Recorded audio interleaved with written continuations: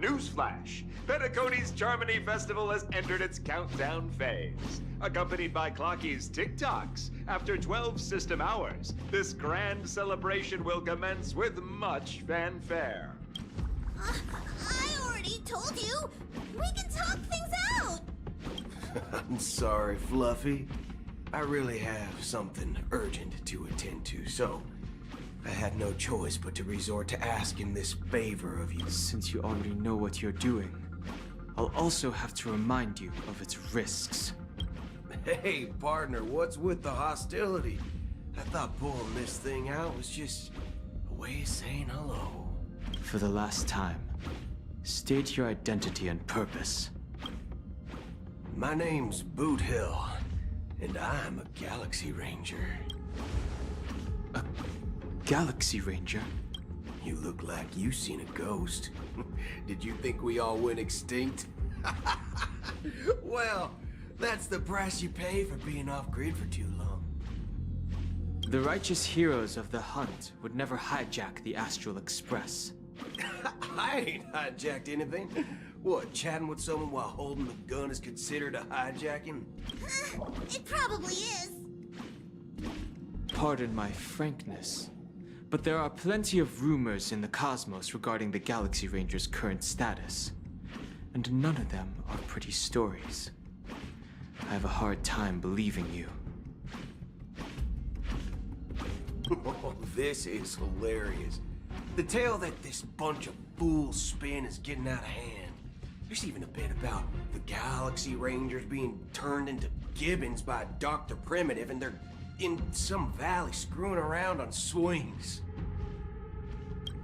Of course, I know you won't believe me, which is also why, similarly, I have a hard time believing that you're the real Nameless. See the bullets in this gun? 9mm, an eternal classic. I may need the Astral Express's help right now, but if you're an imposter just like that one, then this bullet might just end up in mine. I can't allow myself to be exposed to danger. That's just the way it goes, so you all have to first prove yourselves. Huh? Where are you going? Recognize this? It's a model fudger. The Jade Abacus of Ally and Oath. The Cian Joe really gave this to you guys? Model fudger? This is the Jade Abacus gifted to the Express by the Shenzhou Luofu's general, Jing Yuan. Its presence on board serves as the Shenzhou Alliance's official recognition of the Express. Is that enough?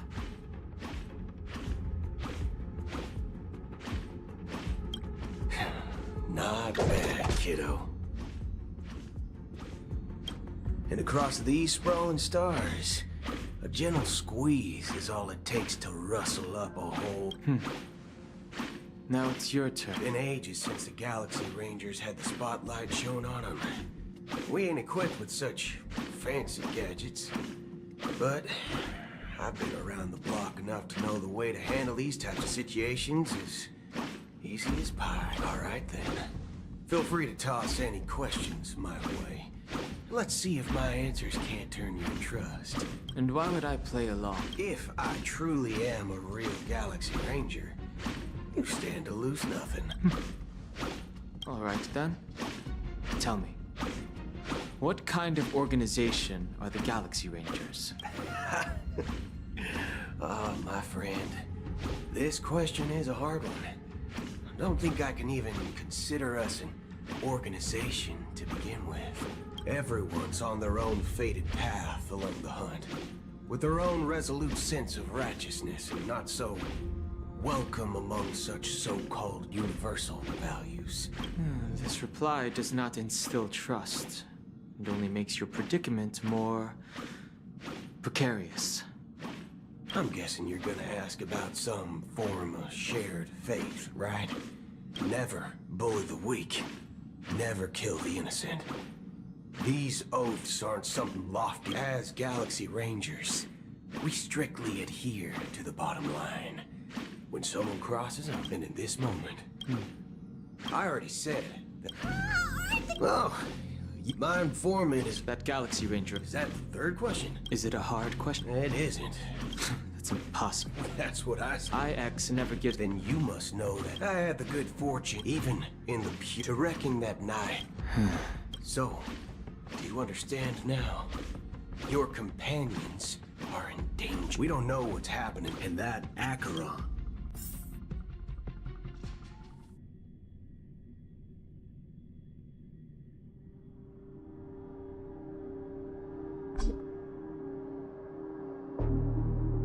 I don't intend to do anything. That's not up to you. Did you know? People who come to the land of dreams for the first time, they'll subconsciously stop to reaffirm that they're still walking on solid ground. And then they will unanimously raise their heads to gaze at the sky, be it reality or dream. Staring at the sky is instinctual for humanity. Since the day that the golden hour was completed, it's always been there, watching over every single night of decadence. But now this night sky has been mercilessly severed, dyed with the mist of nihility. And this whole event happened within the course of a single slash of a blade. A single slash of a blade isn't really accurate. It was actually 2 blades, just that the second one was faster. That's not the point.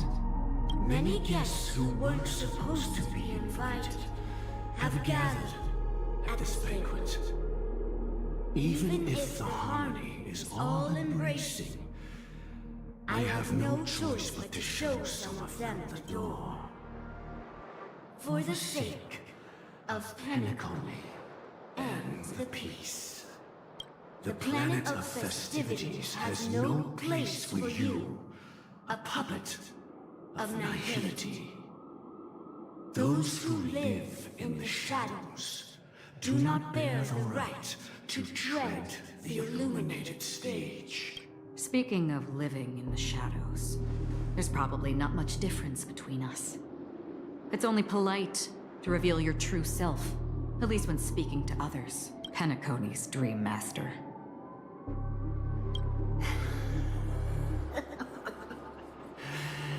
That's just another reason that you can't stay. Whether you believe it or not, this is the real me. We are one. Is this the unity that the family espouses? My mortal shell has long since dissipated. The Oak family's 107,336 offspring are now my eyes, ears, and mouths, spreading joy across dreams when required, and in times of essential need, exiling evil from this haven in my stead. From the sound of it, it seems like you're asking me to leave, Penacony. I am glad that you're an understanding one.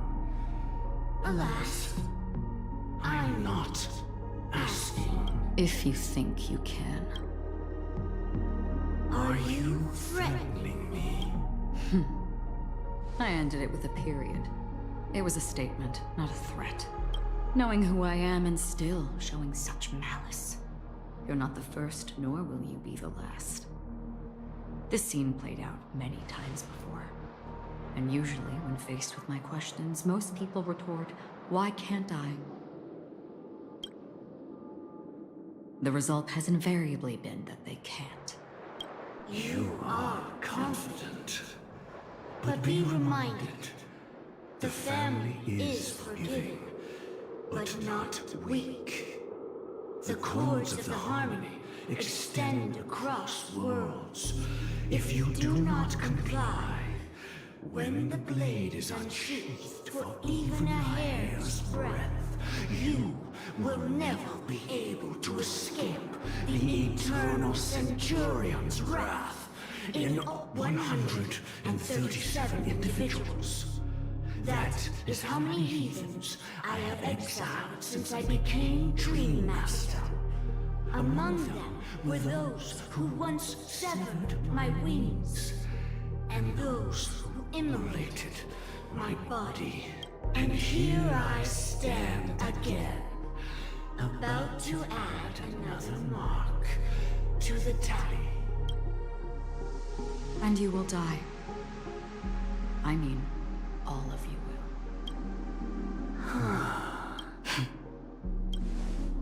But that won't come to pass. I'll do as you ask. I'll leave. A wise choice. I wasn't aware there was a choice. To you, that surely is the only option. Please bear in mind, you and Penacony are of different worlds. Those born on a far bank cannot seek solace across the river. Leave and never return. The radiance of the planet of festivities is overwhelmingly bright, luring in tricksters, wrongdoers, and criminals. But even the harmony itself will never welcome the self-annihilator of nihility, and even more so when this self-annihilator heralds the destruction of everything. Your strength is obviously a gift of the sleeping and shapeless, immeasurable and fathomless, like a tributary spawned from the abyss that brings death and sin to all. Acheron, a befitting name. Take it from someone on the other side of your so-called river. You know better than I do that Penacony has already deviated from the harmony. Whatever your intentions may be, I foresee only one outcome. Its future holds nothing but nihility. Just like all the worlds that have drowned in their shadow.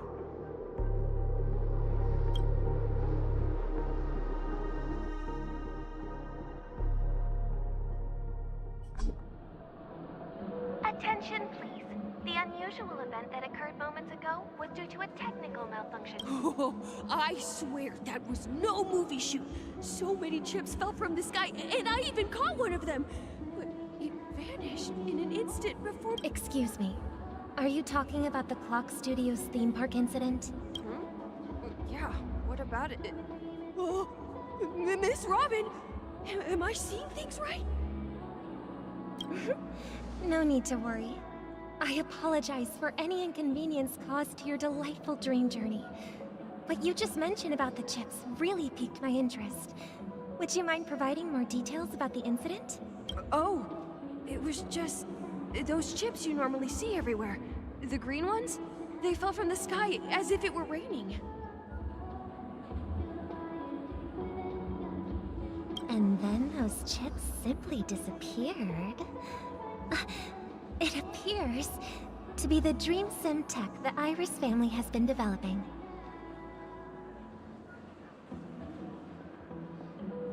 Huh?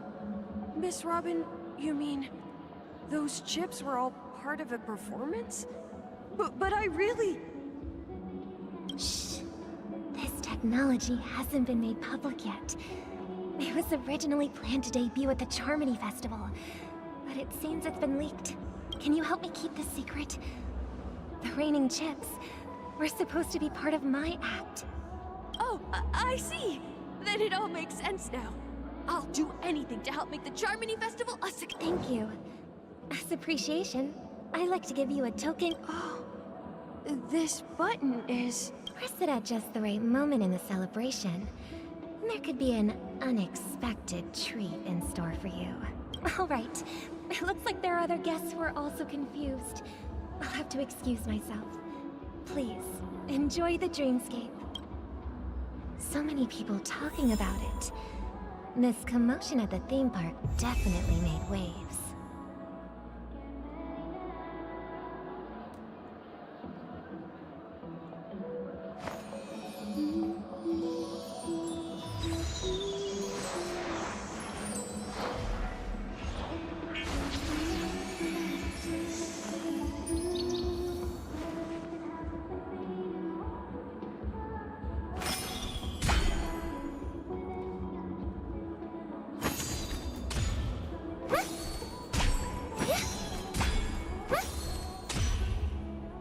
The show begins.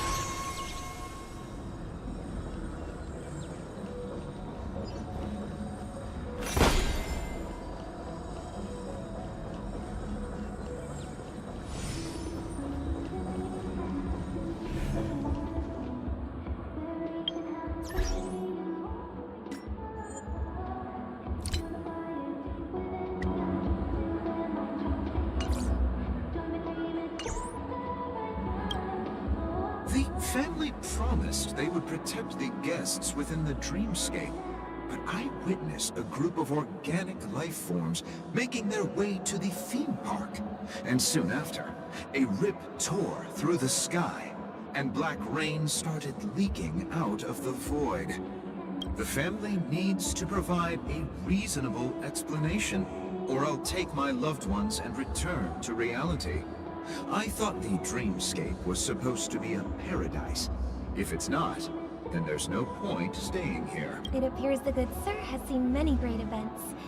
And it's true that an uninvited guest has unexpectedly entered the dreamscape. However, their target is not the ordinary guests, but the ambassadors of the IPC. The family will certainly ensure that the safety of the guests is of the highest importance. Miss Robin, I know the Bloodhound family has already sealed off the theme park and has control over the situation, but it won't resolve the family can try their best to protect their reputation, but as a guest, I don't wish to gamble with my life.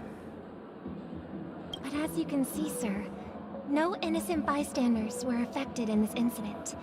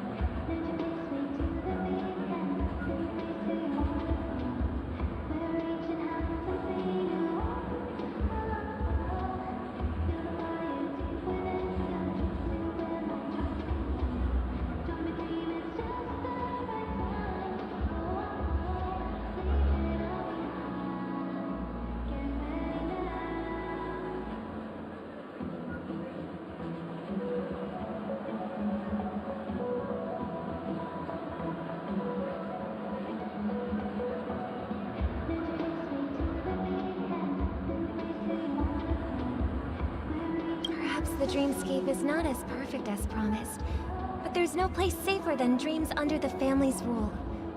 I believe you know this better than I do. If this incident... I could stay here, but keep in mind, guests come to Penacony to enjoy the dreamscapes. They do not wish to be entangled in a conflict between the family and the IPCs. Of course. With the Charmony Festival about to commence, we will spare no effort in our preparations. Rest assured. To express our apologies, the family has arranged this gift for the guests. Thank you for understanding.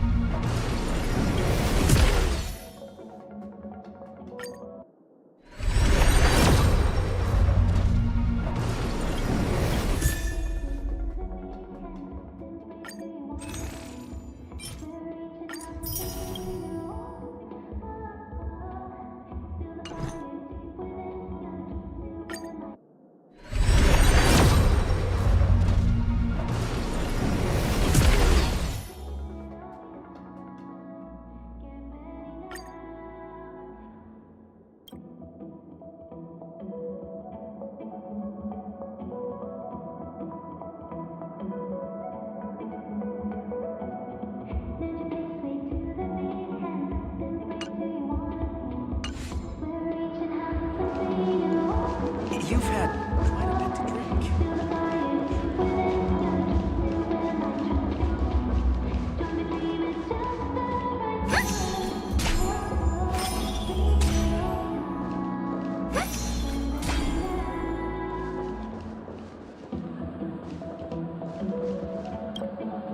Hello.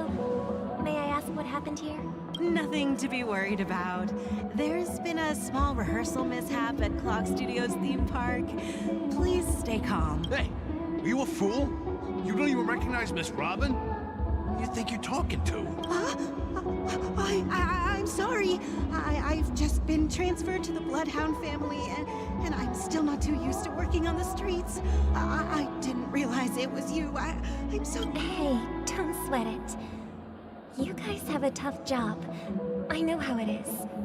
How's the situation looking? Oh, we've sealed off the theme park. Most guests are used to bizarre phenomena in the dreamscape, and so far, no threats have been detected. We can expect order to be restored soon. Rest assured, Miss Robin will intensify our patrols to ensure that no incidents occur. I trust you guys. But regarding what happened in the theme park, what do you hounds think about it? It's okay. Feel free to speak your mind. Actually, I was there shortly after it happened. Is it true that the IPC's ambassadors came with ill intent? And that Galaxy Ranger who easily cut through the sky? Miss Robin, tell you the truth, everyone's been talking about it. The myriad factions on Penacony have already been causing unease for everyone. Thank you all for your loyalty towards the family. The planet of festivities has indeed run into some trouble. The representative from the IPC, he's trying to regain ownership of Penacony and is prepared for a hostile takeover. Of course, the family did not agree. The result of the failed negotiations is as you see it now. No wonder. So this is the main reason why the IPC staff are banned from entering the dreamscape. Did they apprehend the troublemaker in the end? Don't worry. Mr. Sunday is currently tracking his whereabouts, and he'll have something to show for it soon.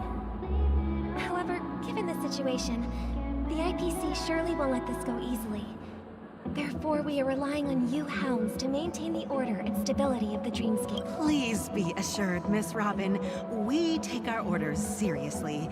We won't let those IPC cronies get away with this. Thank you for your hard work.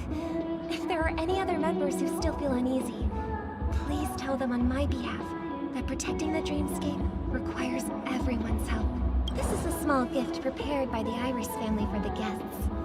There's one for you too. Please, open stopping in at the Charmony Festival for an unexpected surprise. I can't believe I received a gift from Miss Robin. It feels like I'm dreaming. Wait, I am in a dream. If trouble comes knocking on our door, we're not afraid to go to war. Rest assured, the Dreamscape's peace will be protected by the Bloodhound.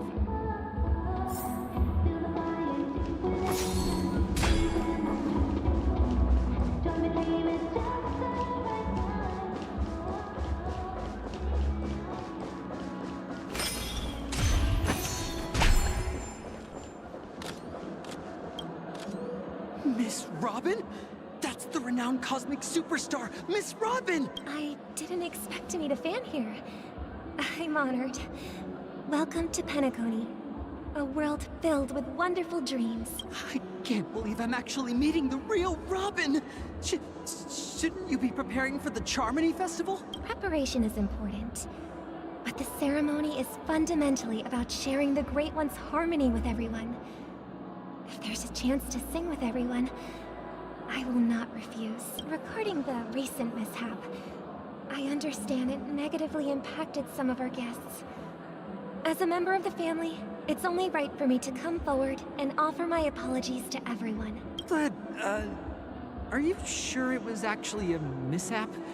Everyone saw those chips descending like rain and the red light tearing through the sky. Claiming it was merely special effects seems a bit... Plus, I met that generous gentleman. He looked really out of it and kept talking to himself. Is this also part of the performance? Everyone, please do not panic. I believe that the family will give everyone a satisfactory answer in due time. Even if you say so, Miss Robin, it's hard to believe. Some people just never listen, do they? It's never ending. It just goes on. Miss Robin? Still, I suppose I should keep on helping everyone. I am the epitome of joy, kindness. Huh? What was I just doing? And, who might you be, miss? Here, take this, little guest. This gift has been specially prepared for you by the family. Make sure to take good care of it until the opening of the Charmony Festival. Then, when the show reaches its climax, press the button together with the others around you. You never know. Something very exciting might happen.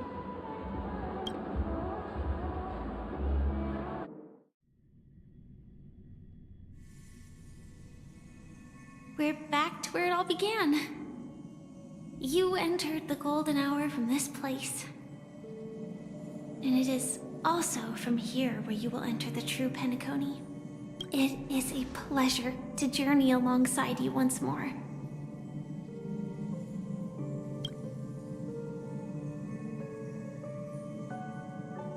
I know you have many questions. Do you remember when we encountered death in that strange dreamscape?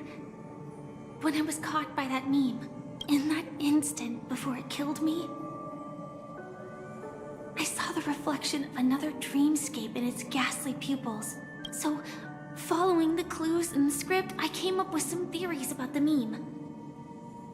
That's why I instructed Silverwolf to issue invitations, drawing everyone to the Dreams Hotel. I intended to call upon death before you arrived, to solve the riddle using more direct means, and then invite you to join. However, contrary to my wishes, I couldn't defy the script. And I didn't get a chance to explain it to you. It is how you see now. I was impaled by the bladed wings of death. The heavy pressure of concentrated memoria, miasma, exploded in my mind as if it was actually real. But after the momentary numbness subsided, I found that my body was absolutely unscathed. I was still alive. And it was just as I thought. I had arrived at a place starkly different from this beautiful dream. Beneath the dreamscape of Penacony lies another, more chaotic, more primal memory zone. Its name? land of the exiles. And so, then I returned to the hotel in the dreamscape, hoping to tell you of its existence. Yet I could not reveal my own identity. So, I could only divert your party's attention and lure you away from the battlefield. And after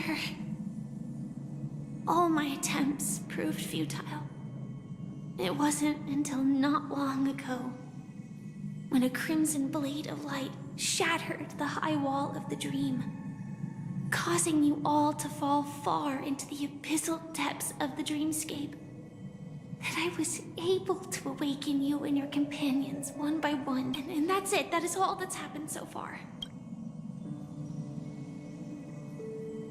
I know it's tough to believe all this without reservations. I just want to say, you are very close to the final answer. Just one more thing needs to be done. And then I can prove it to you. Now, let's leave this place. Please close your eyes. Take a deep breath. And visualize the dreamscape's outline in your heart. And remember, you must not open your eyes at all times. 3, 2, 1. Don't be afraid. The one who has come to greet us has arrived.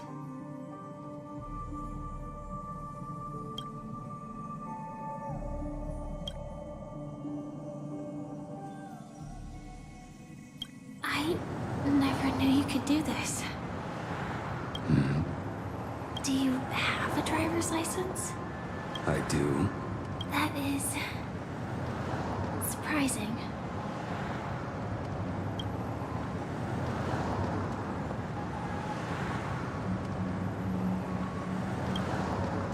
Why? Because this is Japella, the city of sins? No, it's nothing. I'm just thinking that you haven't slept in 20 system hours. Are you sure you're okay? I'm fine. I'll survive. Same goes for you. I'm not so sure about that. Slow down a bit. Infiltration is over.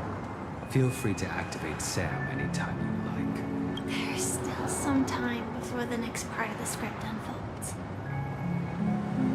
Let me stay a little longer in this body.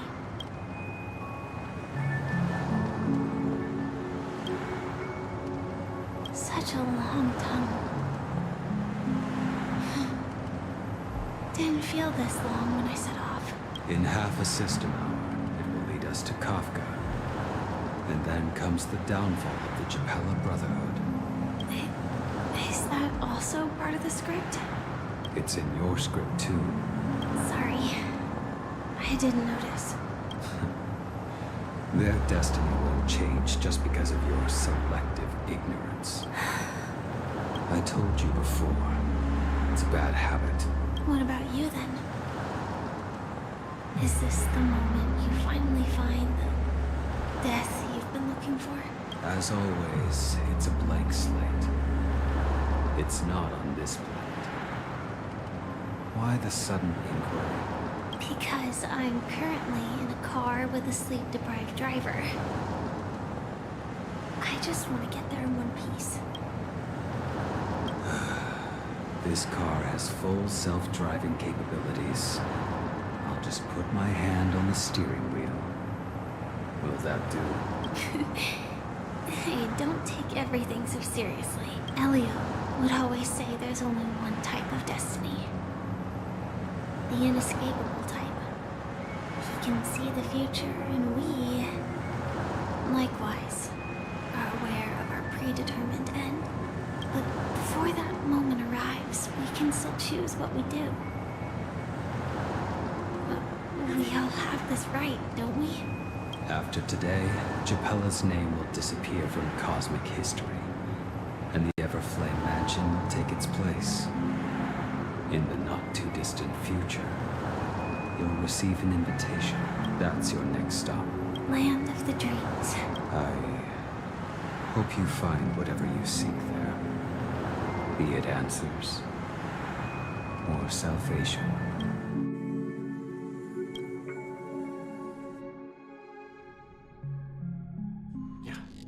Glad to see you're safe and sound.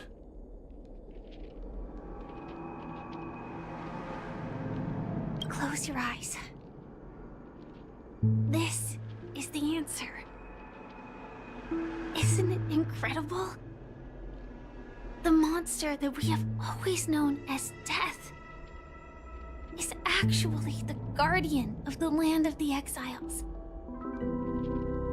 It abides by a certain rule. Abducting people from their dreams and bringing them here. The question that has been perplexing us, does death really exist in the dreamscape, appears to be a cognitive trap.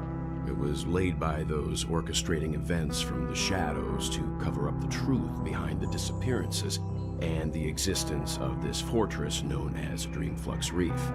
Every emergence of that meme is related to the Watchmaker. Since Dreamflux Reef is where it brings its captives, it's likely that many of our long-standing questions will be answered in this place. The atmosphere here is starkly different from the beautiful dream. There are no regulators here like the family. And they all look like they're mildly dazed, but from the whispers of the residents, I've heard a familiar name. Gallagher. It's that man again. Always in the right place at the right time. Though that does save us the trouble of looking for him. Himiko and March have already made a move. Get ready. We're about to set off. The real dreamscape. The land of the exiles. Before we go... I'm really sorry for waiting until now. The timescale of Dreamflux Reef differs from reality, so we mustn't lower our guard. You're sensitive to Memoria. A slight misstep, and you could get lost in this memory zone.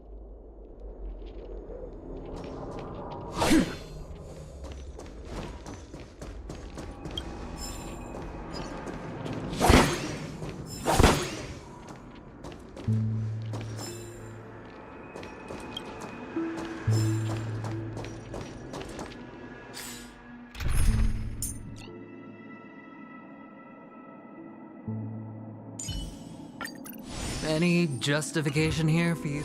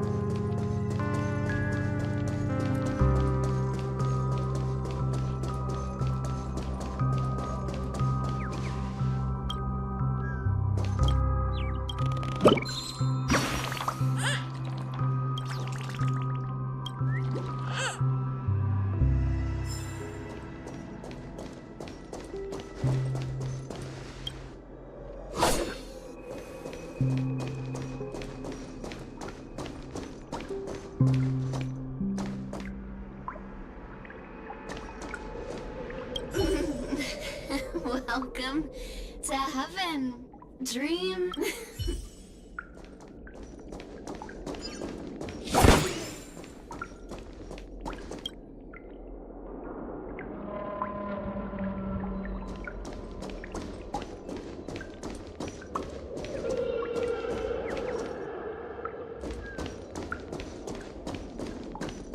Keep going straight down this alley and it'll lead to an elevator. It'll take us to the center of the land of the exiles. More space inside than my own house.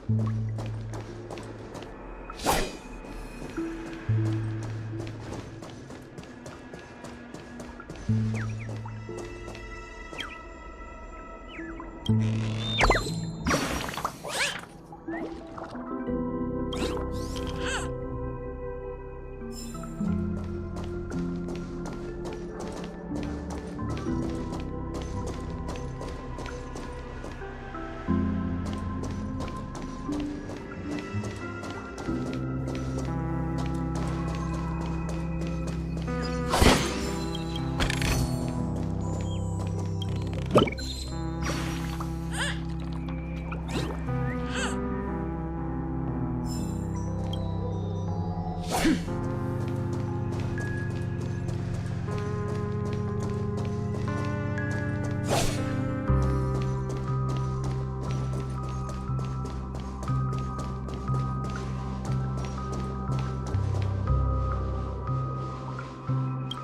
there, I hear.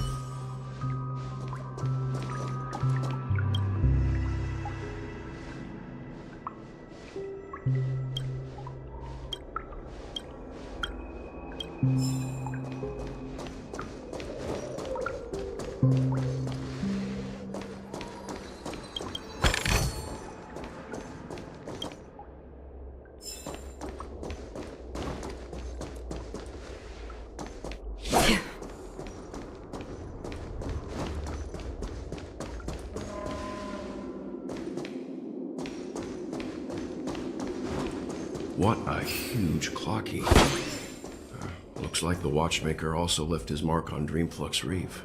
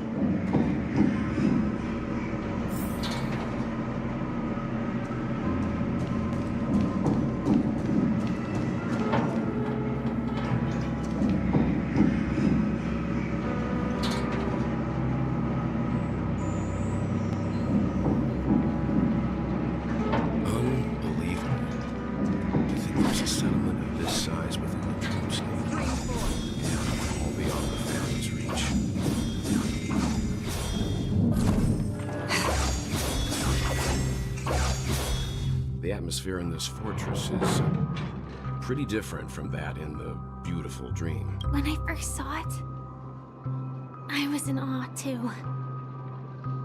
The sky here, it's like a reflection of the 12 dreamscapes. What's even more bizarre is that this place is also separated into trade and residential areas. The layout may be simple, but the facilities are very comprehensive. Though both dreamscapes have distinct styles, the architectural designs are quite similar. Works of the same hand, perhaps. Hard not to speculate on the connection. But there's no point in overthinking things. Let's meet up with Himiko and the others first. Take a right turn at the end of this road and you'll reach the trade district. There are more people there. And perhaps someone knows where she is. Not coming with us? The Astral Express likely needs room for some internal deliberation.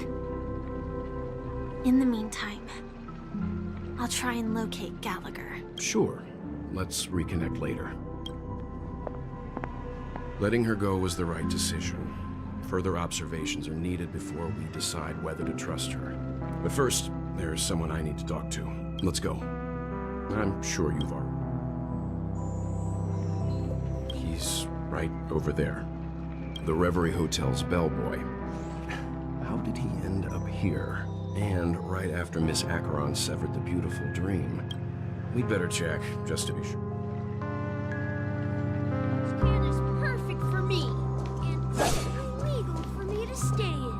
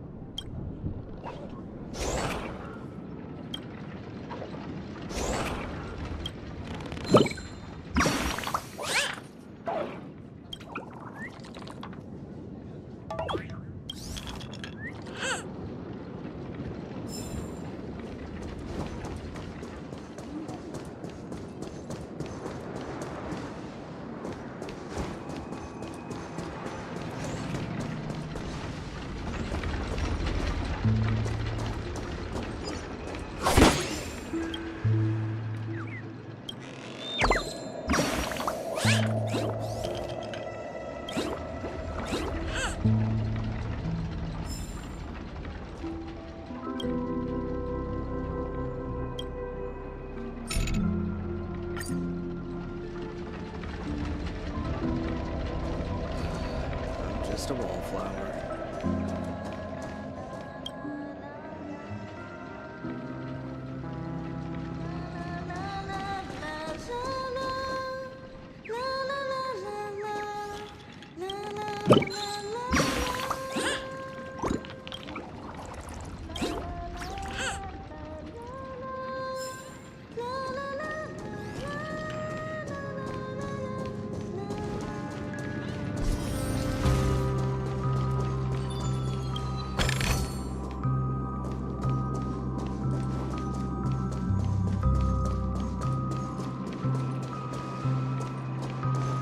So this is the so-called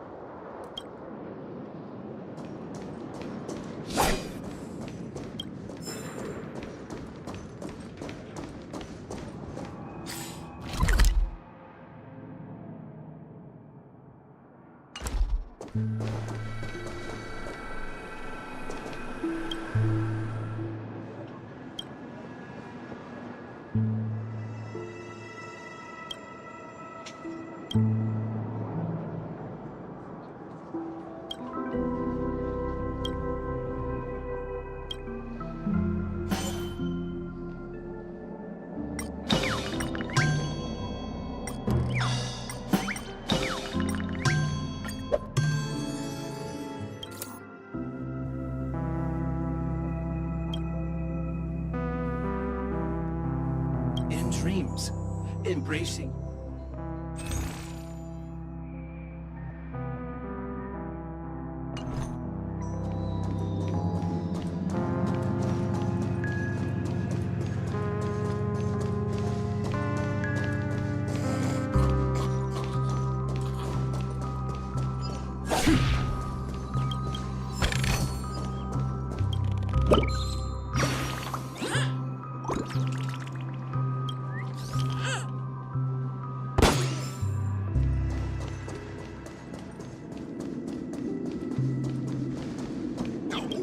At this rate of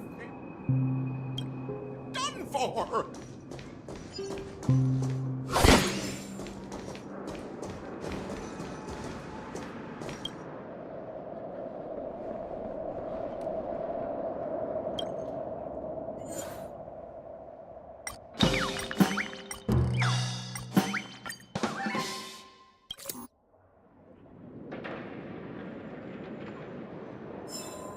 How about a little impromptu?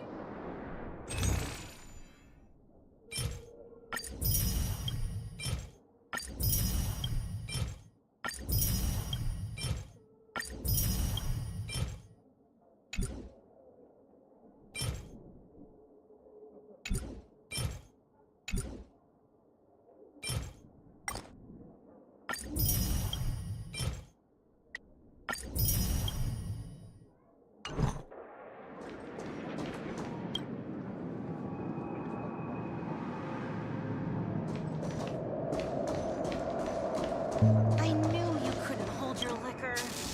I'd warn you too.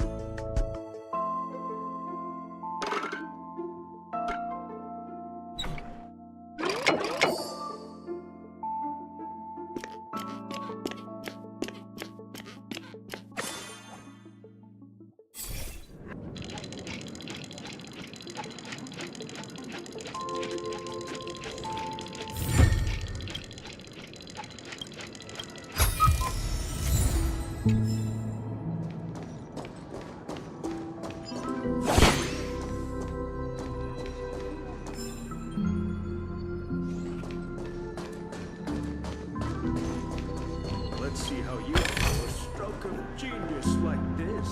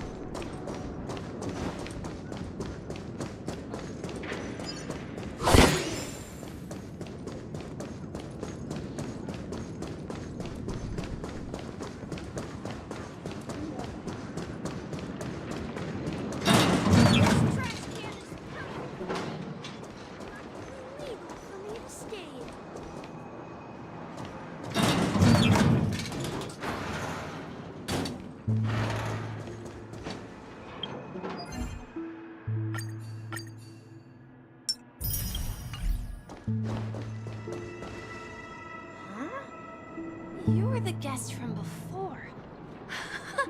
We meet again! And a new friend. Forgot to introduce myself. I'm the hotel's bellboy, Misha. Hello, Misha. I'm Welt. We met in a dream. Oh, and who might this be? Tick-tock! Old friend and new friend! Let's high-five! Your, memory zone mean? Nope. Clocky is a good friend of mine. We all live here. How did you two get here? This dreamscape isn't supposed to be open to the public. I wonder if it has something to do with Sleepy. So, this is your home? Yep. After my work in the beautiful dream ends, I'll go back home. Commuting used to be more convenient, but ever since travel became cumbersome, Sleepy started ferrying people back and forth between the two dreamscapes. This Sleepy. Can you describe what it looks like? Sleepy is a memory zone meme. Looks fierce and has many eyes. But it's actually really well behaved. Gallagher's been taking care of it. Based on the description, that meme is indisputably death. A nightmare for the family, but for the people who live here, well, that couldn't be further from the truth. Death? Not in a dream, surely. Sleepy's just a little aggressive, and sometimes messes up by fetching the wrong guess. But it would never hurt anyone. I see. Has it brought back any guests recently, say, in the last day or two?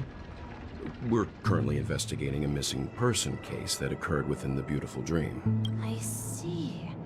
Then you'll have to speak with Gallagher. But he's currently busy hosting a visitor from the Oak family and specifically asked not to be disturbed. Mr. Yang, the person you're looking... Is it Miss Robin? Just as I thought. Considering what happened with Miss Firefly, this doesn't come as a surprise. If you're looking for Miss Robin, I can lead the way. She told me that she'd be willing to meet with outside guests.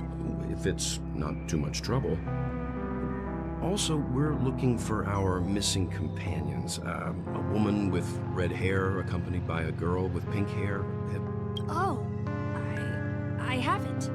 But please, rest assured. Dreamflux Reef is a small place, and it's not as bustling as the beautiful Dream. But its safety is unmatched. How about this? Since it's your first time here in Dreamflux Reef, I'll be your guide and help you find your companions. And then we can all go visit Miss Robin together. She's gone to Mrs. Grace's to visit the children. She won't be leaving anytime soon, so there should be enough time. All right then, we'll follow your plan. Well, we now know the answer to both murder cases that have caused such commotion in Penacony. As for the intentions of the mastermind behind it all, we're still none the wiser.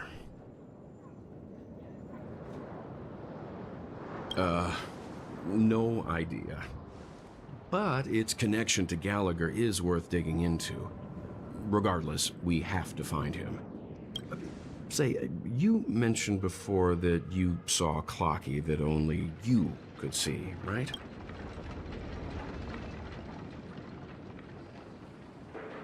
I can't shake off this strange feeling. Am I really still so young at heart? Forget it. It's not important. We'd better just follow Misha.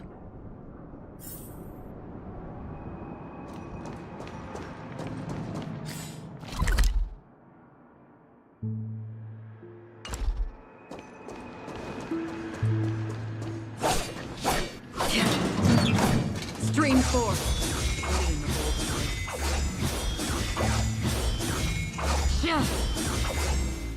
Everyone, look! From here, you can see the most spectacular view of Dreamflux Reef. A black hole? No. An accretion disk formed from consolidated memoria? Was Dreamflux Reef built on such unstable memoria? Oh, so Mr. Yang is also versed in memoria dynamics. I was just trying to figure out how to explain this huge hole to everyone. I bet you guys have a lot in common with Miss Kami. Stream 4. The gleam of old plates. Look! There she is! My calculations are finally done. In another 10 system hours, the above dream will swallow the dream below. My hypothesis was correct. This place will cease to exist as the dream devours everything. Who are you all, and why haven't you left yet? This place is about to disappear. I'm Kami, a dreamscape surveyor specializing in memoria dynamics, and this is my life's work that I'm researching. See that huge gaping hole? It was just a narrow rift many years ago, but now it's grown into a giant hole. The surrounding memoria has been flowing towards the other end of the hole at a constant velocity, slowly but surely. But the scary part is, according to my calculations, the flow rate of memoria has recently changed, and it's faster than ever before. It's almost as if something is sucking it in from the other side. By constantly improving upon Madame Rosalina's memoria measurement method, I've finally obtained, after 10 system hours, the Dreamflux Reef will cease to exist. Just like the melting of glaciers, everything will crumble and disintegrate. The dreams on that side of the void will fuse into one. Please don't worry. This sort of thing has happened many times before. Miss Katie isn't a bad person. She's just a bit lost in her own world. She'll probably realize she's wrong soon enough. You don't say. There was something else that piqued my interest. Who is Madame Rosalina? Oh, do you know her too? Or are you also a fan of Momo? We're very interested in Madame Rosalina's achievements. Could you tell us a little more about them? Why, of course! She's an excellent scholar of Memoria dynamics, and the first person to apply Memoria rate measurement methodology on interstellar travelers. Regrettably, due to the presence of the Garden of Recollection, ordinary people don't pay much attention to the nature of Memoria. She departed this world without much fame, leaving only a few thin journals behind. I came to Penacony to learn more about my idol, and went to great lengths to seek out Dreamflux Reef, all because this is her final resting place. Prodigies always meet their demise prematurely. If only Madame Rosalina had more time, she would have discovered a way to reverse the flow of Memoria. I felt it. The source is in the golden hour. There is a certain anomalous presence stirring the currents of the memory zone. I must uncover more concrete proof. Does the name Madame Rosalina sound familiar to you? That's right. It seems like she did a great deal of research and calculations in Dreamflux Reef before abruptly passing away. Miss Katie regularly mentions her. I hear Madame Rosalina passed away during the prison war. She could see the Penacony of today. Its people. Our destination is the commercial district. That's where the largest crowds gather in Dreamflux Reef.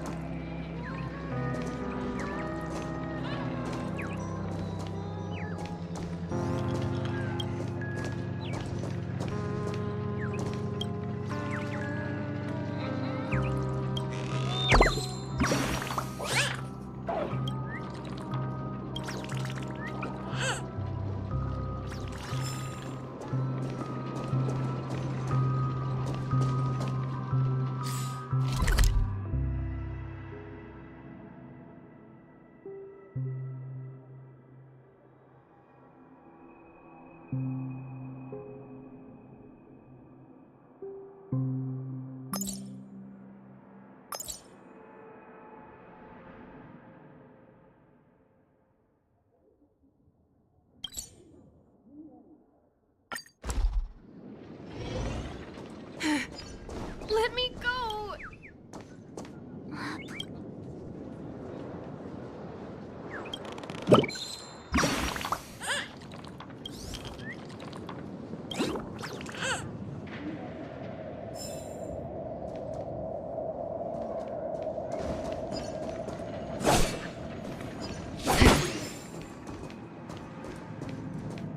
Ghost! There's a ghost!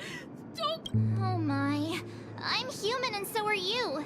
Can you... Mr. Yang and Miss Trailblazer, I've been waiting quickly. Come help. I bumped into a member of the family on the way here. He was so scared and I just wanted to calm him down. Let me go! Let me go! I've only done good in my life. Why can't I rest in peace after death? Well, this is how it turned out. Me? A ghost? Don't make me hit you. He thinks he's dead. Although, when I first fell in, I also thought the same. Dear guest, this is not the afterlife. This is Dreamflux Reef.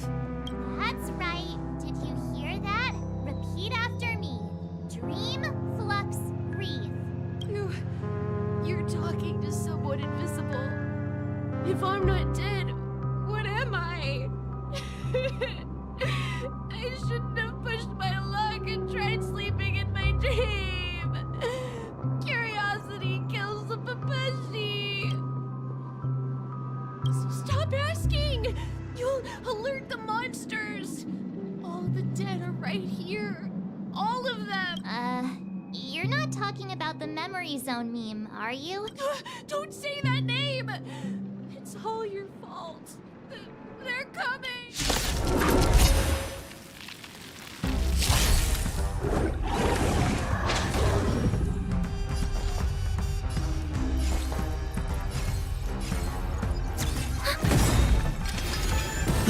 Enemy data secure. Net marker activated. Time for a good old counter! That's half the work. Still water uplift.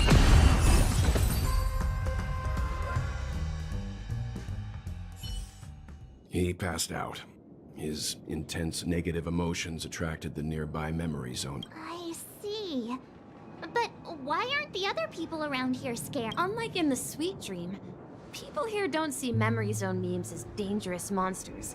And even if they pose a threat, people can easily escape by forcing a wake-up call. But we can't just leave this man here. Can we take him somewhere safe? We can ask Jesse for help.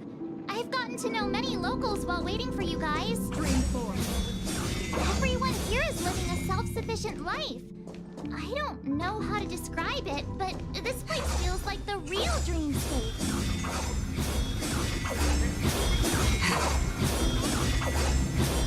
Dream 4. Gleam of old blades. Evening, Jesse. Welcome, Miss March. Who might these be? These two are my friends. As for the man lying on the ground, he's a scaredy cat who fainted from fright. I see. Another poor guy who accidentally ended up here. I'll take care of him. There have been a lot of new faces lately. Things must be tough in the beautiful dream. The few remaining havens of freedom in Asdana will soon face trouble. Do such things often happen? Not really, but they're becoming more frequent now. Guess it's one of the signs of the Sweet Dreams collapse. This man has had quite the shock. Could you help me find a Halovian lady, March? Her songs can heal mental wounds. A Halovian? That must be Robin. She's also here in Dreamflux Reef. Huh? Robin? But I thought she... Oh, right. If Firefly... Misha's about to take us to her to find out what happened. But before that, let's meet up with Himiko. You were with her earlier. We met some stowaways in the residential area. Most of them came from neighboring stars. I heard that places like Dreamflux Reef are scattered throughout the memory zone of Asdana, like islands in the ocean. They existed before the family arrived. I also heard that when Dreamflux Reef took shape, it was the center of all dreamscapes in Penacony. If that's true, it's no wonder there are so many similarities between this place and the Sweet Dream. Himiko must be gathering information. Dream 4. The gleam of old blades. Let's see how you handle a stroke of genius like this.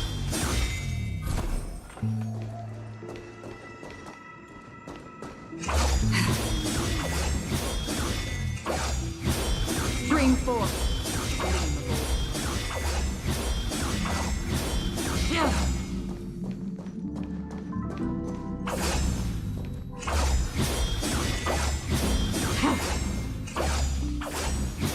This is where we split up. So that's how it is.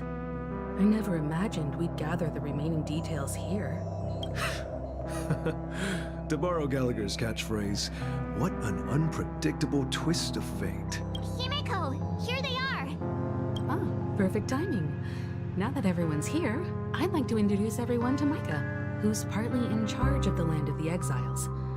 Micah, these are my companions. It's a pleasure to meet the Nameless. You know us? I've been keeping an eye on you since the day you arrived in Penacony. We would have met under more appropriate circumstances if Dreamflux Reef hadn't been isolated from the 12 dreamscapes. Please, allow me to formally introduce myself. I'm Micah, the Gravekeeper of Dreamflux Reef. Gravekeeper? Life in Dreamflux Reef is pretty liberating. Everyone here mostly keeps to themselves, without meddling in others' affairs. My daily task involves cleaning a few tombstones. You're too modest, Micah. When lost dream chasers stumble upon this place, you're the one who takes care of them, guiding them back to the Sweet Dream, or showing them how to survive the wild dream chaos. So, Guardian. Were you talking to me, Mr. Yang? On that note, Mr. Mika, which tombstones are you referring to? We didn't come across any graveyard. They're actually just symbolic stones. But since you're curious, Mr. Yang, I'll take you there. I have a feeling you might find something of interest. But before that, you have an important guest joining you. An important guest? Who could it be? Scream 4. This way, please. The roads here at Dreamflux Reef are a bit run down, so watch your step.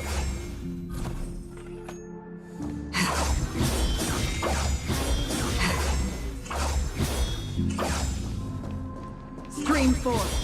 Gleam of old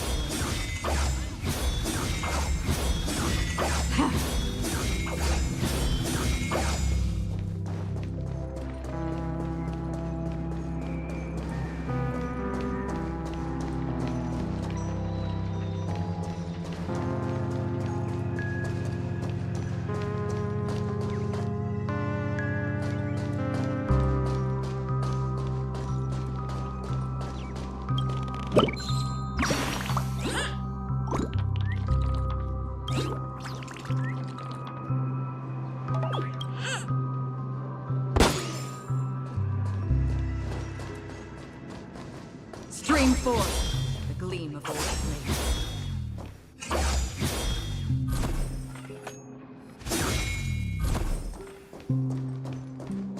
There she is. Everyone sang so wonderfully. It's not often that I tried this music style, but I've gained some valuable insights from it. Oh, I can't thank you enough, Robin. Well, these kids have made incredible progress in only a few days. It was nothing, Grace. I merely taught them how to sing. It was you who brought hope into their lives. Life must be quite difficult for them in reality, I imagine. That's right. Whenever it's time to say goodbye to these kids, they're reluctant to leave. But I've explored every corner of Dreamflux Reef, talked to everyone I met, and they all told me the same thing. This shattered dream. It seems you truly are a child of the Harmony. Emma and Andy are orphans I took under my wing. Carol there, with her blind eyes, used to work at a nutrition center. And if we compare people to birds, these kids are like fledglings with impaired wings. And me, an old lady with no legs. I'm glad that you found a new life here in Penacony. It's just... Don't worry, Robin. Dreams have their significance, but they aren't everything. Both the children and I understand this. No matter how long we fly through this dream, we will one day return to reality. But you know what? Emma and Gary aren't plagued by their insecurities anymore. You see, in dreams, we learn how to live. And should our feathers be damaged, then we share our wings with one another. There's no need to covet an illusory sky in dreams. It's a relief to see you safe and sound, Miss Robin. It's nice to see you all again, Astral Express crew. I heard my disappearance caused quite the commotion out there.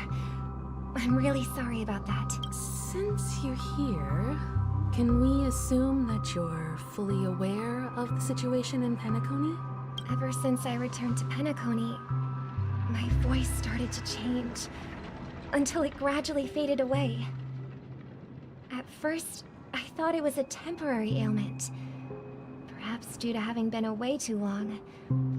I thought maybe it just takes some time for my body to acclimate to the high concentration of Memoria and Asdana. But now it seems the root of the problem goes way beyond me.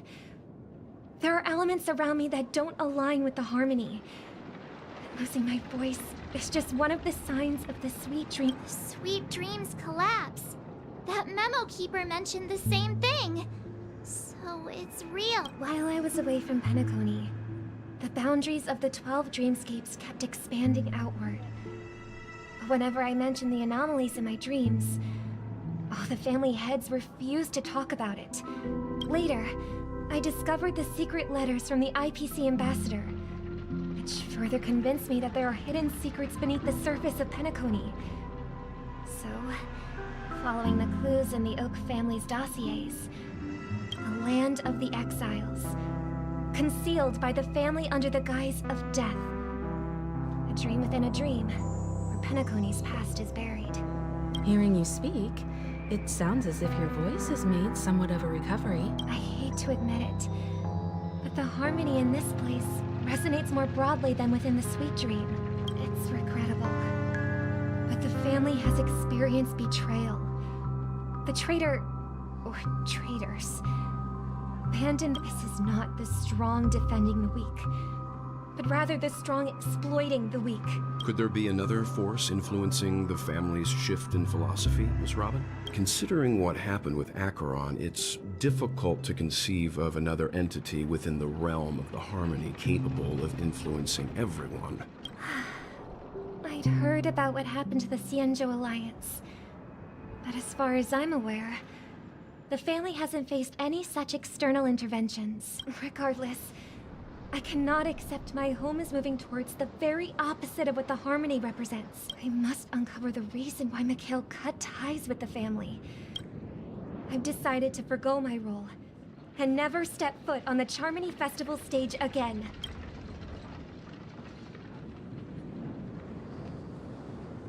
Look here, brother. A little bird. Looks like a fledgling Charmony dove. But Charmony doves don't live here. So how did this little bird get here? Maybe its parents abandoned it? It looks weak and frail. This place is too dangerous for a fledgling. Okay. A bird like that must have a beautiful singing voice. I'll ask the family head to build a cage for it. A cage? But then it won't have the freedom to fly. Let's see. What is it that has captured the attention of the two best interpreters of the Great One? Oh, poor little thing. I do. Why? Even if it's small and not fully feathered, birds, they should be flying free in the sky. That's quite the... I think she's right. But if... As you probably... We've seen this... Their ancestors after countless... So... Well, that's an idea. I think people... That's an For now, I want it to live. Well said. We will take good... Yeah. But, Mr. Gopherwood, there's one thing... And what might that be? What if this little Charmony dove... I mean... If there are fledglings in this world that can never... Should we let them go back? Talking in your sleep, birdie? Time... Huh? Need it? I'm still alive? Yeah. Happy about that? Where is Robin? I knew that was going to be the first thing you'd ask. Don't worry, your sister is here, safe and sound. She's... probably... If I were you, I'd be more worried about myself. After all, right in front of you is the guy who just stabbed you in the chest with a dagger. If you wanted to kill me, you wouldn't give me the chance to speak. Just tell me your demands, lackey of the Watchmaker. So, you figured out who I am, huh? No wonder you had the guts to go against the Dream Master and the Four Families. Looks like I made the right choice. Choice? You are aware of my plan and see through my act. Time is running out, so let's drop the charade. I'm suggesting we cooperate. Cooperate? What makes you... The fact that the famous Robin has chosen my side. Plus, some clues about a traitor and a bright future for Penacony. I find it hard to believe a man who's full of deception. Fine. You don't have to trust me. What you should trust is the sense of justice inside of you. Show me Robin first. All right, as you wish. Huh? What's your trick this time? Just kidding. I mean, this lady will lead us to Robin, right? And the crew, too. There are too many people who you owe an explanation. That'd be great. Please follow me, Honorable Oak Family Head. Now, all the actors,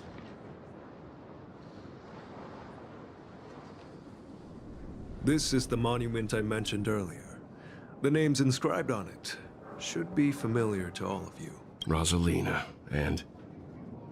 When Penacony was known as a frontier prison. However, today... If their names are inscribed here... According to Micah, they died long ago. Rosalina was killed during the War of Independence. She ventured alone into the heart of the star system to investigate the flow of Memoria, but she never returned. Tiernan was a skilled gunslinger, strong and reliable. He led the people through countless battles, but he didn't live long enough to witness the arrival of true peace. In the decade following the war, Penacony faced challenges internal and external. To protect Asdana, Tiernan took up the way of the Trailblaze and led the Lampmoth family to explore beyond the system, only to be surrounded and wiped out by the Swarm. Though I had expected as much, the tales of these heroes truly are sorrowful. True to the title of Trailblazer, they spent their lives venturing into the unknown. But what about this tablet?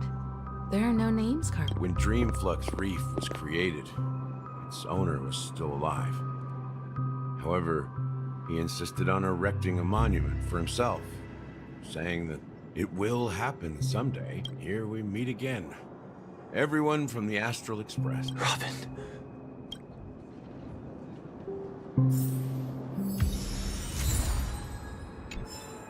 Stream forth the gleam of old blades. I promised to give the siblings some privacy, so let's talk about our business first. What do you say? That sounds sensible enough. Since you went through the trouble of gathering the family heads, the crew, and the Stellaron hunters, I'm guessing you have something important to say? Oh? Is it that obvious? The look on your face is practically screaming, I'm the one behind all this. You're right, Mr. Yang. It is indeed time to come clean on everything. The siblings already know what they need to, and they've made their choice. But you, Nameless, arrived a bit late. So it's only fair that I answer your question. Before we begin, let me reintroduce myself. I'm the founder of Dreamflux Reef, the deputy of the Watchmaker, and the one who sent out that invitation. As Gallagher, the history fictionologist, I humbly extend my greetings to you all. History fictionologist? So what, everything you told us was made up? Well, don't worry. Almost everything I shared was true. Well, except for the part about the family accepting me back. I double-checked with Micah, and everything he said about the family, the Watchmaker, and Mikhail is true. Thank you for your understanding. Now let's get down to business. I'm sure you're all wondering why I went through the trouble of setting up this battle for the legacy, inviting different factions, and stirring up a ruckus all over Penacony. Well, it all boils down to something very familiar to all of you.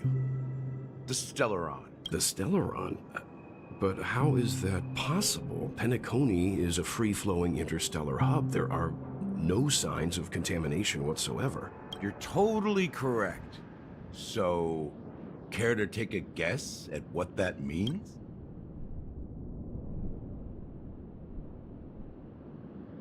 How keen. Well, what should I say? I expected nothing less from the person here who is the most familiar with Stellarons. The sweet dream doesn't come out of thin air. If you think of the memory zone as the sea, creating the land of the dreams is like filling that wild ocean with earth to make an island. To achieve this feat, without the help of an emanator of remembrance or enigmata, the only way is to use a Stellaron. And that's not something you can achieve with a simple wish. It requires vast quantities of knowledge, time, and manpower. I'm sure you get what I'm hinting. In Asdana, the planet of festivities itself is a Stellaron disaster. The planet of festivities itself is a Stellaron disaster?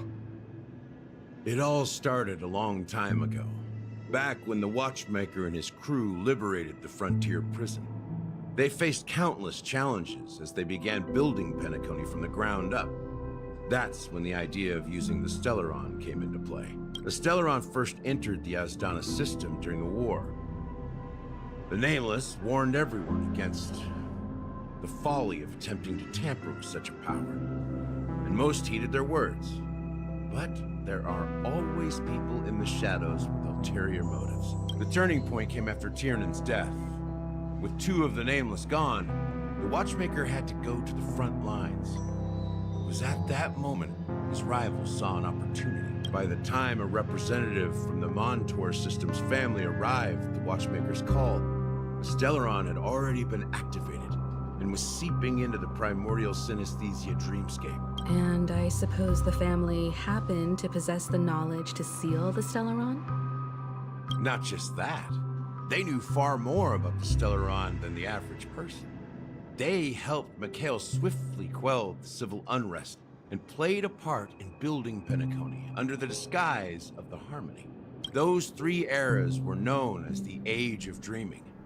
The Watchmaker, who had been left in the dark, sent out invitations across the universe, spreading the hype around the land of the dreams. Then, how did they turn against each other? Remember the island in the ocean metaphor? The truth is, the Stellaron was never truly sealed. It existed in a different form within the dreamscape. Think about this. What would it cost to create and maintain such a lavish dreamland? It's people's lives. The opulent dream is built upon the decay of spirits, with a toxic elixir called pleasure flowing through the dreamscape. It tempts people to indulge in the dreamscape, and gradually their minds succumb, becoming nourishment for the sweet dream. Confusion, laziness, and cowardice, weaknesses that plague humanity, were magnified and nourished by the family. Penacony became a new kind of prison, even more impenetrable than the previous one. Sadly, we realized this far too late. By then, the family had a firm grip on Penacony, swiftly quelling any opposition that arose. At my wit's end, I had to use the power of the Enigmata and sought refuge in this chaotic realm. Over the years, I created a meme within this dream for our use. Dormancy. That's its real name. We exploited a loophole. You see, regular people can't fall asleep again while they are inside the dreamscape. So this is the true meaning of the impossible. You sent out invitations in the Watchmaker's name to find forces capable of resolving the Stellaron disaster and draw them into Penacony to uncover the truth. It's not just that. Above all, I wanted to see what happens when the major factions engage in a struggle for the legacy. Since this is the Watchmaker's first announcement in decades, the traitor within the family is bound to reveal themselves. So, the legacy is just a facade. If you want to consider the Stellaron as the legacy, I'm totally fine with that. If that's the case, where is the Stellaron now? That's a question for Mr. Wings. The Stellaron is still under the family's control, and as the head of the Oak family, I'm sure he holds all the answers.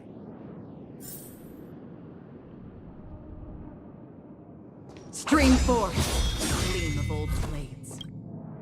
Are you done talking? So, will you tell us where the Stellaron is? It is the Penacony Grand Theater itself.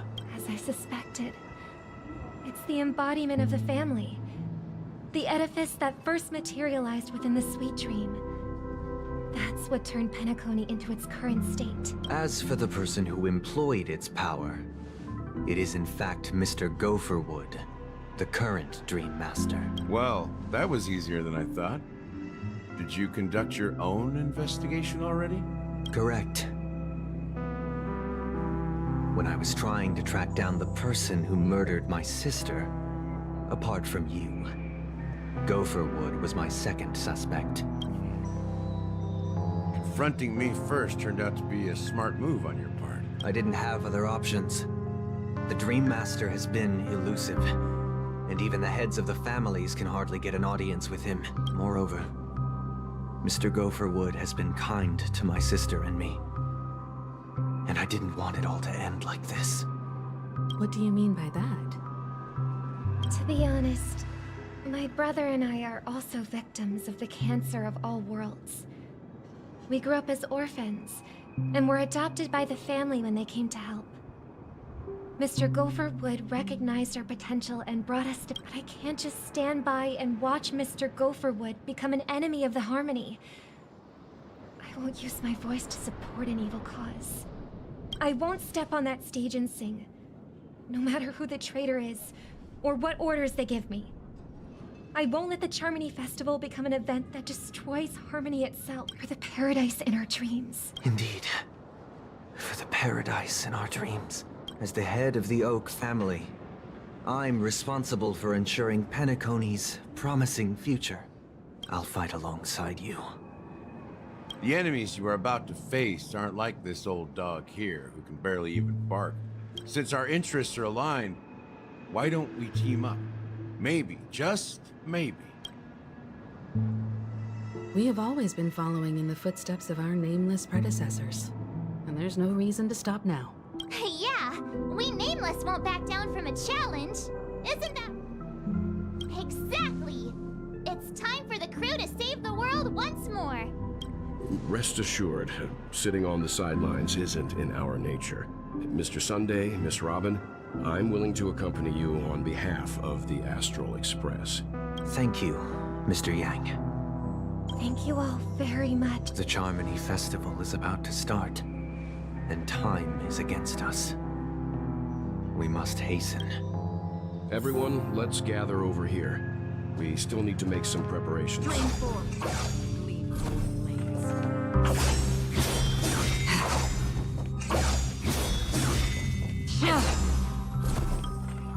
I may have been quick to step up to the plate, but confronting the Dream Master could be a very dangerous affair. Huh? Even you're saying that, Miss... He's the leader of the families of Penacony, and he has the entire power of the Harmony behind him. Not to mention the Stellaron in his possession. We must proceed with great caution. Maybe you can just stay behind this time, Mr. Yang? No, that won't do. Even if we count Robin as an ally, something felt off about Mr. Sunday just now. Although, I can't quite put my finger on it. I have to make sure he won't turn against us when things start to get... You're still carrying the keepsake the IPC envoy gave you, right? May I... Huh. I knew it. As I suspected, this chip Aventurine gave to you is actually a miniature transmitter. If I'm right, he intends to use it to track your location or contact you when needed. As it so happens, this may actually be of some use in the current situation. Aventurine? Is he still alive? And what does he have to do with our mission to confront the Dream Master? Remember what I said earlier? Working with the IPC is a way to keep the family in check. If negotiations go south and the family show their true colors by going after the Stellaron, I'll use this transmitter to send a message to the IPC. It'll be just the opportunity the IPC ambassador was... The only question mark in all of this is Aventurine's current status. But the IPC is always listening, especially senior strategic investment department heads like him. Getting the message across shouldn't be a problem. Good luck to you, Welt. Well, you take care too. If anything goes wrong, don't worry about me. Just make sure to seal the Stellaron. Spoken like a true hero. Even if the Dream Master is innocent, the family's corruption runs deep. I won't make the same mistake Mikhail did. Let's wish him the best of luck. Don't you have something else to tell us? Why would you say so? Before we departed, the conductor asked us to inquire about the three Nameless in Penacony. We've already collected intel about Rosalina and Tiernan, so the only one left is Legwork, if I'm not mistaken. We've already met him somewhere, haven't we? It's not enough to say meet, but the answer is pretty obvious. After all, I've hinted at it in quite an evident way. I've been watching over you ever since I received the reply from the Astral Express. And I've seen the great effort you all put into linking different realms together across the cosmos. And now, after getting this far all in one piece, you have truly proven yourself. Miss Himiko, were you the one who repaired the Express and got it sailing through the cosmos again? Yes. And you two, young Nameless, you have very interesting life stories and I don't know much about my life story, but... You're full of energy.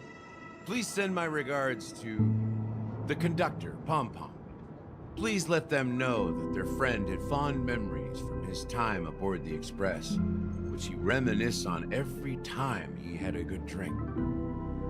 As for the last Nameless, he embarked, disembarked, and embarked again, traveling in a great circle, ending up back. On his deathbed, he told me to find the Astral Express and deliver an invitation to the future Nameless. He left behind a special gift, a true legacy. Something that belongs only to the successors of the Trailblazer. Come with me. Now.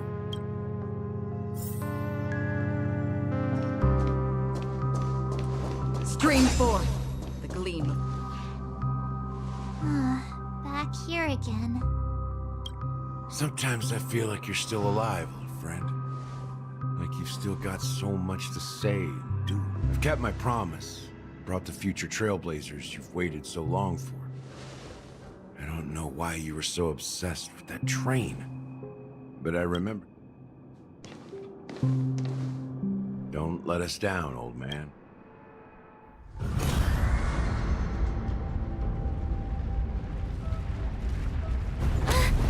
What's happening?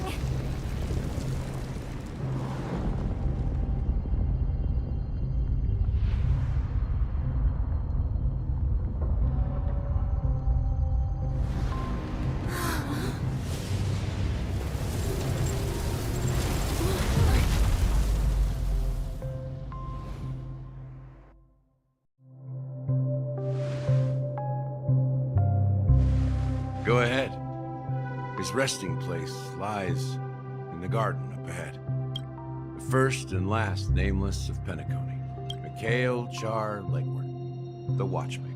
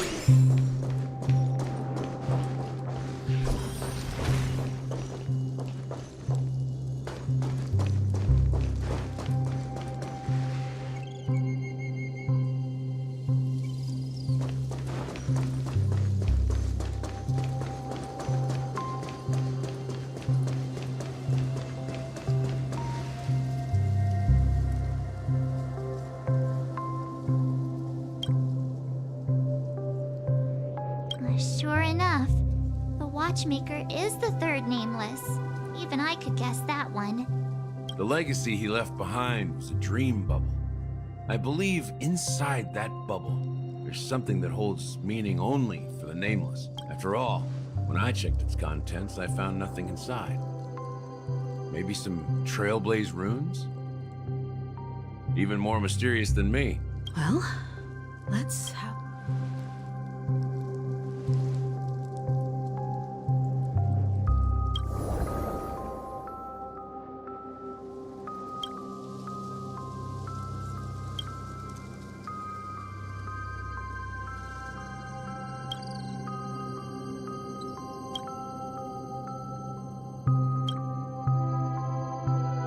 Wait, seriously? How could a dream bubble be... That old man always had this strange belief in the nameless and the trailblaze. And I never understood where I could never figure out. Don't think that's the case, Gallagher.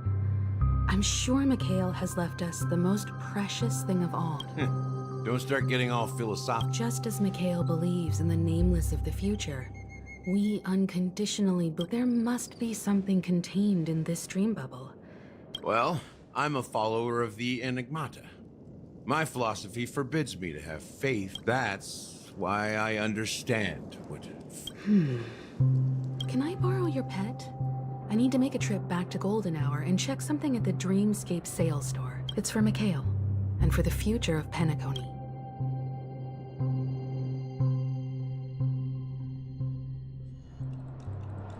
Welcome to the Reverie Hotel. How may I help? Greetings.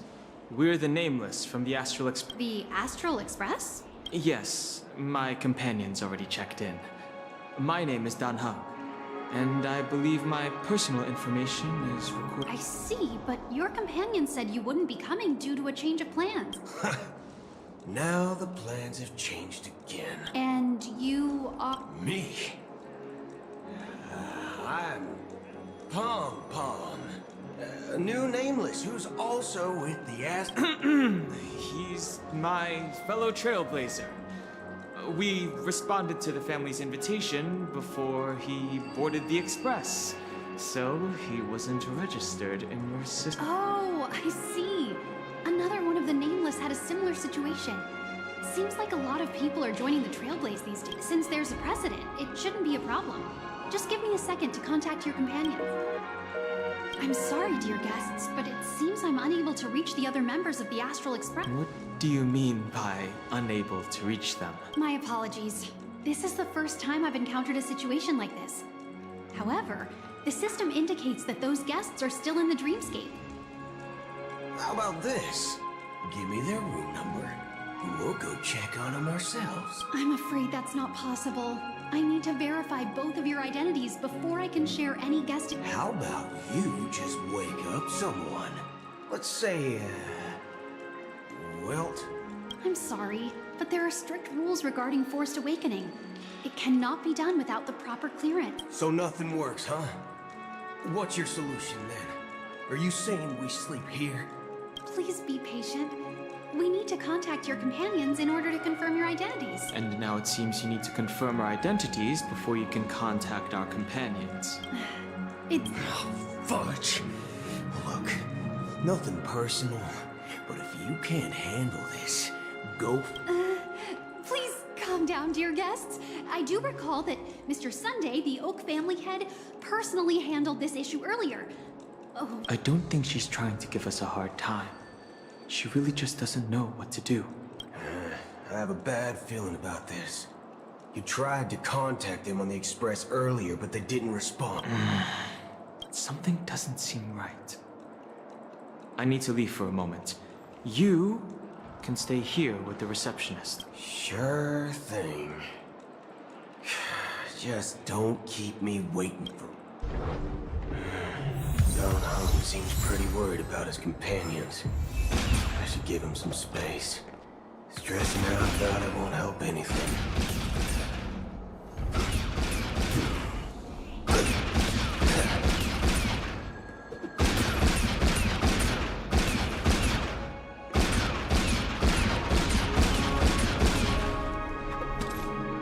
Locked and loaded.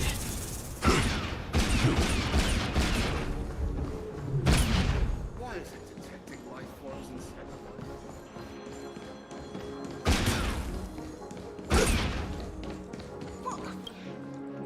Greetings. I'm Cody of the Bloodhound family, head of security for the hotel. How may I assist you? Hello. So, there's something I wanted to ask about. Now, do you think there's anything to be worried about? I've traveled all the way from the Hawaii Federation, and I don't want my... I'm not sure where you heard those rumors, but they're completely baseless. I can assure you, as a representative of the Bloodhound family, that everything is going smoothly for the Charmony Festival. At present, all of the families are focused on making sure the festival starts on time. She doesn't appear to be acting. So...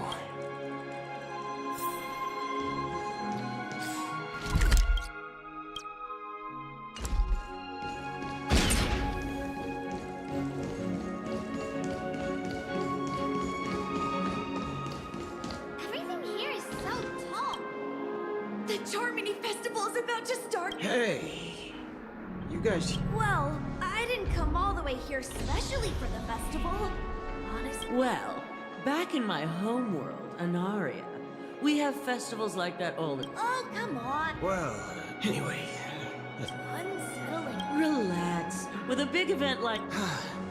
Oh, well, looks like I won't get... back already? Hasn't she returned yet? Nope.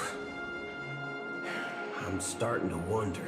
Neither the staff nor the guests seem to know anything about what's happening in the dreamscape, and wherever we go, all we see is people enjoying. I agree.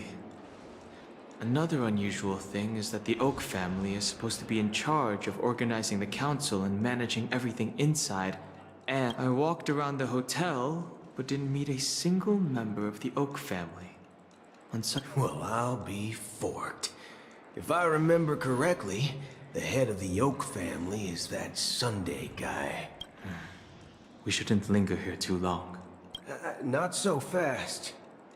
Have you ever robbed the IPC, bro? If you run away now, everyone will... Are you suggesting we sit here and do nothing? I wouldn't say do nothing. But let's stay put for now. Even if the family has ulterior motives, they couldn't have anticipated us showing up here. We're the surprise factor for them. They don't want to attract unwanted attention from certain outsiders, so they won't do anything reckless.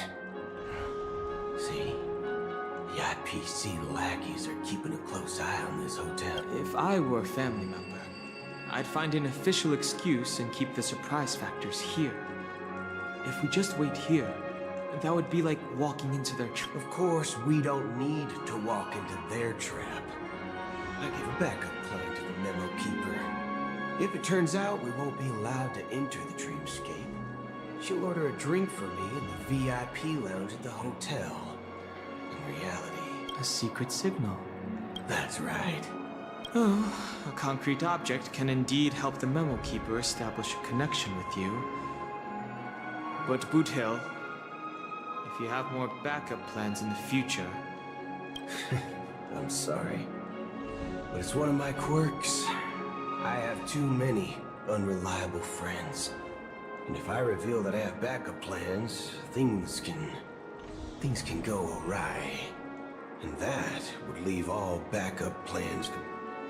How do we get into the VIP lounge? This is where my street smarts come into play. You're the lobby manager. Yes, I am. We're the Nameless from the Astral Express. We wanted to check in, but there's something wrong with your system. The lady at the front desk said she would contact the manager, but now she's nowhere to be found. We've been waiting here forever, without any food or water. What the fork, man? Is this how the family treats its guests? Is this your idea of street smarts? Starting an altercation? It's called standing up for your right. I apologize for the inconvenience. Please wait while we try to contact Mr. Sunday. I'll arrange 2 premium seats in the VIP lounge so you can rest there while you wait. Just Don't call yourself nameless next time. Wow, this bar's something else. Certainly worthy of the planet of these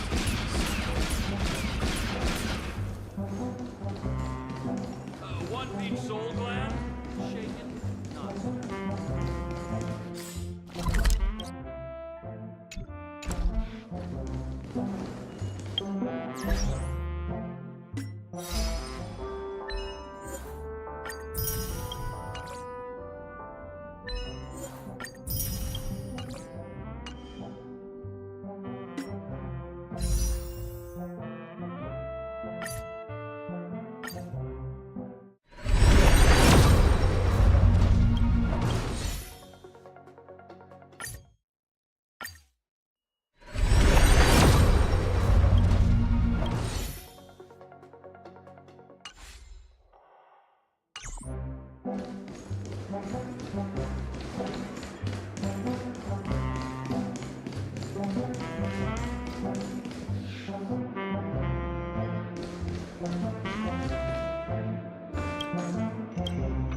Good evening, gentlemen. Hey, I have an order for a bottle of Asdana's White Oak. Can you help us find it? Asdana's White Oak? I think there might be a misunderstanding. We don't serve that here. Oh, no way. Are you sure you're not mistaken? If someone had reserved such a beverage, I would definitely remember it. It sells for hundreds of thousands of credits per bottle, after all. I couldn't afford to cover for such an item if it were broken or lost. That's strange. Well, could it be that the memo keeper couldn't afford it? What should we do now? No need to rush. Let's grab some drinks first. Maybe I arrived too early and... Let's see what kind of juice malts you all have here. Well, give me a glass of Heenum Valley, 40 years. I'll have it neat. No ice. Wow, that's the most expensive one on the list. You have a taste for the finer things. It's on the house, anyway. What can I get for you? Anything you recommend is... Then I would recommend today's special, Glass Village. It's classic Soul Glad mixed with... This flavor. Dynamite barbecue with rocket fuel. Ooh, really hits the spot. Truly, the finest sherry cask-aged malt juice in the cosmos. Dynamite barbecue with rocket fuel. Is that really something that humans enjoy? Hey, this guy doesn't know anything at all. As long as you're satisfied, dear guests. Please. Let's give the memo keeper another half-system hour. If she doesn't show up, we'll need to come up with a new plan. In the meantime, let's take stock of the situation. The situation is unclear. Something must have happened on the planet of festivities, but the public is unaware of it. Someone in a position of power within the family must be covering it up. It's unusual for the followers of the Harmony to invite other factions, let alone the IPC and the Masked Fools. If what you said about the Emanator of the Nihility is true, the situation in Penacony is a little complicated, to say the least. Actually, there's something else I'm concerned about. Regarding Acheron. As you know, the faction that follows the path of the Hunt are some of the most dangerous bolts in the cosmos to mess with. I mean, who in their right mind would impersonate the Xianzhou Alliance or the Galaxy Rangers? It's like asking for a death wish. Isn't there a saying among the Xianzhou people that the Rainbow Sect lets their luck's arrow do all the talking? Do all the talking? Well, you know what I mean. Even though the Galaxy Rangers have been out of sight for years, we've been keeping an eye on this region. Even the dumbest criminals know better than to mess with the Annihilation Gang, much less the Rangers. But that Acheron lady, she doesn't seem like a lunatic at all. On the contrary, She's highly logical and organized. She knows exactly when to hold back and when to strike without mercy. And you believe that someone like her would have an ulterior motive for impersonating a Galaxy Ranger?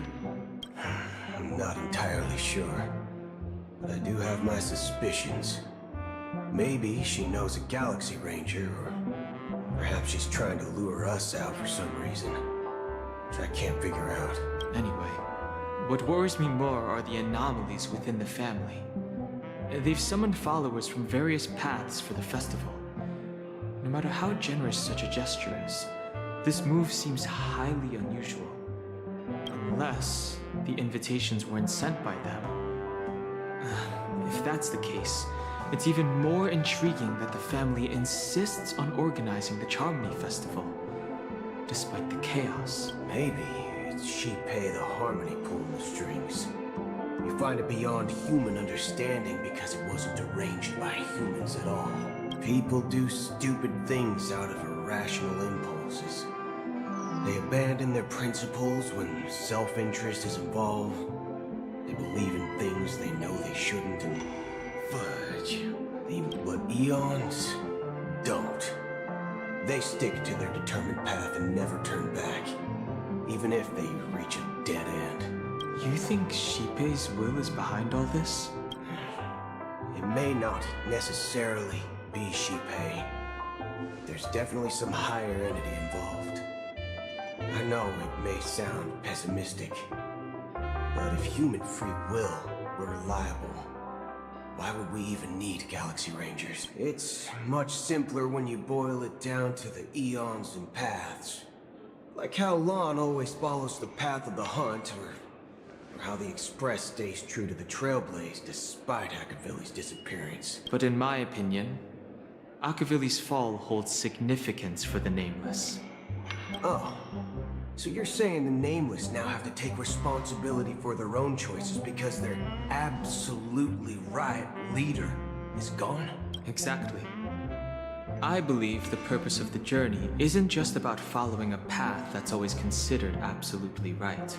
It's more about doing your best to choose the right path for yourself among countless possibilities, even with limited insight and judgment. I don't know what you've been through, but I agree that people must take responsibility for their choices, because no one else can do it for them. That's why the Galaxy Rangers need to uncover the imposter and figure out her true intentions. Just in case. I have a backup plan if the Memo Keeper doesn't show up. This is my final back. You sure have a lot of cards up your sleeve. Well, going back to my old career would make things a lot easier. By the way, when you were walking around the hotel, did you happen to see any important-looking guests? What's your plan? It's simple. We just grab some hostages and use them as bargaining chips with the family. Or maybe we can even take their identities. No need for that. We'll return to the Express. Wait. Are you getting scared? Draw your weapon. Are you leaving, esteemed guests? Would you like to cancel that Asdana's White Oak you just ordered? Huh? Asdana's White Oak? But... Ha ha. Looks like you are a bit intoxicated, esteemed guests. You ordered a bottle of Asdana's... Looks like your Memo Keeper Oh, right. Sorry, my memory's not the best. You know, too many modifications and all. Anyway, let me check. Well, fork me. I'll be waiting for you on the Astral Express. No mistake.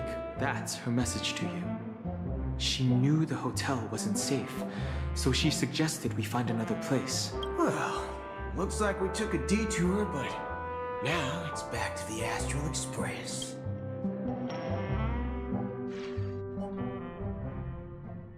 You're back? Two guests just boarded saying they were looking for Boot Hill, so I told them to wait in the parlor car.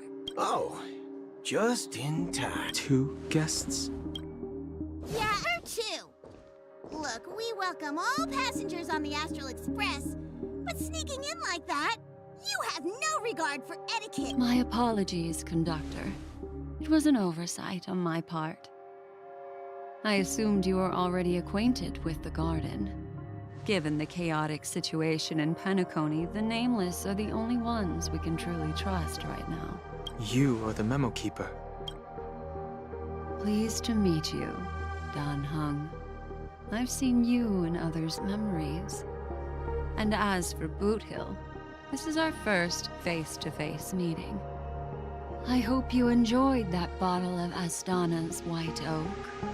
You sure have a refined taste. Finally, Memo Keeper. Well, let's cut to the chase. Spill everything you know. That's precisely what I intend to do. But before that, please allow me to introduce myself. My name is Black Swan, and I serve the Garden of Recollection as a memo keeper. As for Acheron's story, I'm sure she knows it better than I do. Greetings. I'm Acheron. What? You Garden of Recollection shirtbag! You betrayed me! I apologize, but she did that at my request. Due to certain reasons, I have been exiled by the family. Thankfully, this memo keeper came to my aid and helped me escape their surveillance unnoticed. To be honest, it was more like stalking than helping. And the process was far from unnoticed. But we did escape. I asked her to guide me to a place beyond the family's reach and to contact a few trustworthy individuals. Namely, all of you. Trustworthy? Son of a nice lady. You think I'm dumb or something? How about this? I'll put a few bullet holes in your head and see what secrets spill out. Then... It doesn't have to be like that. I'm willing to answer all your questions, but not right now. If my cover hadn't been blown, we might have had more time, but at the moment, we don't have any other options. No other options? This is the only way I can ensure everyone's safety. I kindly request an immediate warp jump out of the Astana star system. This passenger is requesting... As far as I can tell, she's not a threat, and seems to be telling the truth. I've briefly traveled with your companions and know their whereabouts, Dan Hung.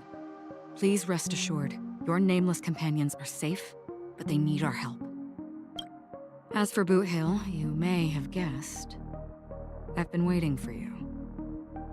Galaxy Rangers are known for their elusive nature and limited contact with each other, so this was the only way I could reach out to you.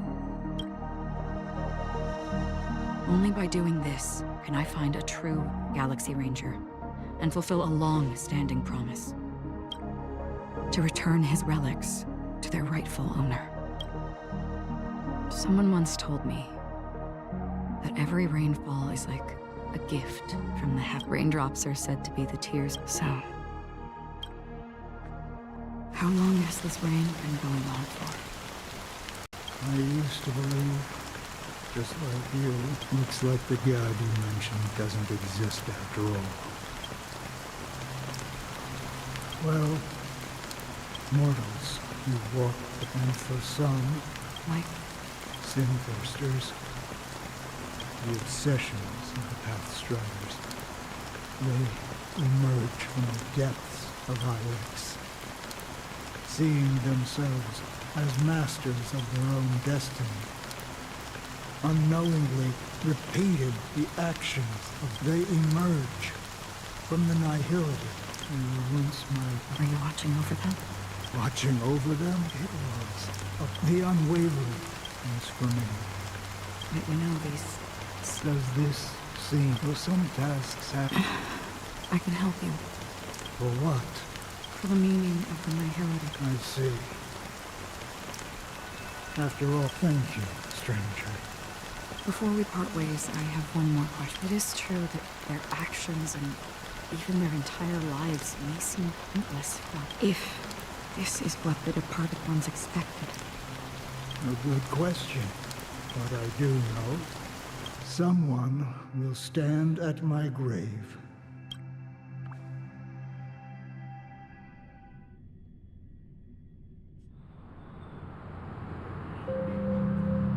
When I appeared as a child, my speech, mindset, and soul reflected immaturity and innocence. As I grew into adulthood, I left behind my childlike side.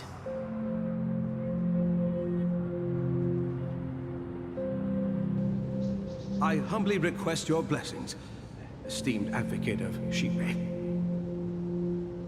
Come to me, my kinship. I have sought their presence with us. As you wish. I have faithfully served the Alfalfa family for nearly a decade, promoting the path of the harmony to the best of my ability. However, I made a mistake yesterday. While I was preparing dinner for the family head, I accidentally dropped a prepared dish on the floor. Out of laziness, I lied and claimed that everything was ready. Although the head has dismissed me as punishment, it has been tough to sleep with the guilt still gnawing at me, as I worried that the seeds of evilness may have taken root in my soul. So, I confess to you now, to seek atonement for my sins. Do you sincerely repent and vow to change your ways? Yes. Have you examined your soul and confessed all your sins? Oh, yes. Are you willing to accept the process of atonement? Yes. Very well. Show your dedication and goodwill to the family, and you shall be reinstated among them. Now, please, leave in peace. Oh, praise Shipe. And thank you, esteemed advocate. Next, please. I wholeheartedly confess to you. Rest assured, I have implored their presence to be with us. As long as you are sincere, absolution will be granted. Oh, great. You know, I arrived in Penacony as a stowaway. I sold everything to get a ticket. My house, my land, and my 2 children. I see. My children were starving, and I hoped they'd have a chance at survival if they became slaves here. If I can strike it, but the Bloodhound family got wind of it. They're on my tail, hunting me down. I thought I could bring my kids here. It was all my fault. The family is ready to forgive all sinners. I'll ask the Bloodhound family to cease their pursuit. You don't need to live in fear anymore. Oh, thank you. Thank you. I'll work my hardest to redeem my children and make them part of the family. Praise the harmony! Next, please step forward. Hey! Long time no see, Mr. Sunday. The most esteemed individual in Penacony, and the next leader of the I have sought their presence with us. Sure, let's just get this over with. I have sinned, please forgive me. I wasted half a pizza at breakfast, and a bottle of Soul. That's it. Nothing more. Can we wrap this up? I've got a robo-ball game to catch, you know? Do you seek to atone for your sins through good deeds? My sins? I'm starting to sound like a saint, huh? Well, let me tell you something. Neither the family nor you have the right to judge. You think nobody knows what your precious family has done? About the watchmaker? Huh? The kid yourself, Featherbrain. Those dream chasers might be fooled by your act, but don't fool yourself. Before you start spouting off your holy verses, answer me this. Where does the power of the Oak family come from? And your power? What makes you think you can sit there all high and mighty, looking down on everyone else? Well, I've spent enough time in confession today to enter the Harmony's paradise, right?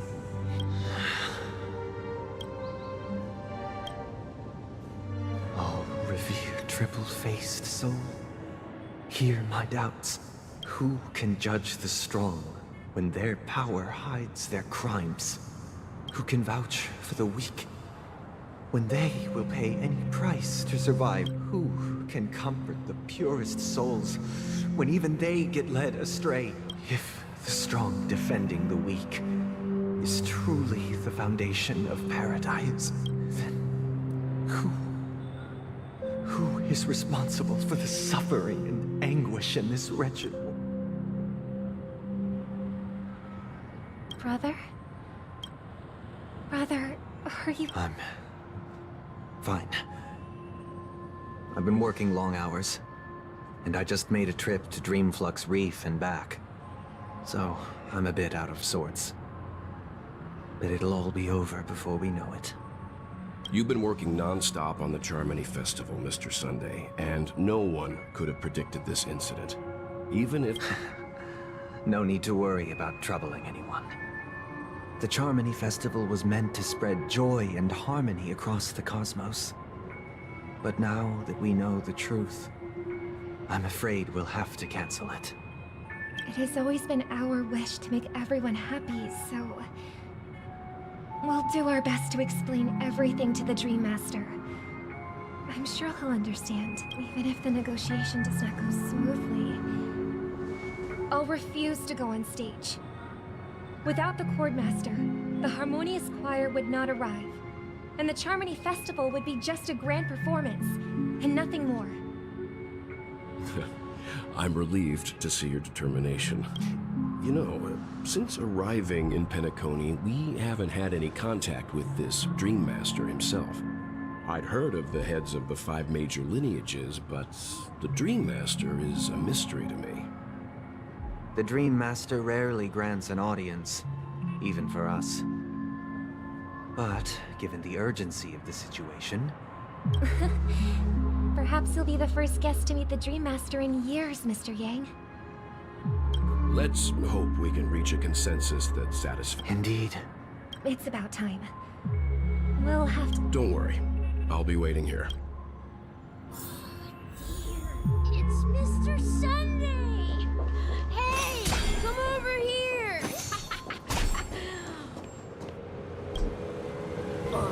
Mr. Sunday. Hey there! Okay, see the moon in the sky?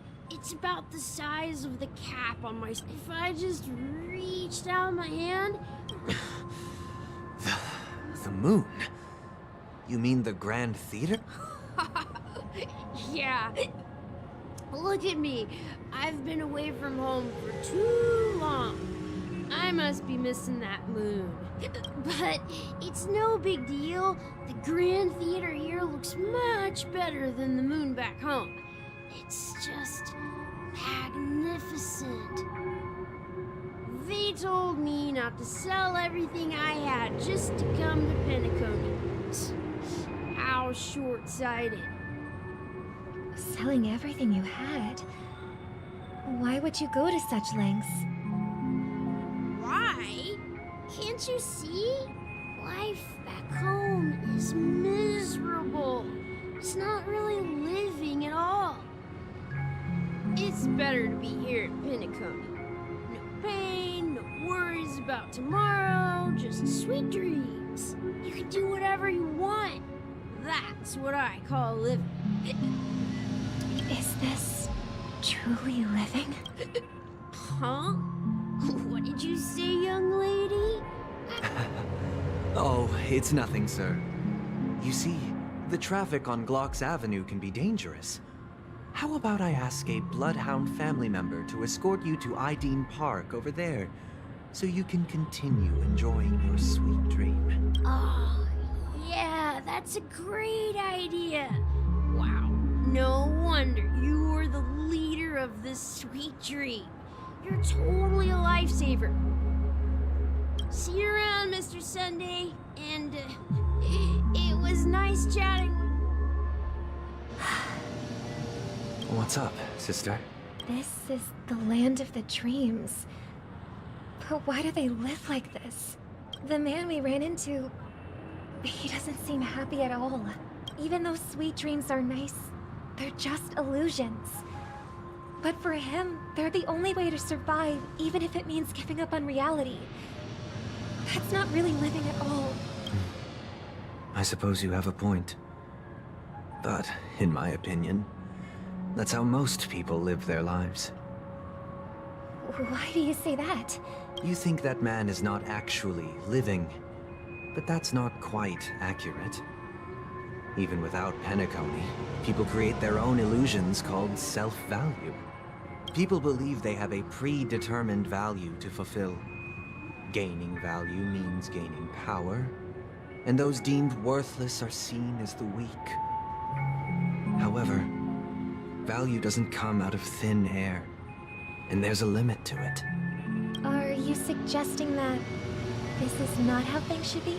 Exactly. But, ironically, people don't think there's anything wrong with it, because they uphold the illusory notion of self-value, and even the weak believe in it. The survival of the fittest. That's where all the tragedies in the world come from. No tragedies exist here, only happiness.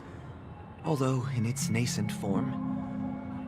Isn't that the same paradise we yearn for in our dreams?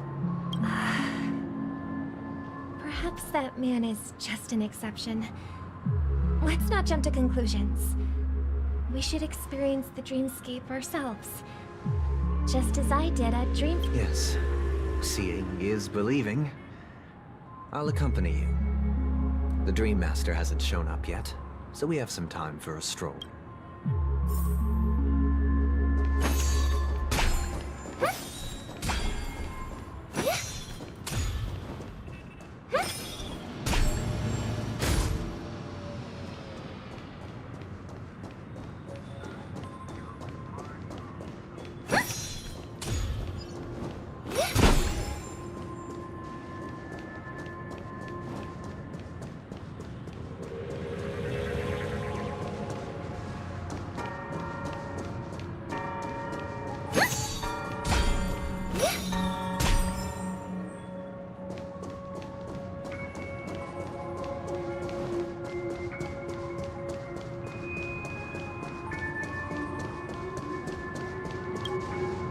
Glad to meet you again, Robin.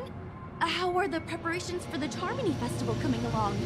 We're all so excited about it. It's going smoothly.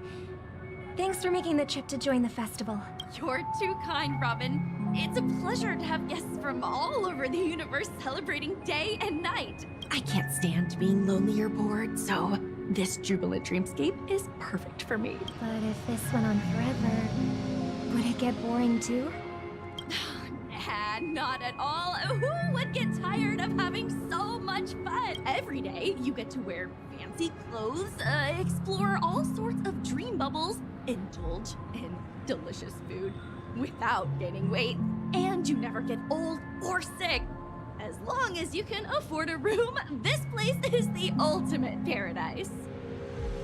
But you know that only a few things can be brought back from the dreamscape to reality, right? That's exactly why I don't plan on bringing anything back. Just enjoying the dream itself is good enough for me. I mean, I'm not one of those long-living species. I only have around 60 or 70 years in this lifetime, and there's so much to worry about. Being happy here is pure bliss. Only in this sweet dream can I truly feel like I'm in control of my life and fate. Who would want to go back to reality after experiencing this bliss? I see. I genuinely wish you all the happiness in the world. And I wish you a fantastic performance, Robin! I'm off to the Blue Hour for the ball. See you later. Seems like that guest's perspective didn't resonate with you either. She had a valid point. I could sense her genuine happiness. It's just that... What you're trying to say is, she thinks she's in control of her life. But in reality, she's just escaping from reality and seeking solace in this sweet dream.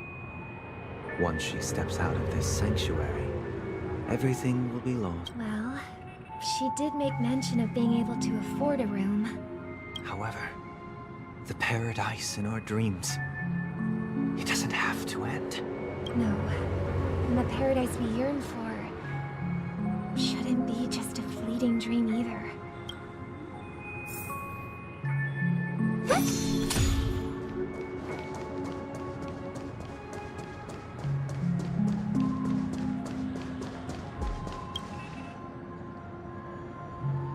scenery in this dreamscape is truly breathtaking.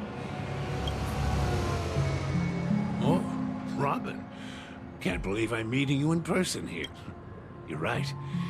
Even though time stands still in this dreamscape. A philosophical mind. I hope I'm not intruding. Oh, not at all. No. With little time left, I yearn for meaningful conversations. Especially with someone as esteemed as you. Do you mind if we chat? It's my pleasure. No need to be formal. Just speak your mind. Yeah. I was part of a war, and then all my comrades died, and my hometown was wiped out by neutron bombardments. How heart-wrenching. They have, and I'm truly grateful for that. My physical body is now in the dream pool, sustained by life support. The me you see here is whole, rational, and no different from any other person. My true appearance. Now, I hope you never have to witness it, Robin. So, you'll be living forever in this dreamscape, right? Just being able to live at all is good enough for me.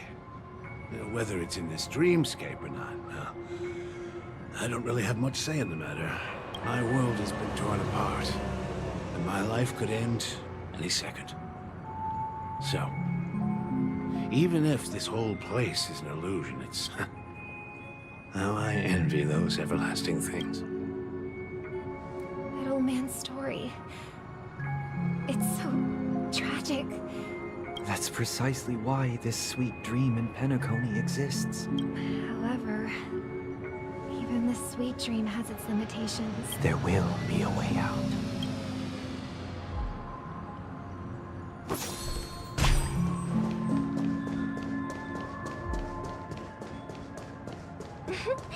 Look what we have here. A lovely young lady.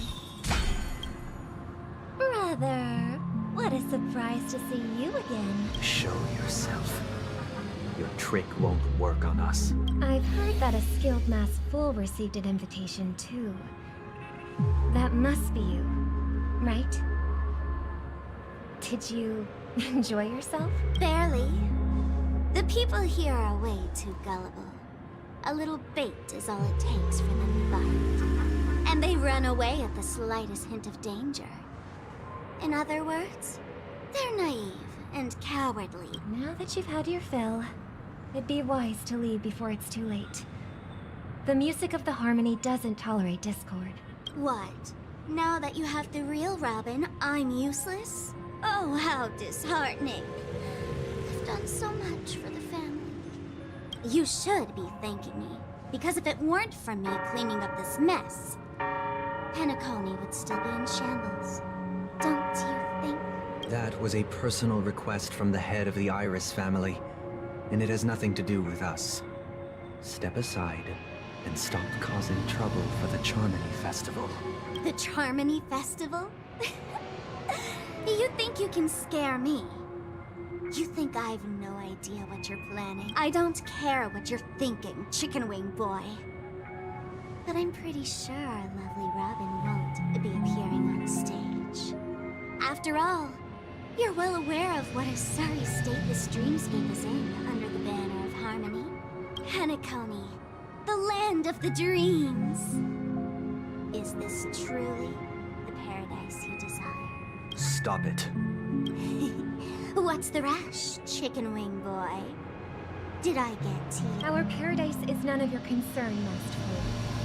Leave now, or the family won't tolerate you anymore. All right. I'll go.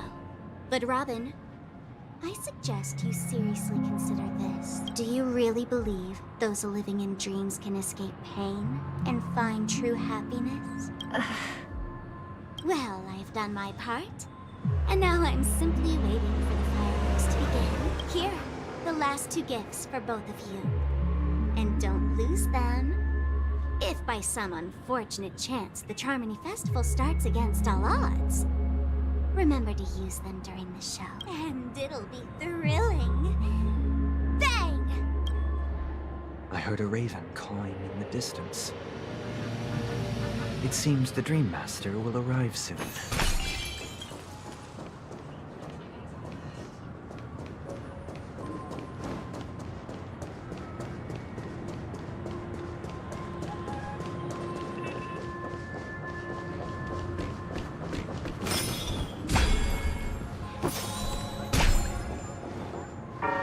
Let's wait here for the Dream Master to arrive.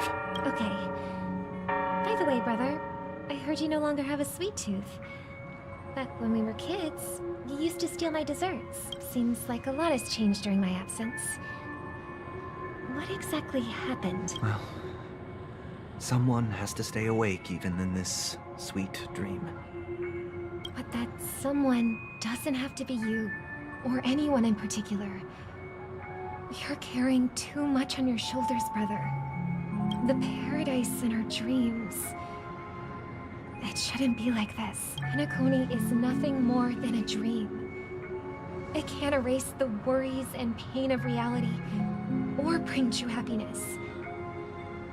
It only offers an escape from reality. Remember the old man we met earlier?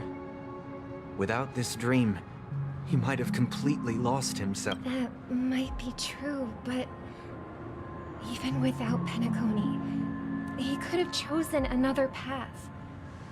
As far as I know, that path may have been more ordinary and challenging. But now, he is receiving hospice care in a comatose state, and his fate is sealed. Is Penacony granting these people a future? Or is it taking it away from them? Well, don't forget this. Not everyone really has a future. The future for humanity is like... Do you remember how we took in that little Charmony dove when we were young? Yeah. We took care of it. Provided food and water. Well, I didn't mention what happened to it in my letters, because I didn't want to. Shortly after you left, it crashed to its death right in front of your window. I had surmised as much. I knew you wouldn't have avoided mentioning the bird for no reason. Despite that unfortunate outcome, I still believe it was the right decision. Birds aren't meant to spend their lives in cages. They belong in the sky, even if they can't fly. But here's the thing. If there are birds in this world that can never fly, can we really assert that they belong in the sky? Are you implying that the same goes for humans too? Let's take the Astral Express as an example. The Nameless made tremendous efforts to bridge worlds, gaining fame across the universe. However, only a few extraordinary individuals can endure such a perilous journey. That's because the pursuit of the Trailblaze exceeds the capabilities of ordinary humans. Otherwise, why would this path be filled with broken rails, an abandoned express, and even a fallen Eon? sophistry. If that were true, then only the powerful would have the right to determine the future. Unfortunately, that's exactly what happens. Another name for the future is self-value. While this world has its fair share of heroes who inspire people and garner admiration for their heroic deeds, the majority of ordinary, some are born weak and vulnerable. Some find themselves trapped in unfortunate circumstances. Some fall victim to malice and cowardice. When it comes to survival, everyone is equal. That's why we should care for the weak and support them as if they're suffering. While the Harmony holds noble aspirations, the strong will always be strong, and the weak will always be weak. Even in this carefree dream. In the end, if people can't even secure their own survival, they won't care about the illusory future of equality. But if people don't live for the future, do they merely... People often forget that when the first bird took flight, the entire world and no more fledglings would ever crash to their death. Are you reading, sister? Mr. Gopherwood, if I could become a coordinator. I see. Don't you? Of course I do. Then, let's build a stage that... It's a deal. Yeah. Maybe.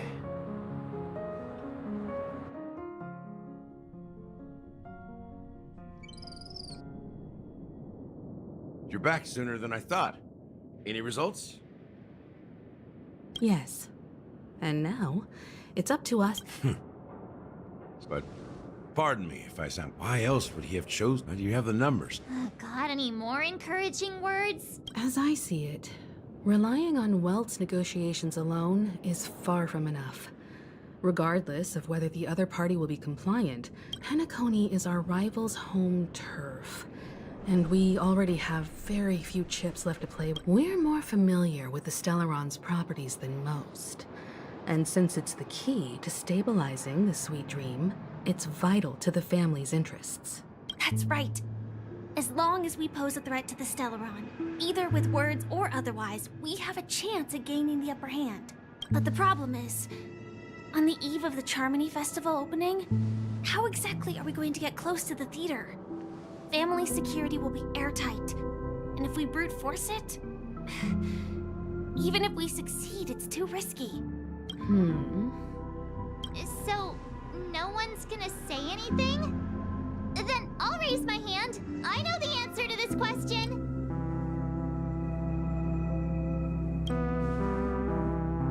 The Express crew would have been disbanded long ago if it weren't for me. So, I heard that before the Charmony Festival begins, there'll be a pageant to kick off the festival.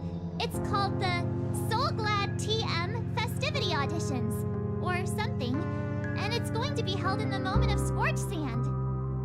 As long as we clinch the top spot, we'll be able to attain the title of Festive Superstar. So, how do we go about participating in these festivity auditions? I've already procured special invite tickets from Miss Robin's fan club. To tell you the truth, I had been preparing to join the auditions all along, but now it looks like even if I scrape through... So they're still running this thing, huh? We'll follow Marge's plan. Mr. Gallagher, will you be joining? I'm afraid I won't have the time.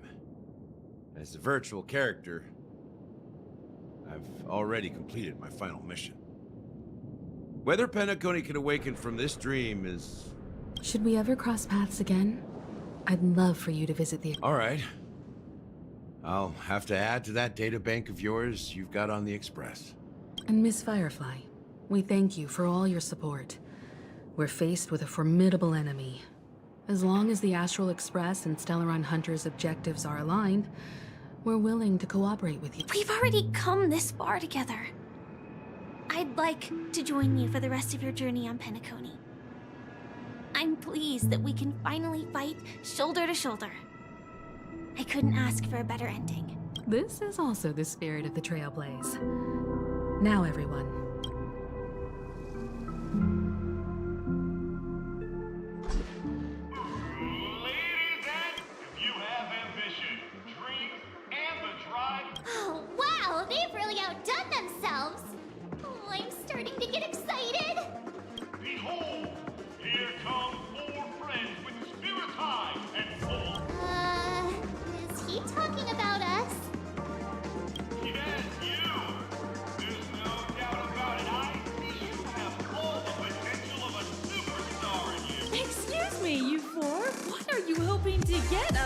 As the last group of contestants, how confident are you in overcoming? Would you be open to a brief exclusive interview?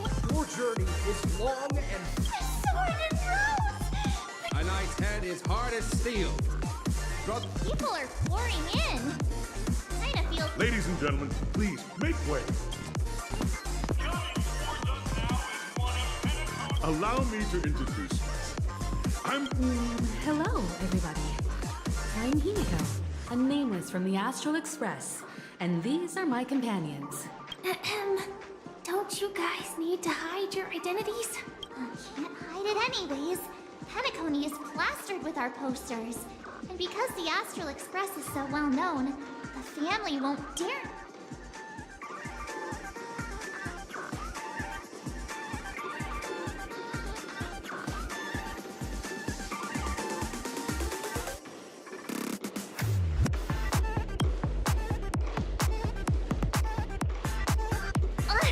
Don't expose my neck handle to everyone!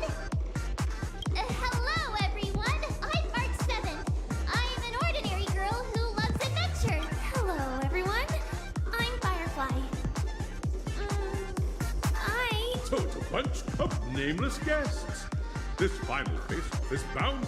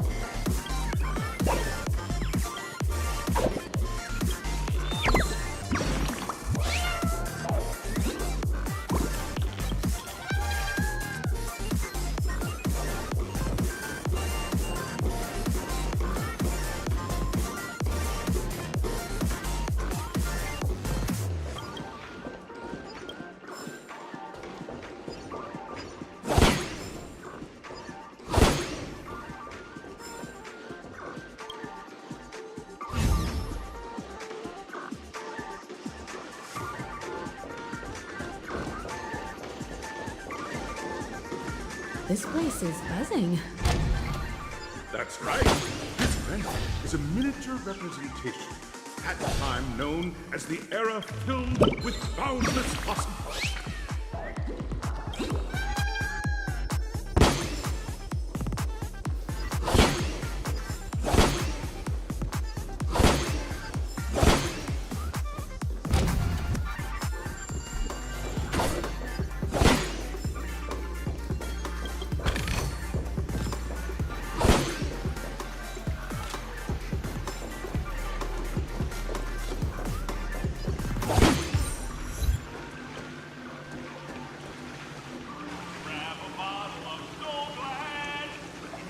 Nameless, your arrival reminds me of the grand occasion when Penacony was first established. Once, during a particularly grueling day, the dream-chasing era was true. I wholeheartedly hope you make it to...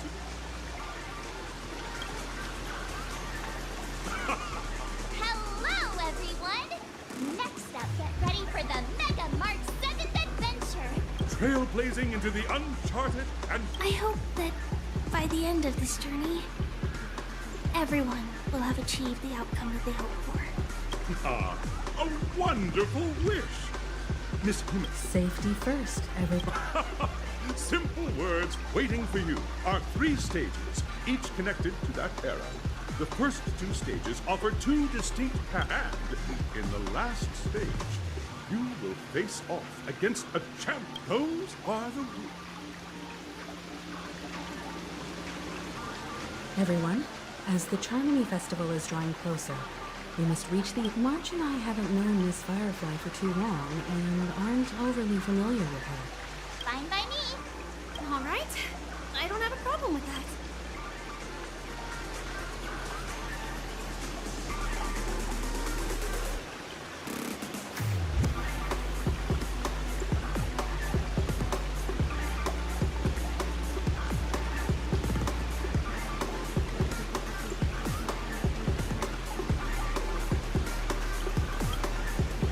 Split into the assigned groups then. Let's not waste time. Stream 4. Leopold.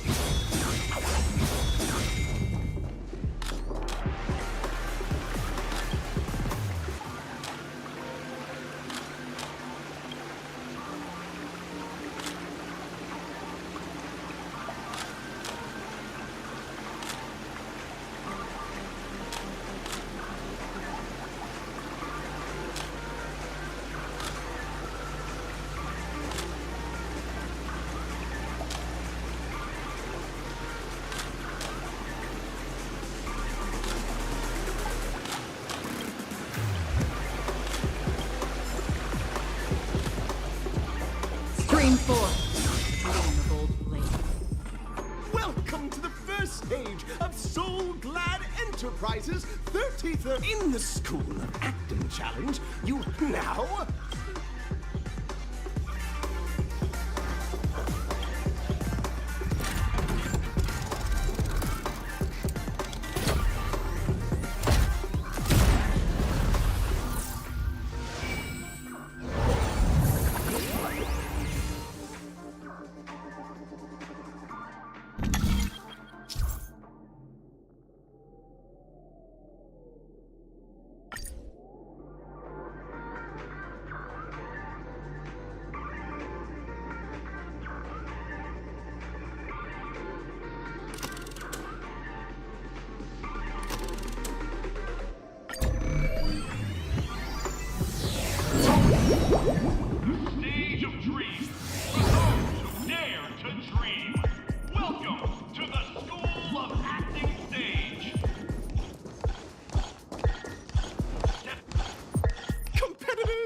Allow me to introduce the rules of this challenge to you. There are 3 stages. Your task is to bring those moments to life. Also, a bit of trivia. We are running out of time, so let's get... Stream 4. Leopold.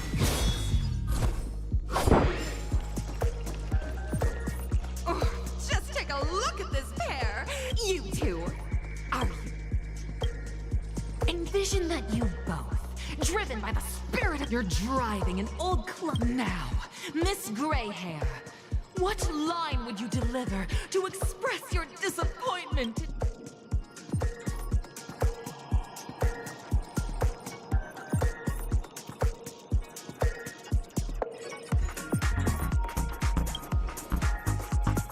Very good. Now, though you're disappointed, your screen partner is conversely very enthusiastic. This is great! I love living on the wild side! Very good, very intense. And then we cut to the story's next scene. You find a job mending the rails, but the days are long and your endurance can't keep up, and you finally collapse in the endless expanse of desert. Suddenly, sweet rain falls from the sky. Now, Miss Greyhair, what line will best express...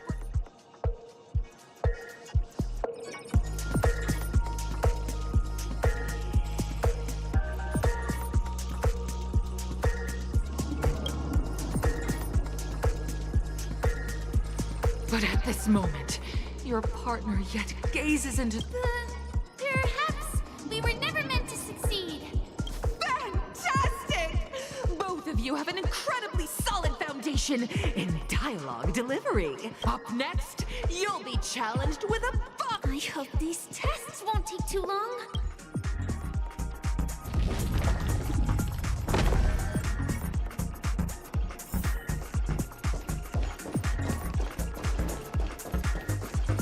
Stream 4. The Gleam of Old Blades.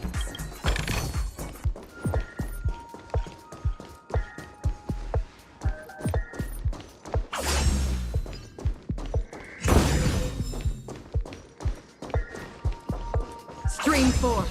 The Gleam of Old Blades.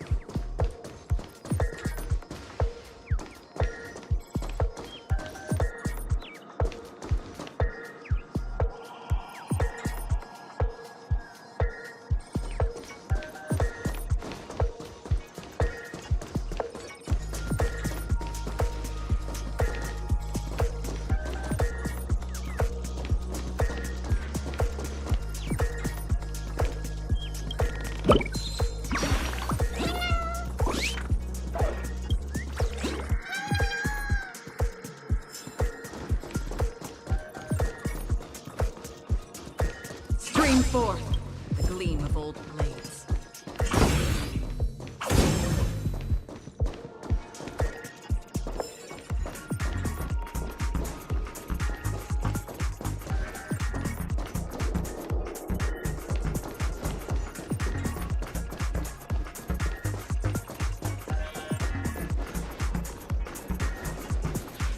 Here, you two are required to skillfully utilize body language, picking up from where we left off. A heavy downpour saves you both stranded in the desert. At this moment, what should you do to make her laugh?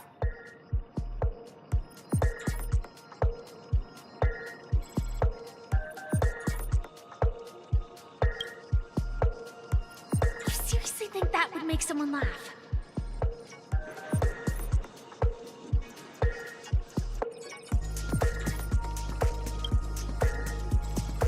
The test now is about body language. I don't think dialogue is allowed here.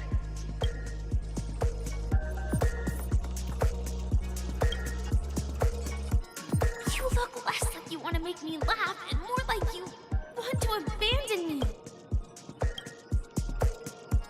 What?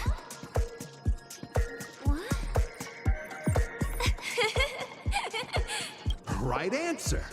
Your companion sees you rolling about in the sand and thinks about the arduous obstacles along this journey. She can't help but let loose a laugh. I'm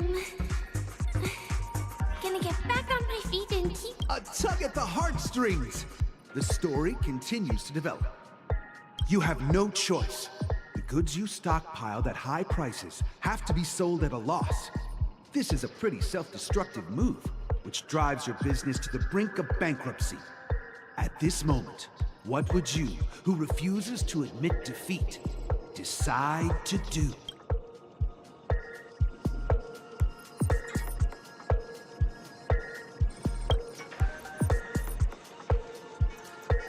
It's totally giving up! Come back here!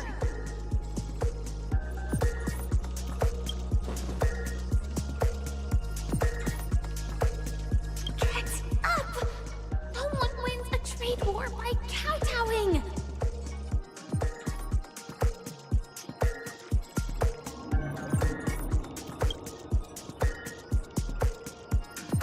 Fantastic! But it's a pity your friend does not agree. Seeing that you're up to your eyeballs in debt, she sees nothing but despair in her future. And then... I leave Penacony in utter disappointment! Is that okay? Of course! Absolutely! I was this close to tears! However, the true test is yet to come. You're about to encounter the harshest judge this show has ever seen. You'll need to rely on perfect performances if you want to win them over.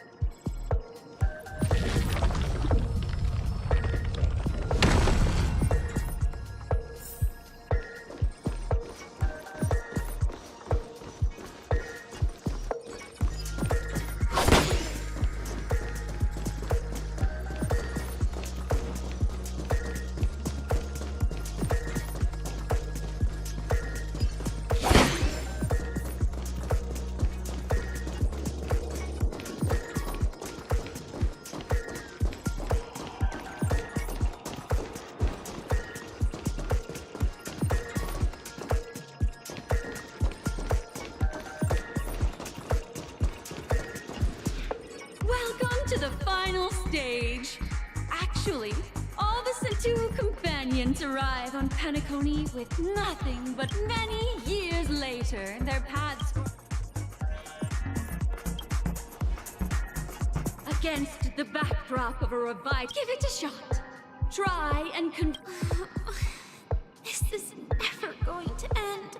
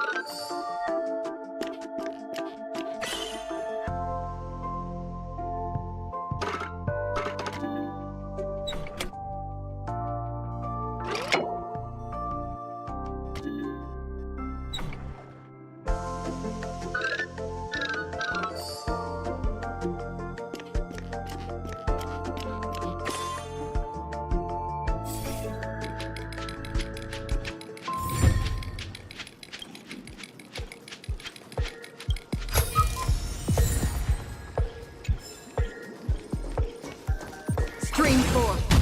Gleam of old blades.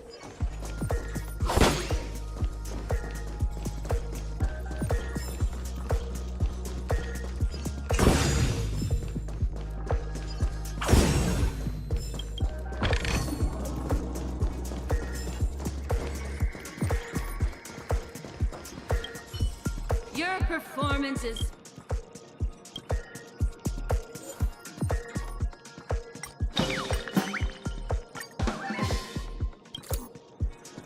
God! I never imagined that such a sad scene could be Huh? But we haven't even done anything! Is this imagination running wild again? brilliant. Your portrayal outdoes the original. Beautiful. We have passed the test. We ought to hurry up. The Stellaron is at stake.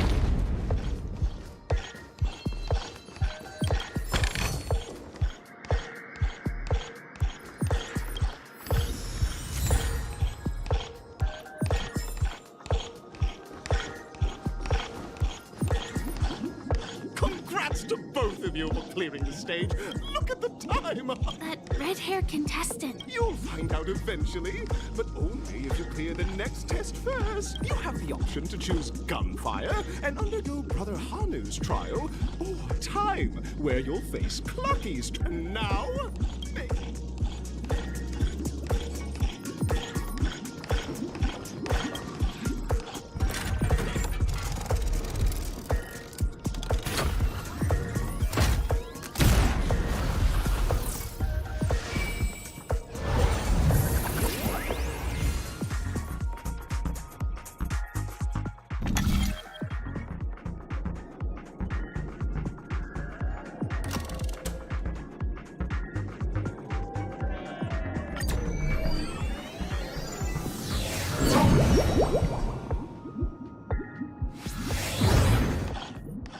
Dear friends, welcome to the wonderful world created by the Watch. It said that the Watchmen, like a skilled contestants, may... The trial of time.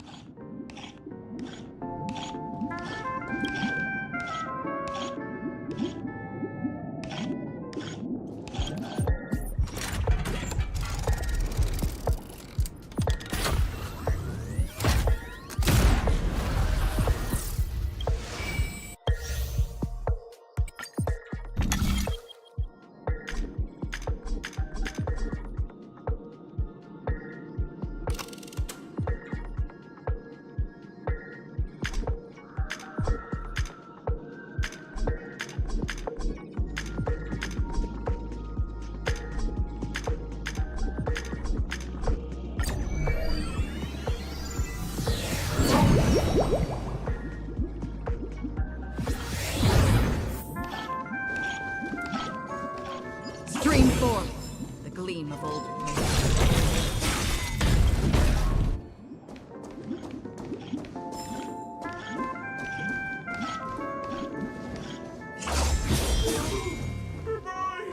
Just a failed experiment.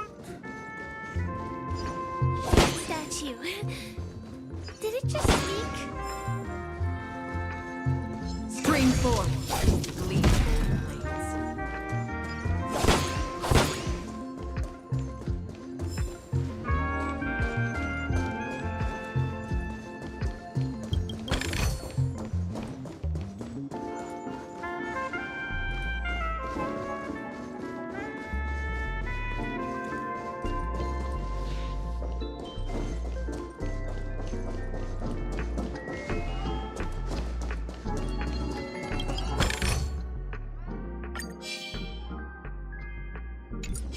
Stream 4.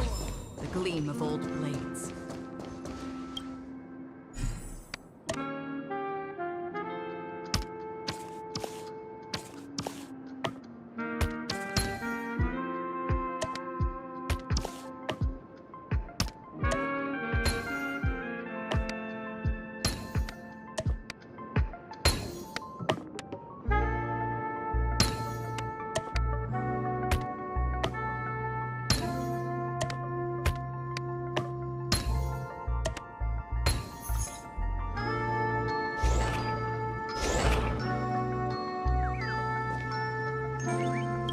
Am I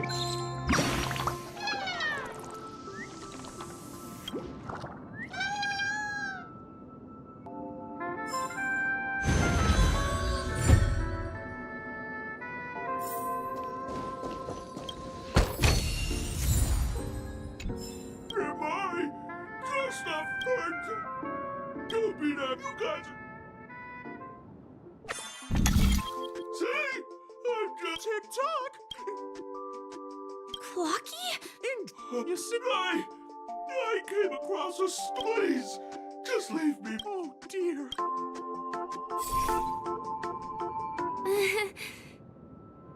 I guess even troop members can experience X's and... Don't worry. Over here, my friends. Better use that hamster ball 9 speed.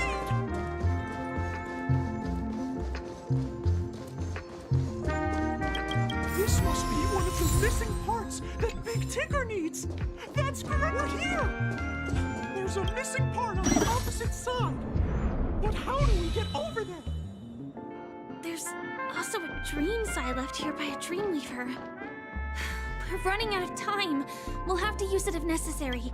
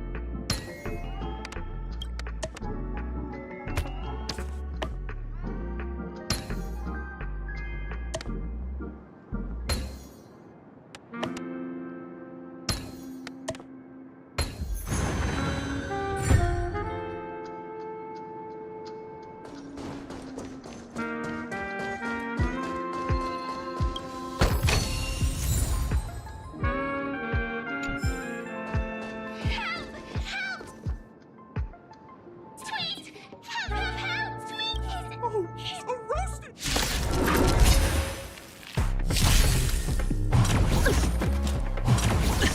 Do we still have the upper hand? How familiar. Still waters of oblivion. Spend freely. Leave it to me.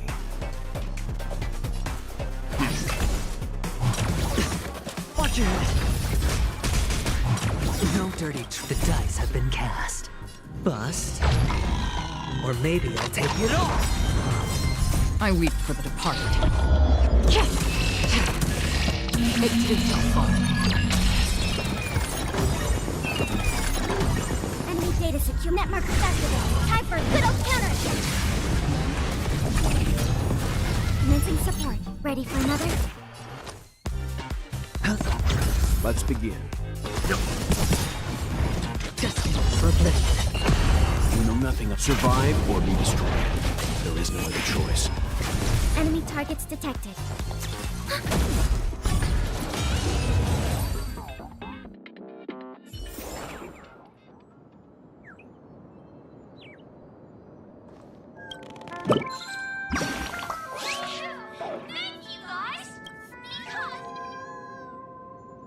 An inner self fragment belonging to the Sweet Dreams troupe?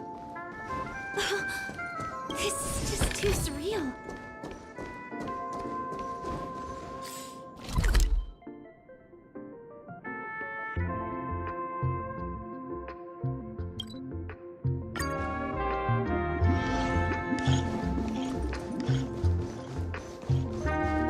Stream force.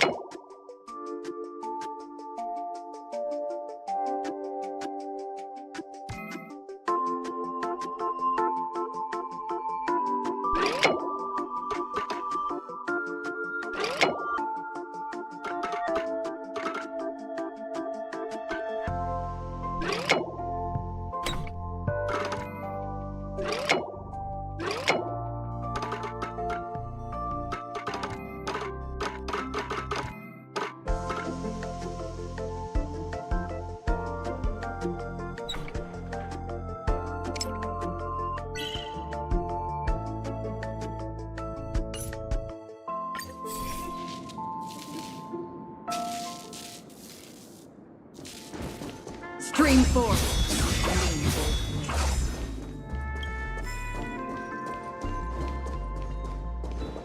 We're back! Whoa! It's work!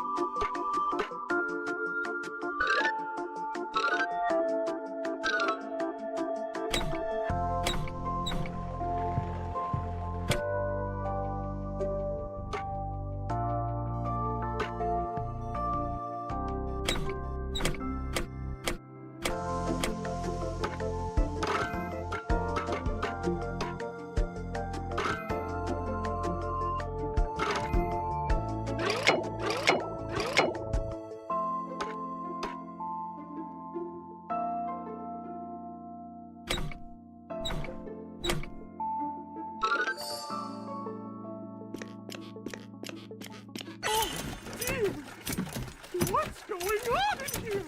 Your inner self is a mess! I'm not qualified to be the real Clocky. Just give up, Clocky. No! This is unacceptable! You have to face your fears!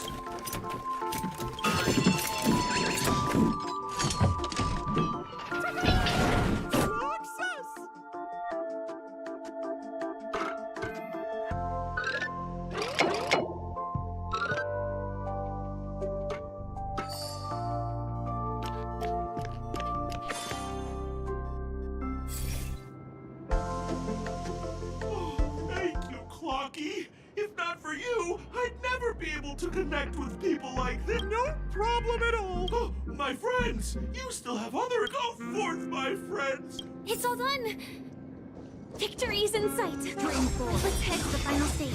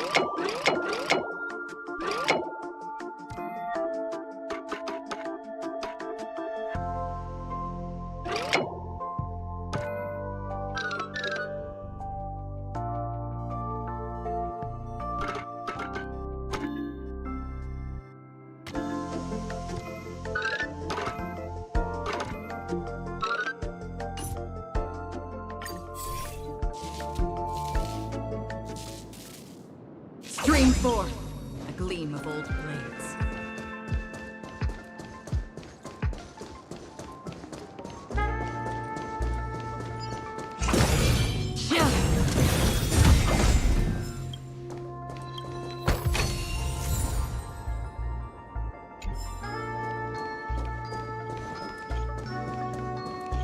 Stream 4. The gleam of old blades.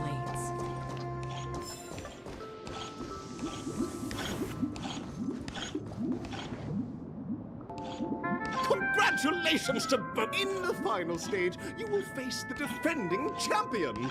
If you fail, you will lose the opportunity to become the festive Welcome to the 33rd Scorched Sand Festival's third stage in the...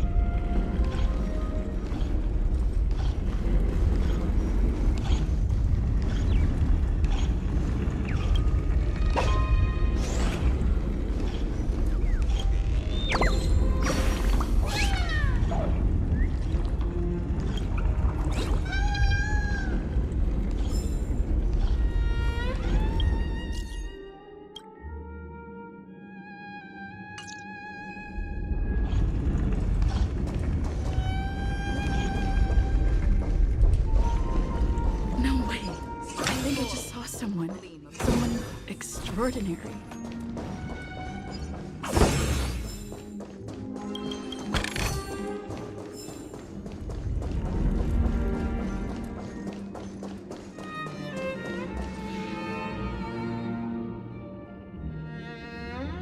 Are you...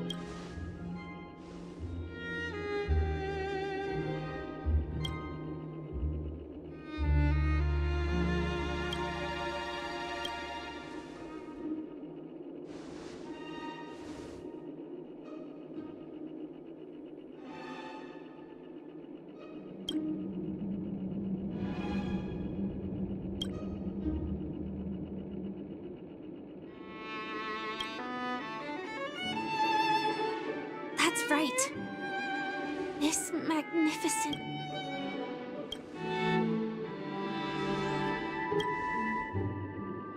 If I'm not wrong. Actually...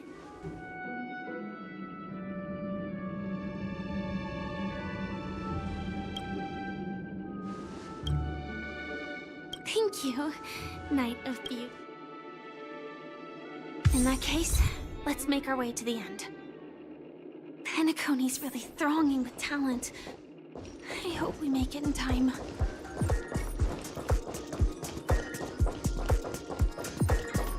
Stream 4. The gleam of old blades.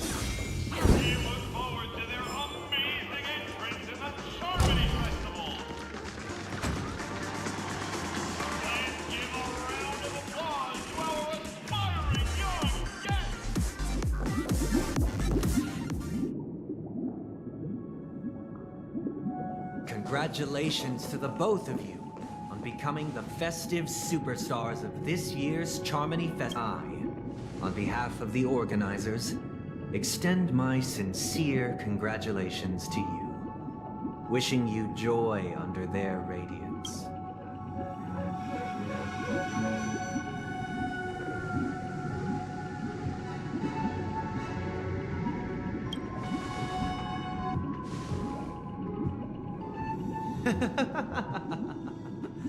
Your endeavors are worthy of extra recognition, and I've taken steps to ensure that.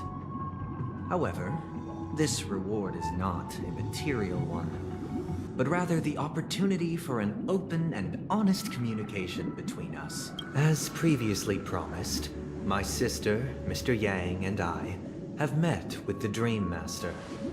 We delved into the truth about Penacony and its Stellaron, and have come to a consensus. Both I and the Oak family cannot acquiesce to your request. We acknowledge the perspective of you, Nameless. Penacony does require change, but not as you propose. The planet of festivities cannot and will not revert to a place characterized by chaos, disorder, or anarchy. Through your journey of overcoming obstacles, you must have glimpsed the essence of that era. The vulnerable ruthlessly eliminated, equality non-existent, common folk living precarious lives, eking out a dreary existence. Ultimately, only heroes like yourselves manage to achieve success. But I would dare ask, if you did not possess the special status of having a Stellaron, and you were but an anonymous and frail member among the masses, which Penacony would you prefer? A dystopia for the survival of the fittest? Or a sweet dream paradise for...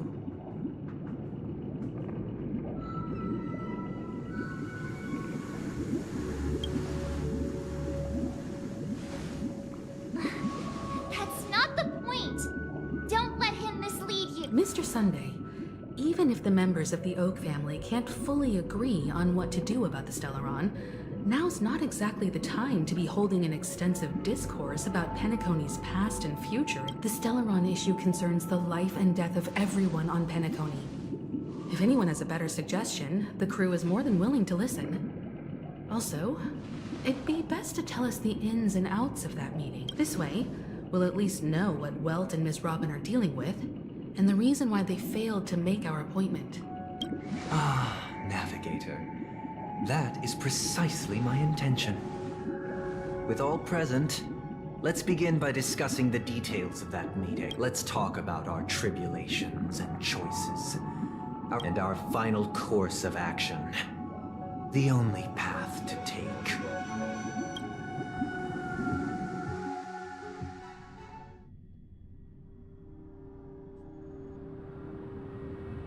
You mean to say that for the longest time, there have been scoundrels who would use this Charmony Festival that I have bequeathed to the masses as a tool to realize their ambition?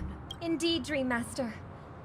Once the Charmony Festival begins, the Stellaron's powers, along with the song, will be broadcast across the entire planet of Penacony. And then everyone in their dreams will be unable to... This is indeed surprising to me. The dreamscape is maintained by the collective effort of the 5 families. If someone were to use the Charmony Festival to recklessly disseminate the power of the Stellaron, this individual must hold a position of great authority. Do you have any suspects? I'd like to ask, did you really not know of the Stellaron's existence? I would have never thought that this Nameless would point the spear at me. Quite astonishing indeed. If I have offended, the Astral Express extends its sincere apologies. But the current circumstances are dire and leave no room for meticulous inquiry. We're doing this out of concern for the Dreamscape's safety. Dream Master, it's just to prove that the Charmony Festival has nothing to do with the Stellaron. If we're being overly cautious, I will return to the stage to offer tribute in song, just per the arrangement. Sunday, Robin, I've watched you two grow up and know your dispositions like the back of my hand. Both of you, right now, can surely be lauded as their most devout advocates. The magnitude of this matter is enormous and cannot be taken lightly. Since Mr. Yang has asked with such earnestness, I will personally respond in kind. If there is a need, the entire Oak family will be mobilized to heed your call. Sunday, might I ask you to beseech them to cast their light unto me and question me in their stead, so that no lies may be concealed? I will do as you command. Robin, could I entrust you to be present as a witness, to document the truth, and to proclaim my innocence, so that all slander... I will do as you command. May thy will be carried out on earth, just as it is in the heavens. Oh, triple-faced soul, please sear his tongue and palm. Let us begin. There is nothing else to prepare. Understood. Question. Have you devoted your life to your god? Never... Naturally. Do you love your god as you do yourself? Always heeding their admonishments? Naturally. Have you strayed from the path expected by your god, betraying their name? Never. Have you ever been inordinate with your asks of your god, coveting more than the foundation of the creation itself? Never. Then, a final question. Do you swear to fulfill all vows, past? With the Eon as my witness, if I do not deliver on my words... They have seen your faith, and have endorsed your faith. Just a moment. What is it, Mr. Yang? I have another question I hope to have answered. To my understanding, the family's harmony and prosperity have never relied on so-called divine laws. The god you both mentioned, are they truly Shipe? Mr. Yang should know that those belonging to the family toil together as if they were kin, embracing solidarity and unity under their light.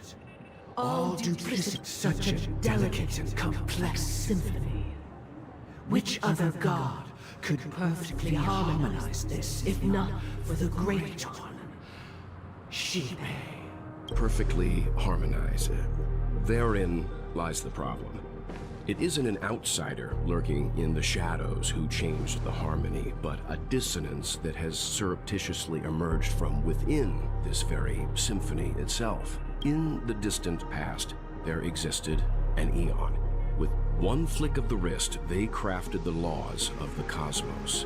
Their followers formed the Beyond the Sky Choir, spreading solemn and reverent hymns throughout the universe. Later, they fell. The route traversed by this Eon clashed with the harmony, ultimately being absorbed and fused into it.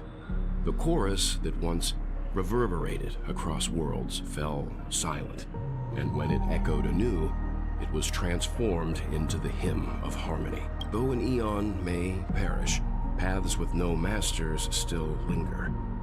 In the all-forgiving harmony, echoes of bygone dissonance may subtly arise. Mr. Yang, being overly astute can be a detriment. Especially when you find yourself alone. So this is how it is. For the sake of our grand cause, Sunday, please afford these two an opportunity to rest. What?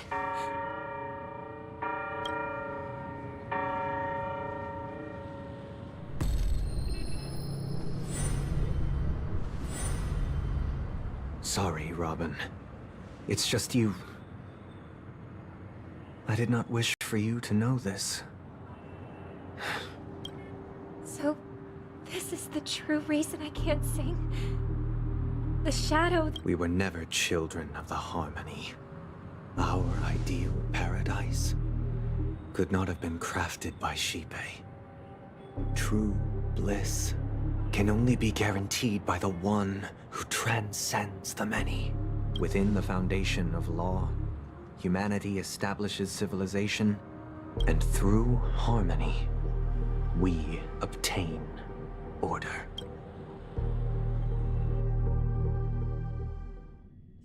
Unbelievable. To think that there would be remnants of the Order on Penacony. What have you done with Mr. Yang and... Don't worry. I just gave them some time alone to ponder their fates. You should know that these actions make you an enemy of the Astral Express. Should we need to stand against the Nameless, it would only be myself and the Oak family involved. But we haven't reached that point yet. Your efforts for the justice of Penacony are evident to everyone, and have been widely observed.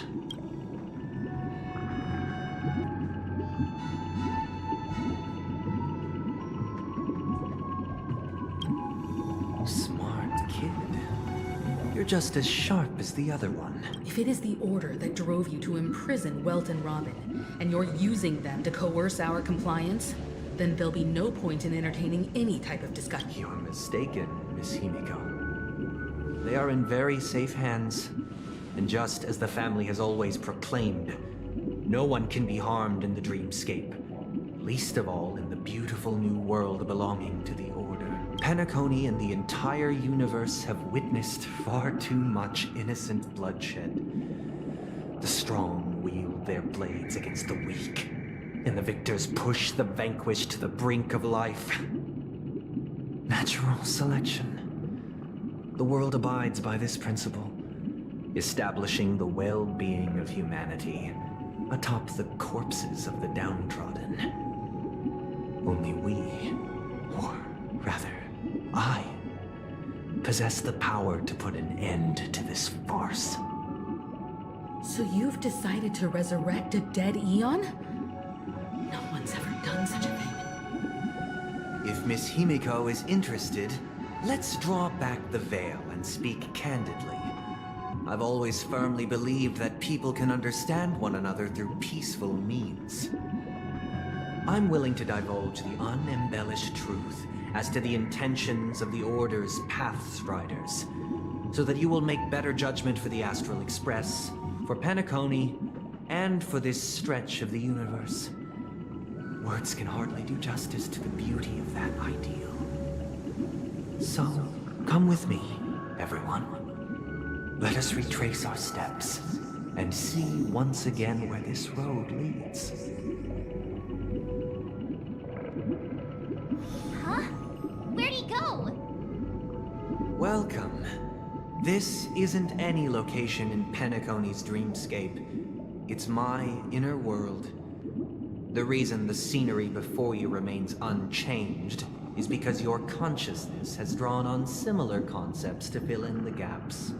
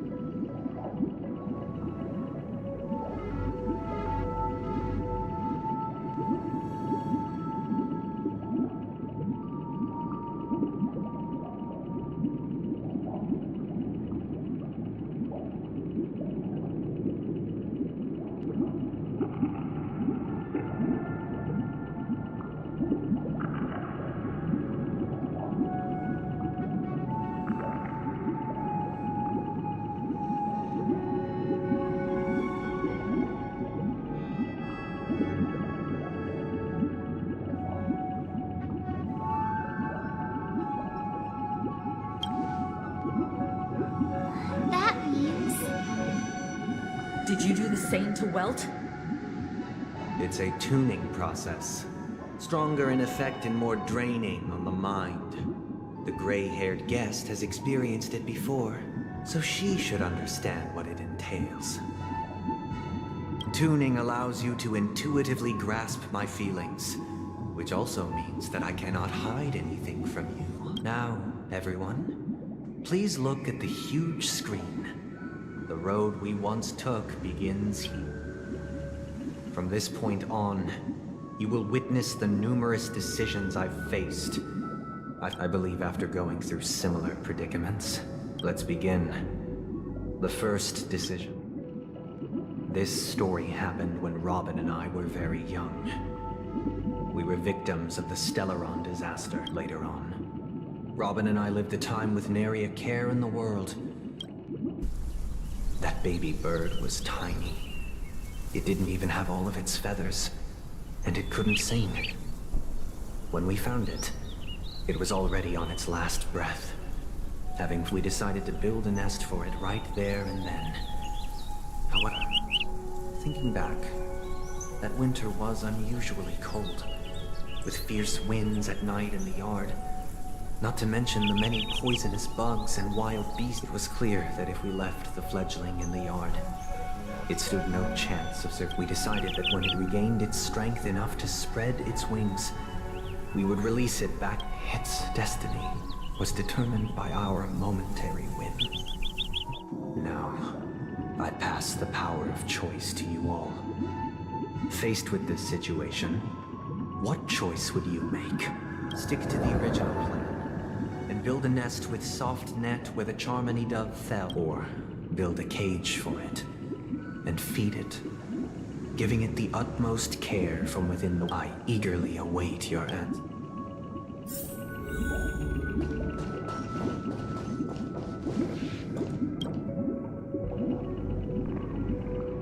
Interesting. Since you've made up your mind, allow me to reveal what fate this choice will bring. From what I've observed, there are at least 3 predators in that yard that prey on small birds. The Vossicle. Even if they shy away from humans, these animals are still near apex predators. And as for the choice you made, I am deeply sorry. This story happened when I was appointed as It was during that period. He was a dream chaser. He told me he had a plan in place after hearing the dream chaser's story. I'll tell you the outcome soon. For now, will you do as I did and try to convince the Bloodhound family to stop their pursuit so that the dream chaser may live peacefully and realize, or will you remain silent, leaving him to languish while the hounds... I look forward to everyone's decisions.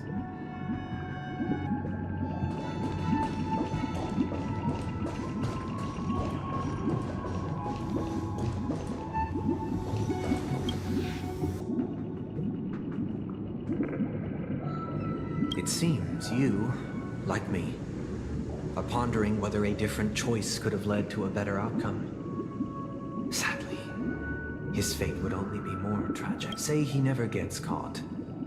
He would only die from delirium, should he be apprehended. Could the hounds afford to turn a blind eye? As to your choice, I once again offer my heartfelt apology. And the story this time. What surprised me was that the Dream Master had only come to deliver a letter to me. The letter contained the usual pleasantries, anecdotes from her travel. Do you know who wrote this letter? My sister, of course. But to help you grasp the full scope of this issue. From what the letter indicates, she must be in Caspelina 8. Correct.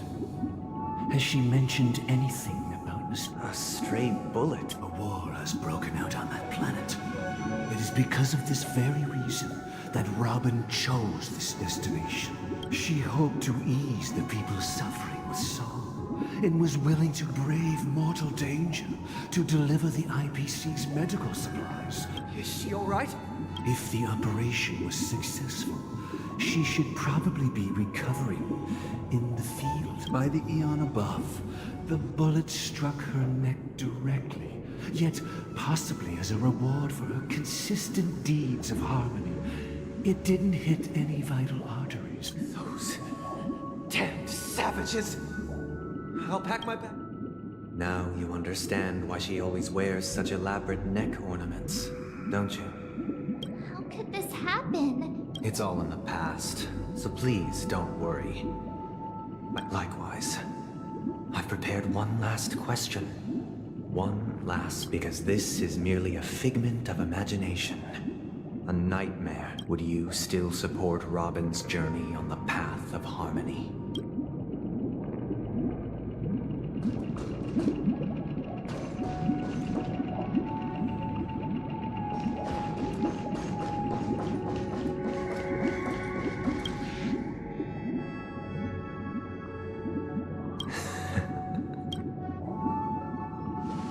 I am now aware of everyone's stances. Raising these questions merely serves to illustrate one point. The plight of Penacony cannot be salvaged by the harmony. The true foundation for a sweet dream paradise can only be established through the order. I know the suffering of being tormented, the turmoil of losing your way, how sorrow and even despair set in when matters don't work out. All of this causes me unending. We must teach the weak how to live a happy life. And this life isn't some noble propriety that the... So what is your definition of living a happy life? Good question. Human consciousness is fundamentally an illusion, a cage known as self-worth. People lured in by this illusion make mistakes, yet still ask that external influences bear the burden. When one mistake after the next permeates the masses, they become impossible to trace. Thus, the amassing of these individual cages culminate to form a prison. Nature is always accompanied by predation and sacrifice. Its antithesis is known as order. That is what I want to do. Unite people's happiness under the banner of order. They won't need to make bitter choices any longer, nor face the weaknesses of humanity. Simply describing thoughts is far too abstract, so allow me to provide a simple example. During these hard-earned rest days, people are given the chance to extricate themselves, and it is only on these days that people do not have to adhere to the law. From where I stand, society's ideal system should be 7 rest days. Following Sunday, there should ensue a second, a third, and indeed an infinite procession of And thus, every person can return to their base selves in this utopia. There would be no need to bear the hardships of reality.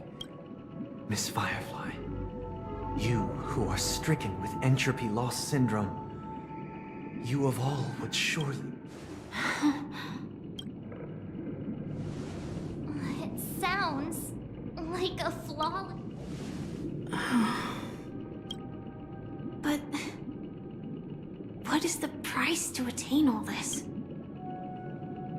The cost is minute, merely a personal and eternal sacrifice.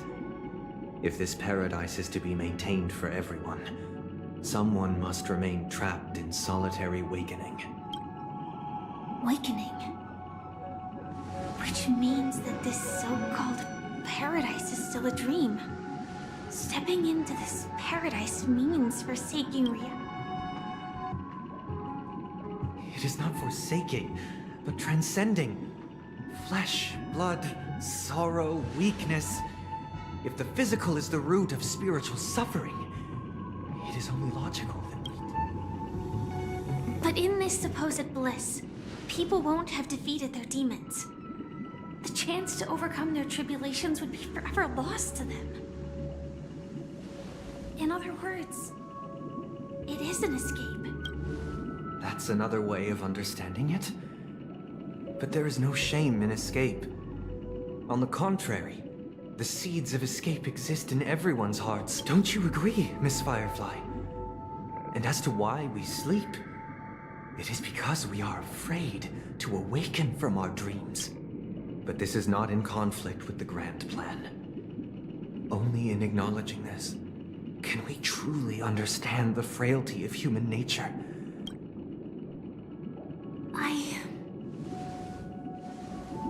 I admit that you are a born leader. Your perspective on humanity brims with pessimism. But unlike you, I live for the self. From my perspective, individuals making choices for themselves is their birthright. The want to escape may be innate in the weak. But whether they are weak or not, it is not up to another to decide. Perhaps in your mind, you also view me as weak? Because I don't think so. Since Miss Firefly has said her piece, the Astral Express will also naturally give you our answer. We'll leave it to you. Just as Mr. McHale instructed before. Tell him our choice.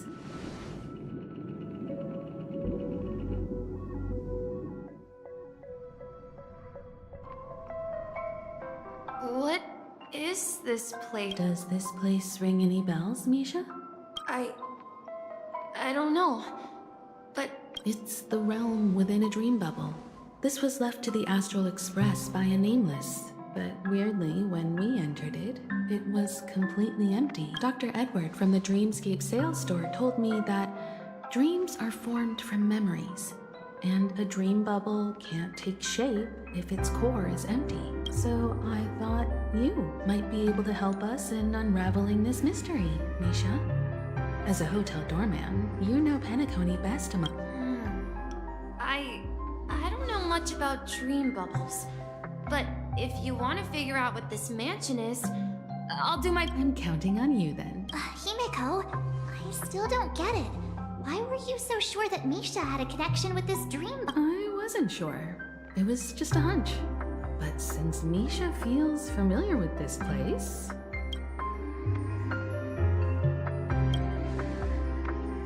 Exactly.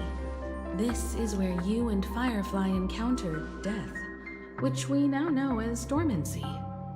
Considering its connection to Dreamflux Reef, it's not surprising it appeared here. The question now is, who brought you here? Based on the clues we have so far, it's unlikely to be that masked fool. So identifying them is crucial for drawing closer to the truth once more. Let's give Misha some time, as I believe he'll unveil the secret of this dream bubble. All right, but there are doors all over the place. Which one should we choose? I guess... maybe this... I'm not entirely sure, but... let's give it a try.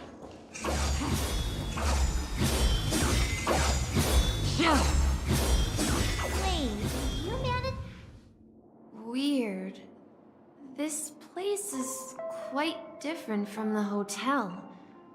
But I feel like I've been here before. If I remember correctly, there should be a fireplace down that hallway. Clocky and I used to sit by the fire, listening to the crackling, and the room on the other side was the toy room. I loved spreading out all the toys from the box on the floor, and... Hold on. This doesn't make sense. Didn't I grow up in Dreamflux Reef? This could be a case of amnesia. But don't worry, Misha. It's common for everyone to forget certain aspects of the past. Those memories haven't vanished. They're just lying in the depths. Since this place seems familiar to you, why don't we explore a few more rooms and see if you can recall anything? Yeah. Then let's check out the rooms I just mentioned.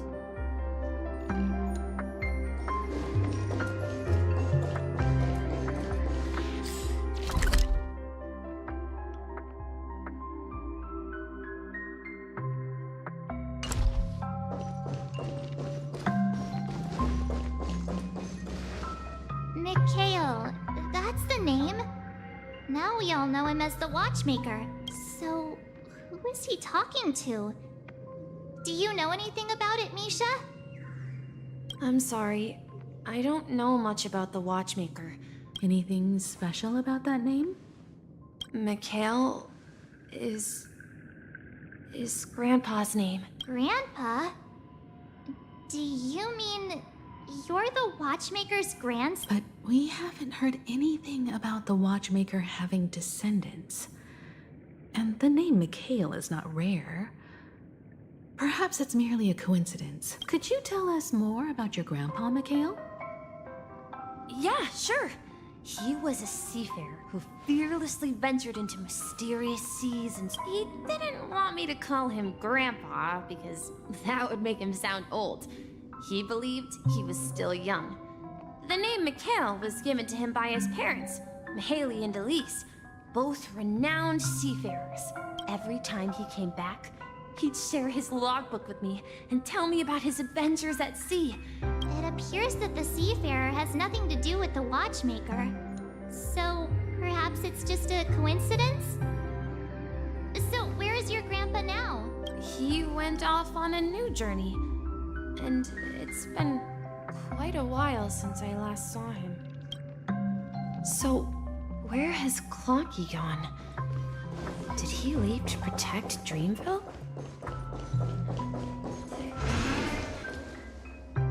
I heard some noises from the room. Origami Bird? That's a friend of mine. You and Origami Bird are friends? Yeah. It's a member of the Compass crew, just like Clocky and Miss Mirror. And there's more than just one Origami Bird. They are a big family with lots of brothers and sisters who look that they follow Miss Mirror's orders and handle all sorts of jobs on the ship. They're the best sailors. Sailors? Can Origami Birds be sailors? Could you tell us more about the Compass, Misha? The Compass is a ship bound for the New World. Clocky and his partners travel through layers of fog to the depths of the sea. Whenever there is danger, Clocky will use a compass and guide the ship in the right direction. That's a great story.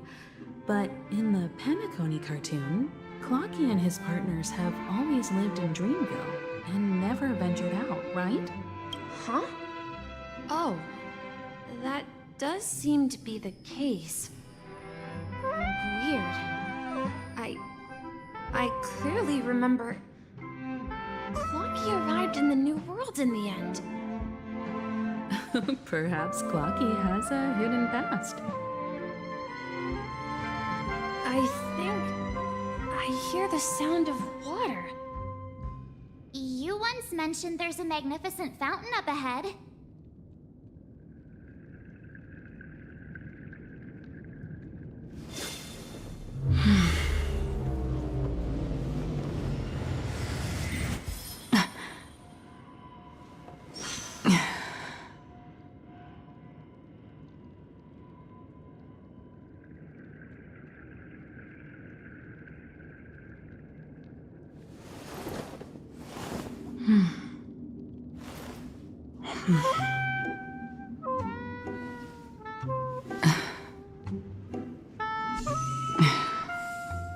Stream forth, gleam of old blades.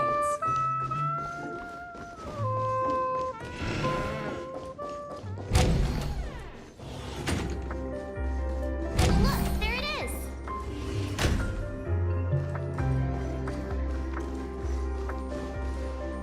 The water resembles a precious jewel, embedded in the dreams of all seafarers.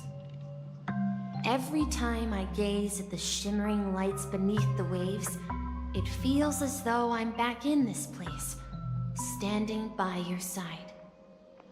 Have you recalled anything, Misha?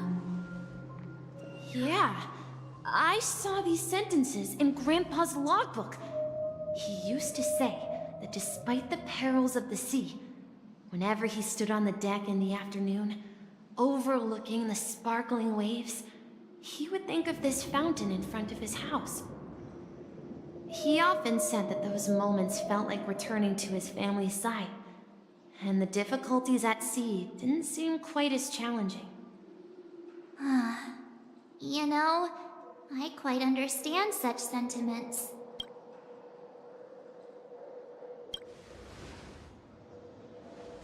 Hey, don't tease! I was just being a bit sentimental. Perhaps every adventurer far from home carries a fountain within their soul. Even though the other side of the sea remains shrouded in the unknown, the fountain in front of his house serves as a compass, leading him back to his cherished ones. Yeah. While Grandpa was at home, we would stand by the fountain and place the compass, a toy boat that I made, into the pool back then. I would ask him when I could go on adventures like him, and he would always laugh and say I was still too young.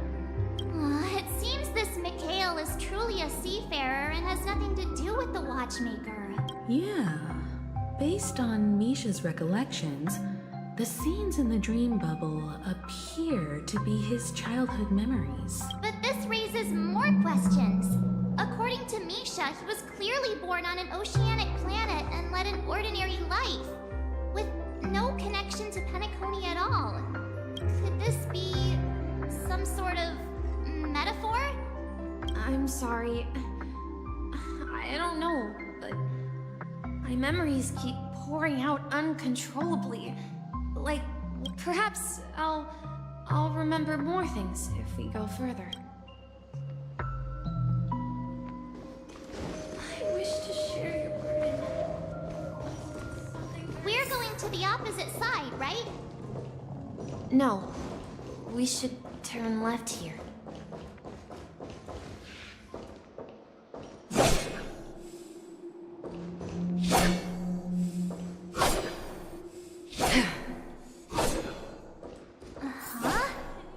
Something feels different about this place. This is it. I remember this corridor. I want to go too. Up ahead is Grandpa's study. It was in that room. I saw him last time. Is our destination.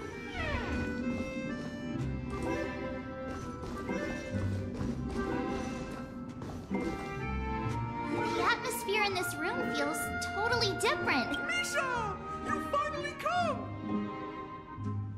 Clocky, you're here!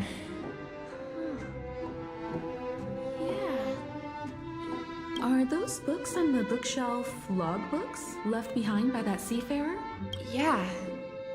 Whenever he came back, he placed a logbook on the bookshelf in his room. He described our world as a fountain, to ensure that everyone had land to settle on. He had to continue on that day. He called me to his study. I asked him if I could go with him, but he said that my adventure lay elsewhere. What sound? He told me about a vast ocean in the sky. An ocean of... He said that he knew the crew on the train, and that he had asked them to take me along. He said the journey I had always dreamed of. A train? It's the Astral Express. I remember now. Grandpa's friends are a group of nameless who came to this world to resolve a disaster caused by a star. Then, he gave his pocket watch to me. It was his cherished treasure, appearing in every... He said, as long as I kept moving forward, I'd eventually reach my desired destination. The distant sound of a train whistle. Exactly, Misha! And then we followed that whistle, didn't we? Yeah. I think I can still find the way we took.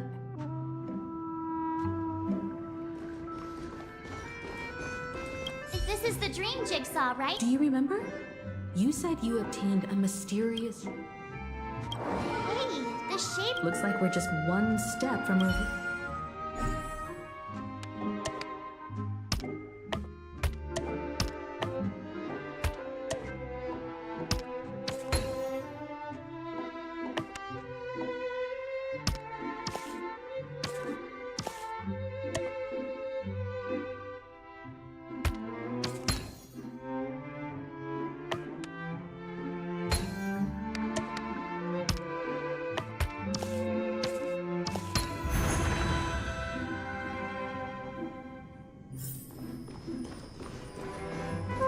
Stream forth the gleam of old blades.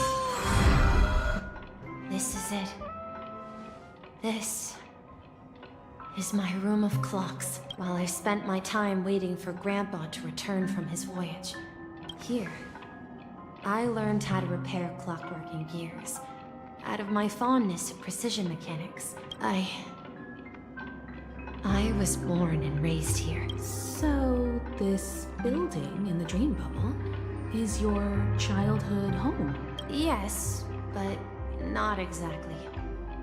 To be more precise, this dream bubble itself is my home. Looks like you've remembered everything now. Wait. Why does it feel like everyone else knows something I don't?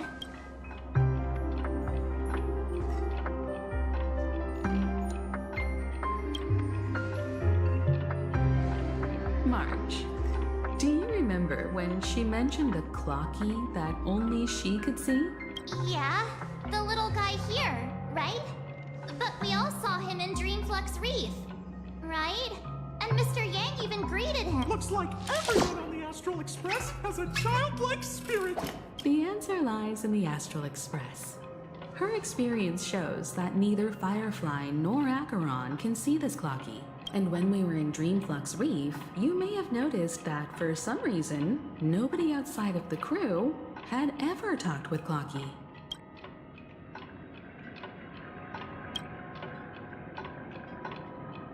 A mimetic life that can only be seen by a select few. It's just like a hidden message, left by someone for the nameless. But Misha can see Clocky too, right? They even grew up together. But Misha hasn't started the way of the trailblazer. That's the key to the mystery, March. Now, take a moment to recall. Have you ever seen anyone outside of the crew interact with Misha? Wait. That's the answer, March 7th. This dream bubble is the place where I was born. And I'm a dweller in this dream. Just like a memory zone meme. I should have stayed here and waited for you. But when reality and memories merged, I unconsciously pushed open that door and left the bubble with Clocky.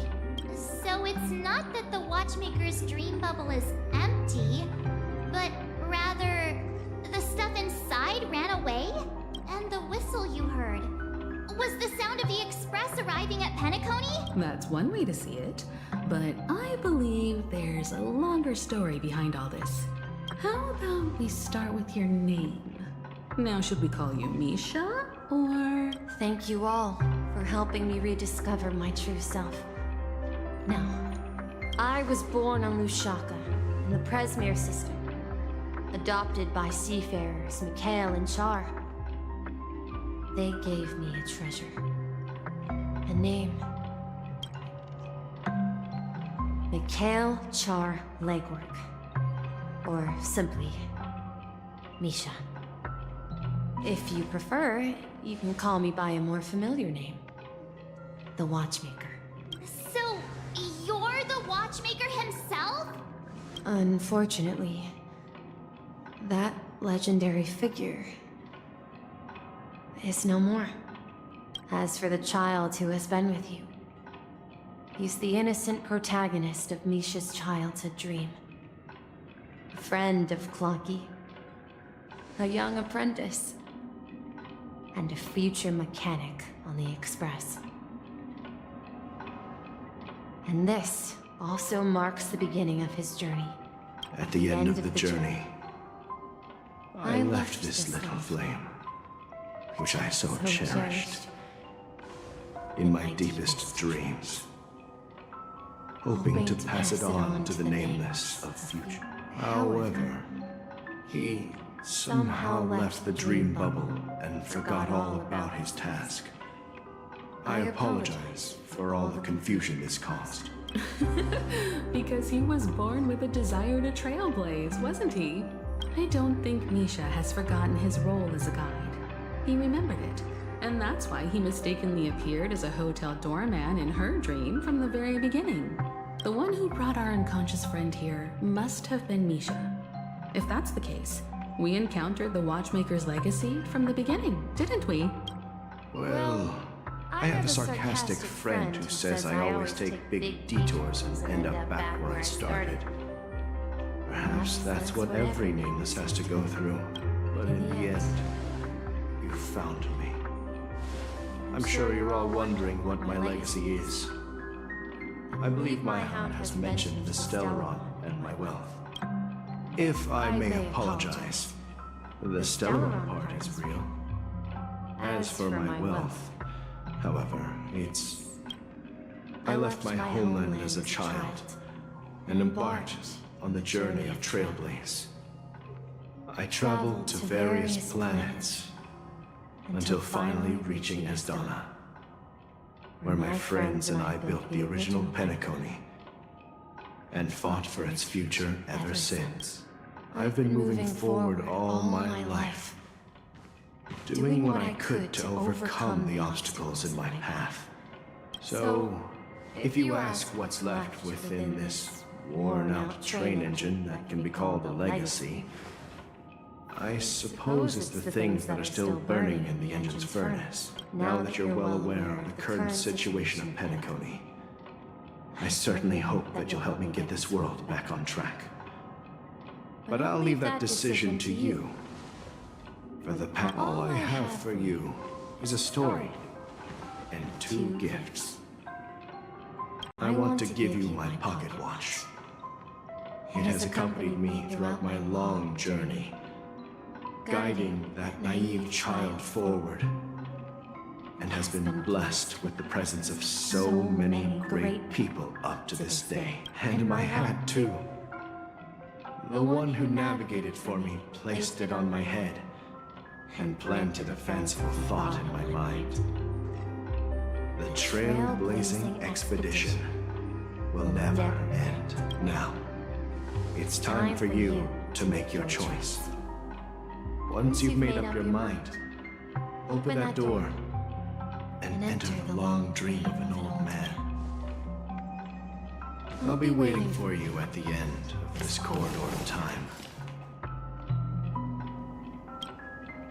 All right, everyone. Let's make a decision, although I don't think anyone will have any of. Of course. We've come. In that case, then let's proceed together to the end of this stream. And Stream 4. Gleamable.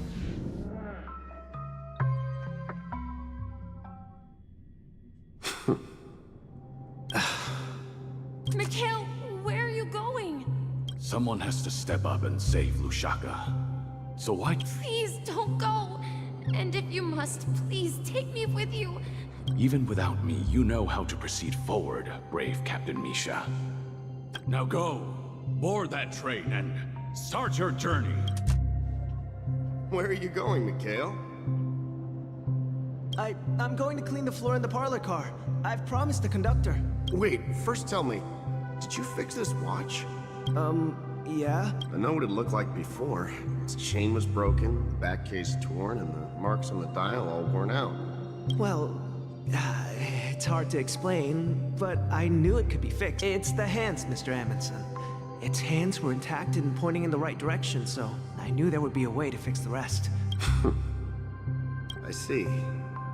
You'll work with me from now on. Haven't you always wanted to tinker with this train? You're its mechanic now. As for the conductor, I'll do the talking. But I only know how to fix watches. Don't worry. You've got what it takes. I'll teach you what you need to know. Where are you going, legwork? It's time to head to our next stop.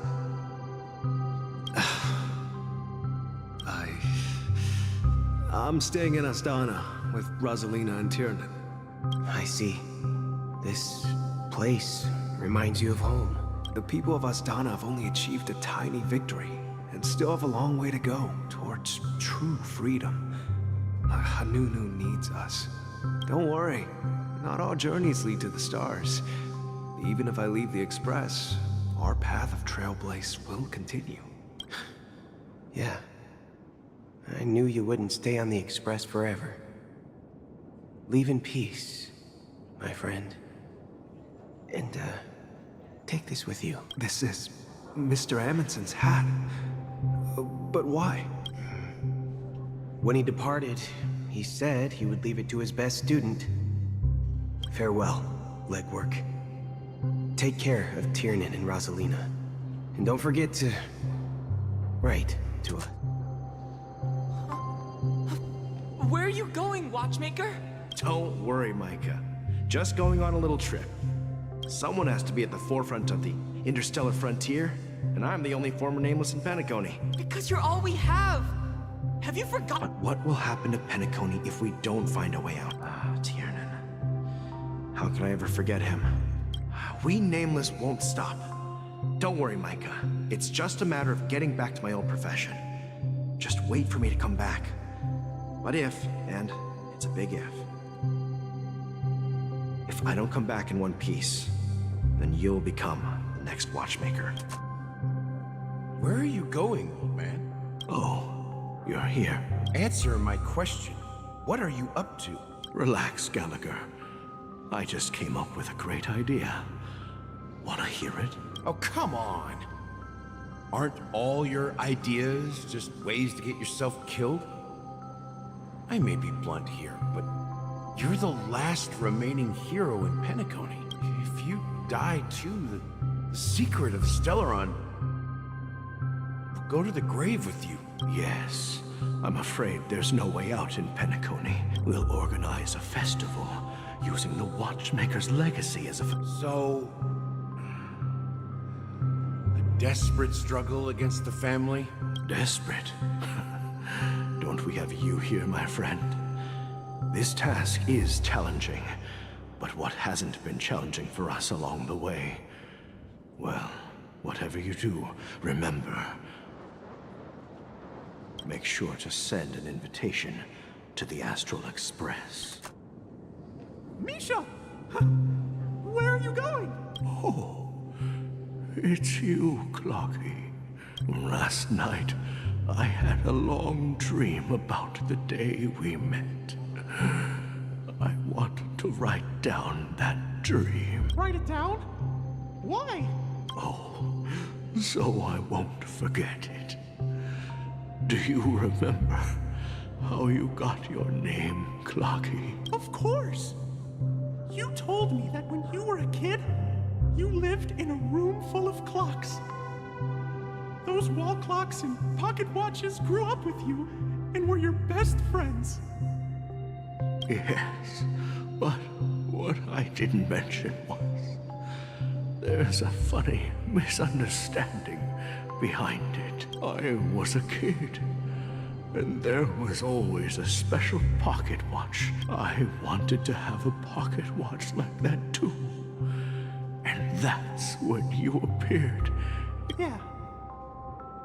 Every night, we boarded the compass and set sail together. But you know what?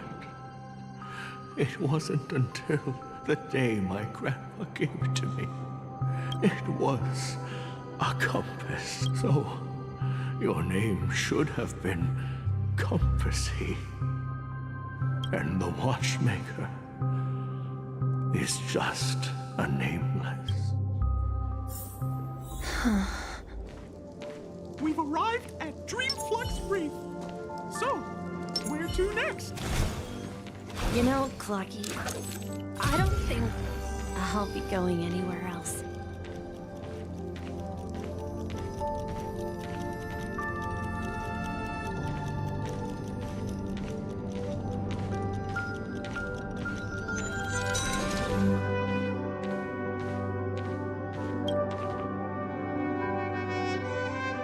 I've traveled far enough, and it's time for a little break. Oh. So, we'll set out again. When you're rested? No, I'll stay here. And then, this is where it ends. This is... where it ends? Misha, you told me that the trailblazing expedition would never end. Yeah, that's what I said. So now, it's up to you to decide your next destination. My next destination? What's that supposed to be? I've been following you, Misha. You're acting weird today. If you're feeling down, we can just do what we usually do. With the clockwork. No, I'm not feeling down. As for clockwork, yeah, it resolves all problems in this dream. So, do you know what clockwork actually is? I'm not quite sure. Well, everyone gets lost at times. They may hesitate and doubt which way to go. That happens in this dreamscape and beyond. But don't worry. Everyone goes through moments of uncertainty and hesitation, whether it's calming, joyful, angry, or sad. All they need is a little nudge to take that step toward where they truly belong. I'm leaving that little nudge with you, and I hope you'll share it with others. Such is the essence of clockwork, the will of the trailblaze. Clocky's hands spin around non-stop, indicating confusion, frustration, and weakness. But ultimately, people still need to move forward. Just like your hands, always pointing ahead. This is where my journey ends. From now on, it is your path to walk. Trailblazing means taking paths your predecessors forswore and venturing even further. The Penacony in Mikhail's dreams does not belong to order.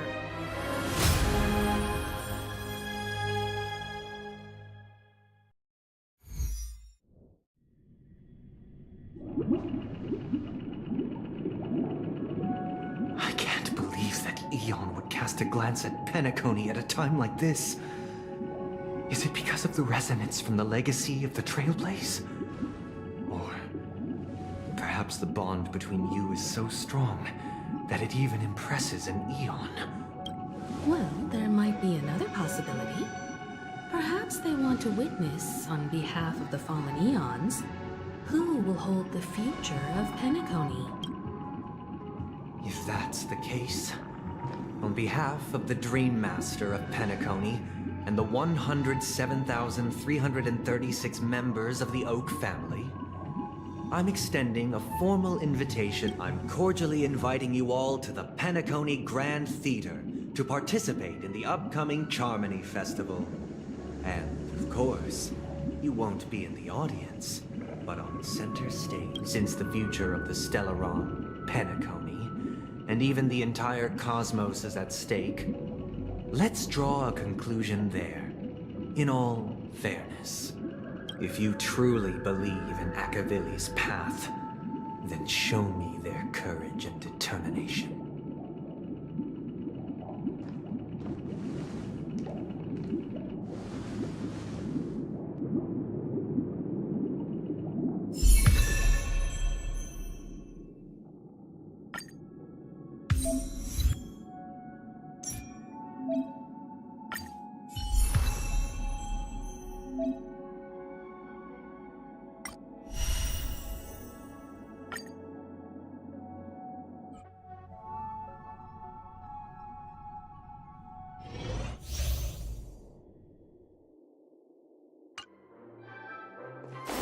Please stay tuned.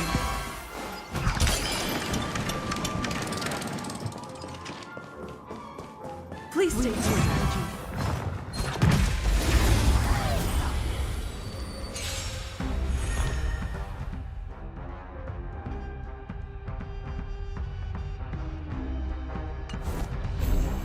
Time to test our rapport.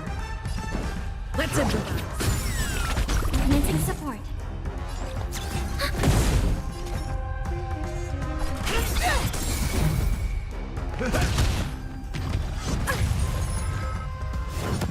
Still the same old. Enemy targets detected. Enemy data secure. Net markers activated. Time for a good old counterattack. By the order of the 10, execute the Marastruck! No one misses the Marastruck. The mood is set. Just let the show begin.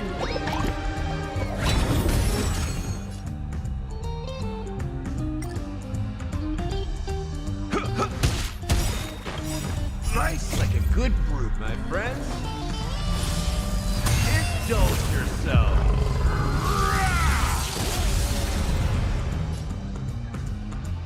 It ain't over yet.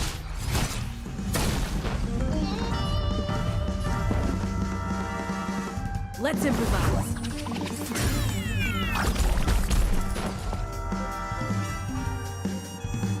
Ready for another? Do you admit this crime?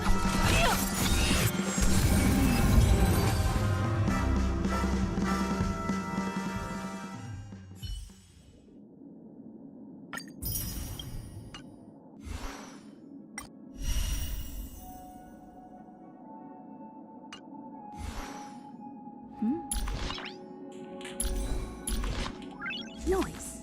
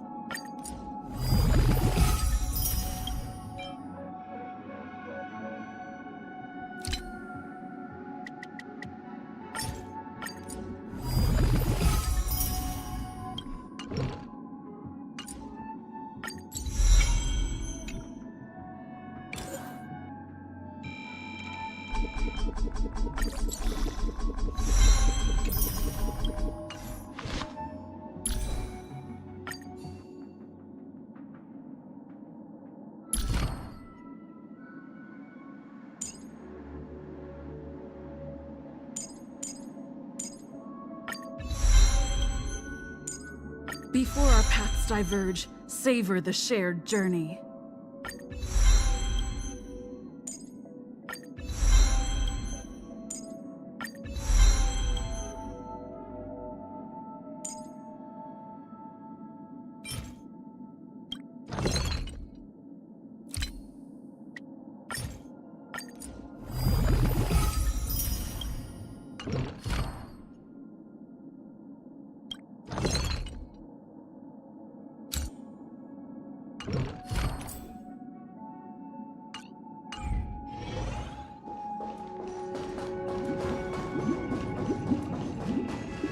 Does that mean he wants to fight us during the— I'm afraid so.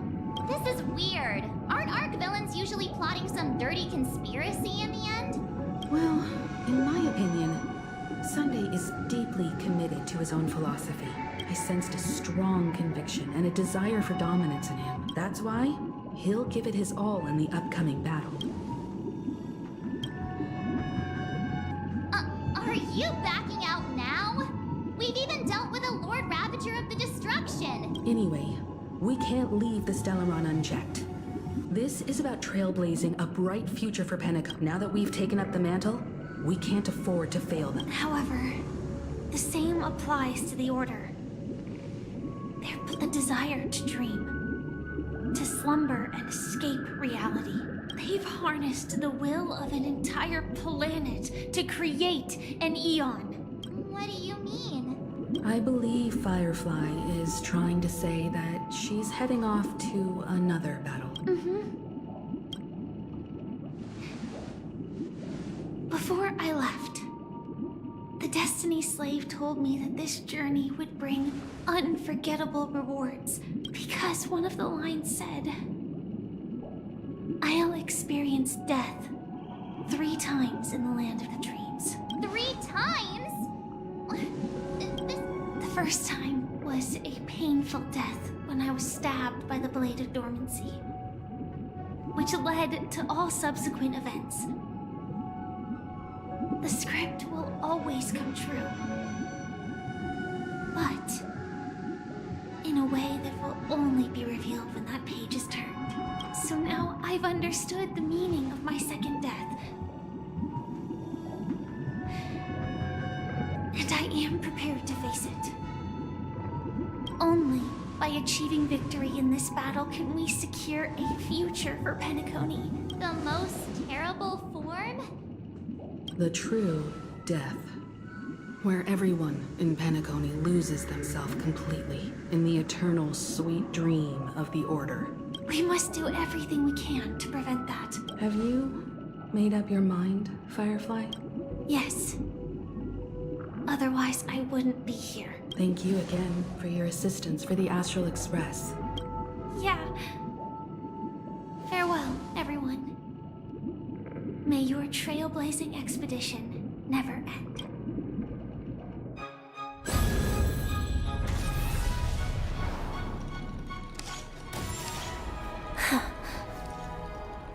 I dreamed of a scorched earth. Everyone, are you ready? A new shoot sprouted from the earth. It bloomed in the morning sun and whispered to me. Like fireflies to a flame, life begets death. May we meet again in reality.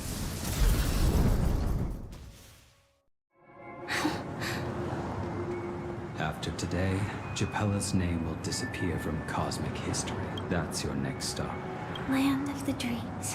I hope you find whatever you seek there. You mean? Silverwolf told me about it. Well, I want to live. I'm never afraid of death. People die. And I am no exception. We have to choose where we want to rest forever. Do you exist, just— Are you not the same, Blade? The end you desire is not one dictated by others. If I were to die now, I would only be a weapon. I believe I should die as a human. Though its definition escapes me, isn't this the answer that ordinary people look for their whole life? The tombstone that belongs to me once bore the inscription, Glamoth's Iron Cavalry. Then it changed to Stellaron Hunter. But one day, it will bear the name Firefly.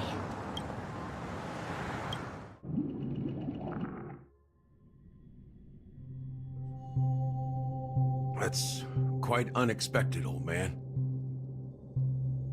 Who would have thought your crazy plan would actually work? Do all you nameless fools just act on a whim? I can sense that this false sweet dream is coming to an end. The nameless may be young, but they had the ability to achieve this goal. It's a shame you won't be able to see it firsthand. Maybe I won't either. Once something fictional is seen through, it ceases to exist, yeah. Not just those nameless. Even Mr. Wings is just like you. Stubborn, won't listen or give up, but in the end, we managed to do it. Now we can find solace. Well, I don't know if they really meant it, but if longing for freedom means going to hell, then I'll be joining you soon, you old fool. Let's get together and have supper again in hell. Oh, I almost forgot. Here's to you. A glass of hello and goodbye, trip to the imperfect tomorrow. It's warm here, isn't it? You're lucky to have found shelter from the rain. Let alone fresh berries in this desolate place. I was just following the scent of life. It's particularly strong in a place like this. It's a shame these berries don't have much flavor. Seriously? In case you didn't know, this fruit is pretty juicy. The only downside is that when you chew it, it becomes extremely spicy. Have you lost your sense of taste? I can still taste certain things, like a faint sweetness. Before coming here, I stopped by a place called Orkron. It had barren cliffs and nights lit by bonfires. Burgundy snow would fall from the sky, and when it landed on my tongue, it tasted like raspberries. The flavor wasn't exactly sweet, but it left a lasting impression. When I think back on my past, I realize that what's tying everything together isn't the big events, but rather these small yet unforgettable moments. Don't worry about it. Losing oneself is a reality that every self-annihilator must face. At least I haven't completely lost my senses and memories yet. Well, congratulations on adding another footnote to your journey. By the way, are you always alone? No, I had a companion in Orkron. She's a short, nameless girl who aspired to explore IX. She always said she'd walk a path deeper and farther than Akavili's. Quite an ambition for such a small girl. So, what happened? She became stagnant water. Well, my condolences. Condolences. I don't need them. The girl left with a smile. She never regretted her choice and most definitely wanted me to say goodbye with a smile. So, that's what I did. That's proof that you're grieving for her. Or perhaps I'm just afraid. Afraid? I rarely sense that emotion from you. What do you fear? I'm afraid I'll forget the 30 days I spent with her. Just like all the other days in my life. I fear that those vivid red memories will fade away too. There isn't much color left. Hard to imagine. A ranger accustomed to bloodshed, destruction, and chaos finding warmth in red color. Because I have experienced this warmth many times. As long as this red color still lingers, I have a chance to fulfill that promise. In the end, it will lead me beyond the horizon of existence. And on the other side, I will cut off nihility. The one blessed by the sleeping and shapeless is considering how to kill them. That's truly pure night. But you're right about one thing. After spending so much time near this stagnant water, only when I look at this vibrant red fire do I realize that... When will this rain? Perhaps... when...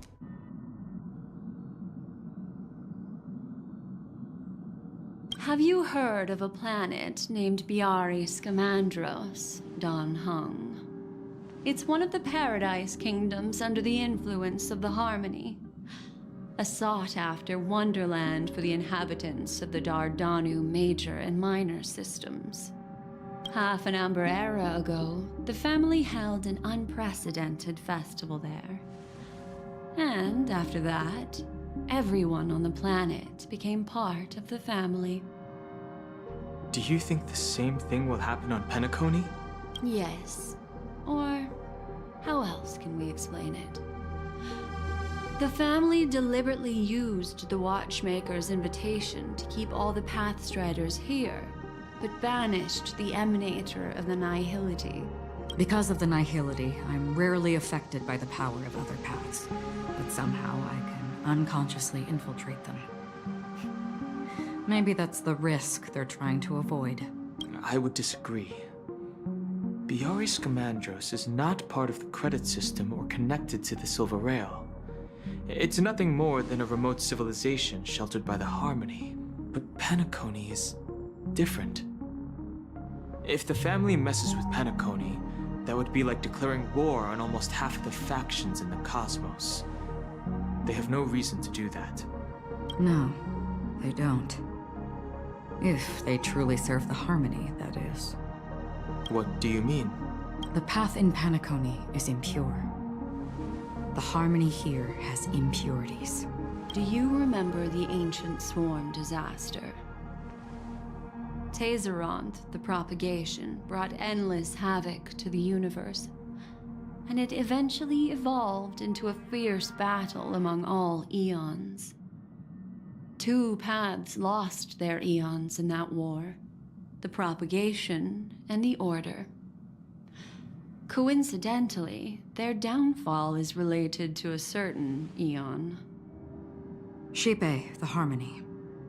Legend has it that they participated in the crusade against the Imperator Insectorum and devoured Anna the Order for unknown reasons. Holy forgaroni. So you're saying that the 2 leaderless paths are working behind the scenes? But I don't see any descendants of the propagation in Penacony. Could it be that the remnants of Beyond the Sky Choir are hiding within the family, trying to resurrect a fallen eon? I can't say for sure, but they're definitely planning something for the Charmony Festival. Dude, this is getting way too complicated. Is this why you want us to leave Astana right away? Are you giving up? The Charmony Festival will start soon. There's one thing that I need to confirm no matter what. Time is running out. I have another plan.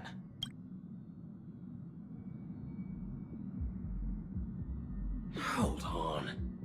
Are you thinking of using the Jade Abacus of Allying Oath? Exactly. The assistance from the Lawful Cloud Knights would be enough. Think it over carefully. You can only use that once in your lifetime. I have considered it thoroughly. My companions are... they're also once-in-a-lifetime treasures.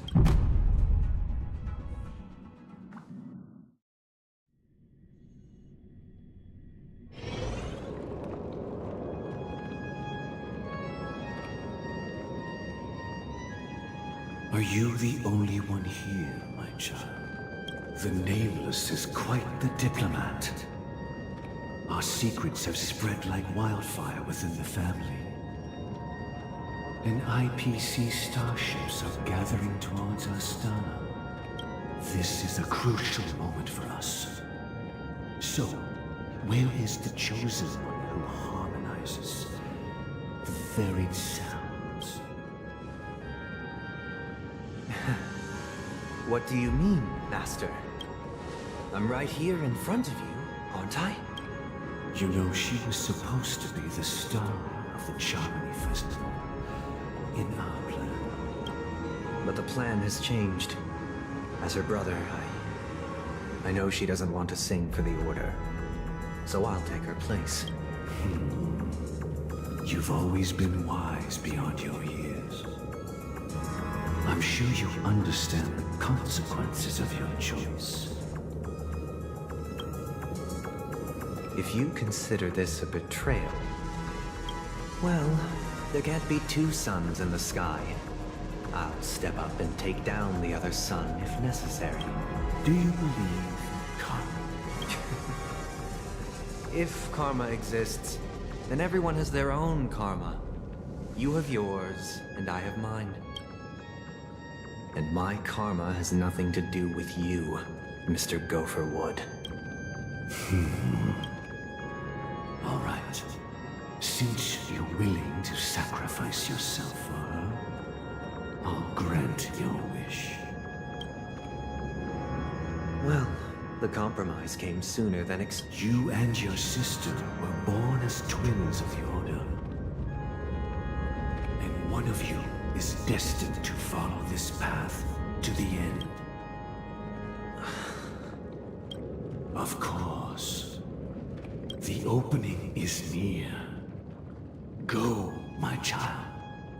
Seize the power of the harmony and reveal your karma. I have one final question. Master, why did you choose to bring the Order to Penacony? Wouldn't it have been better to choose a desperate world instead of a city filled with hope and dreams? Why? It's for justice, my child. If we lose justice in our hearts, we'll... So, it's not you who manipulates the dreamscape with the Stellaron, but... Well, that's where our conversation ends. Go ahead. The 107,336 souls of the Oak family have dreamed of this moment too many times.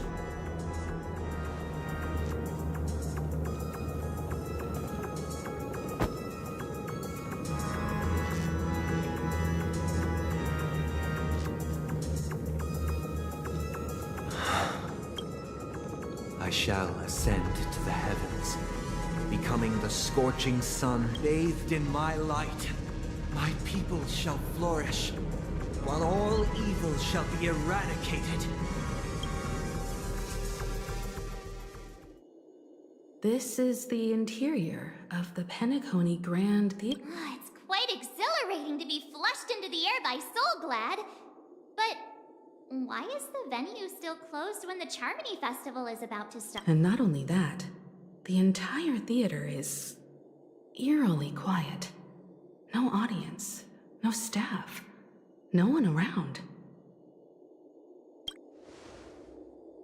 Yeah, I wonder how many tickets... Hey, that's not what we should be concerned about! Let's explore around.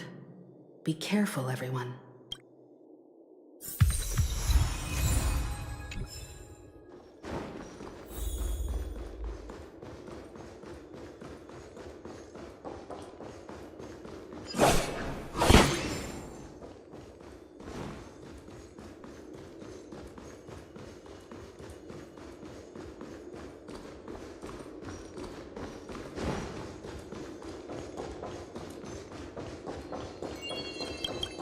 The atmosphere is so creepy and unsettling.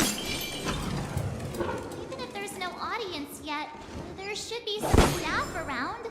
Why is it so silent?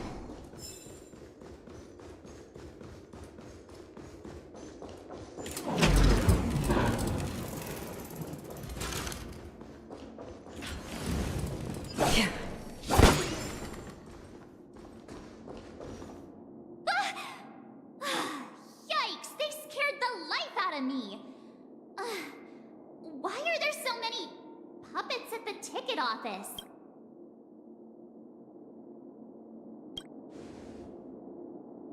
What? Ugh, you're so annoying. Stop scaring me. Are these puppets part of the stage setup? Even so, it's so eerie that the entire front hall is empty.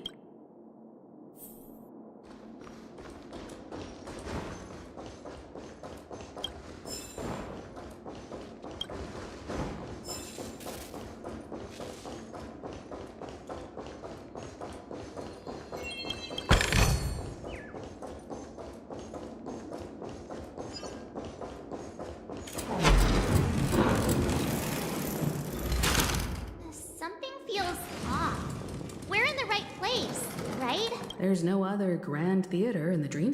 So Sunday's messing with us? He said we'd have a final showdown on the stage, but why is there no one here? My apologies for the delay. You scared me. I'm waiting for you behind the curtain.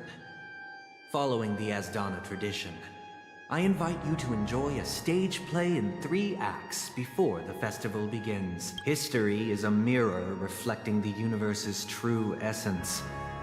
Let's use this opportunity to delve into the rich history of Penacony and the eons within it. Naturally, the future takes shape. Let us commence with the dawning of the world. After the Dusk Wars, darkness veiled the sky, and chaos consumed the earth. In the Order emerged, destined to restore all existence. That marked the first day.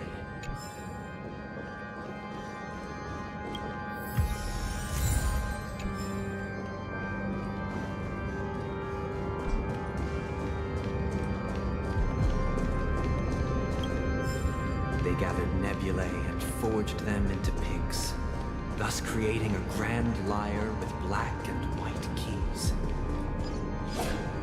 Strike the white keys, and the sun rose. Strike the black keys, and the moon rose. And so...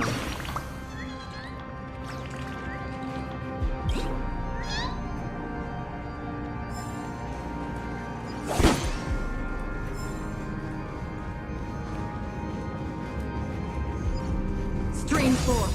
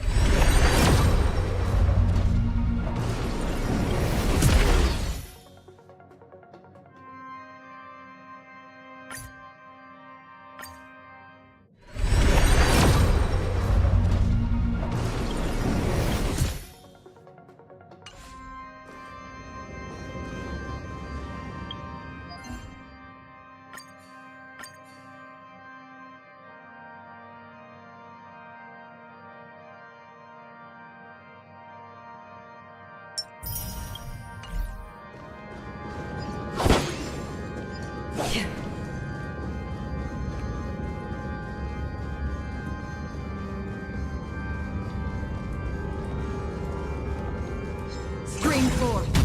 Gleam of old blades.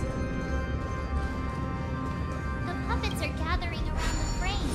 Are they expecting us to enter it?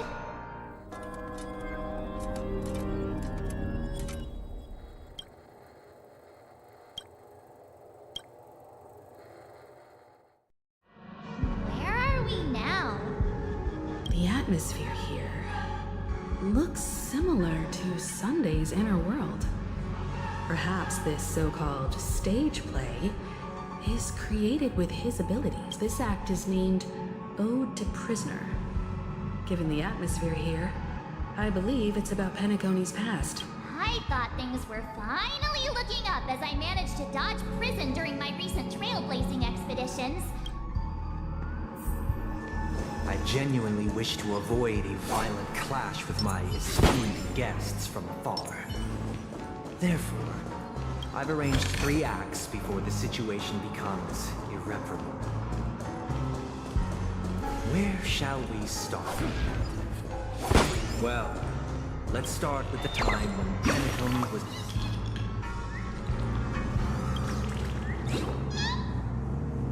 Where shall we start our narrative? Well, let's start with the time when Penacony was still a frontier place.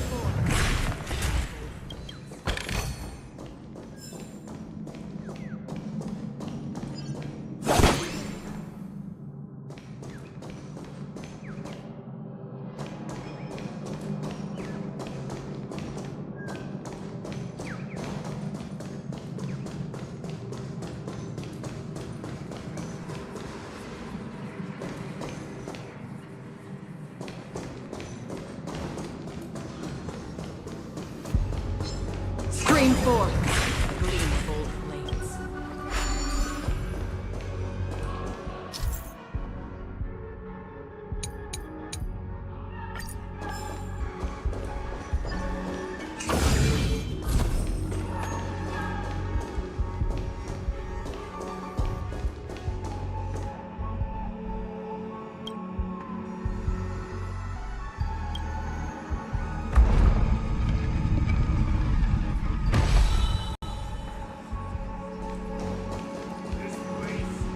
In 2147 AE, a prisoner named Hanun ignited a struggle for liberty and emerged triumphant. IPC referred to it as the War of the Frontier, while the Asdanians dubbed it the War of Independence.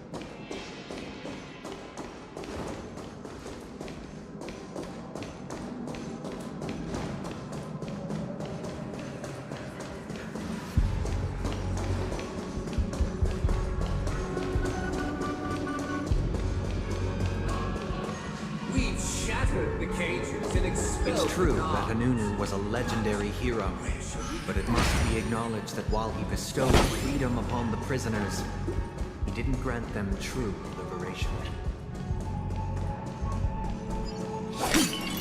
Thank you for staying here, honorable travelers. However,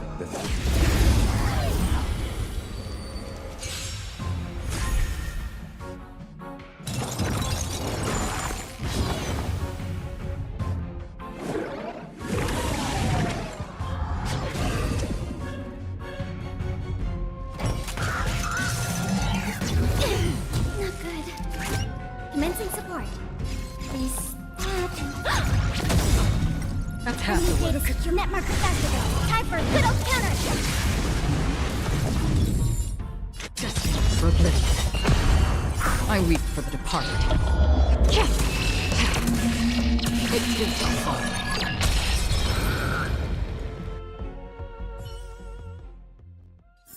thank you for Another staying blood debt here, repaid. honorable travelers. The However, 3 nameless stayed on the planet, endeavoring to spread the tenets of trailblaze throughout the frontier. Alas, their efforts proved futile.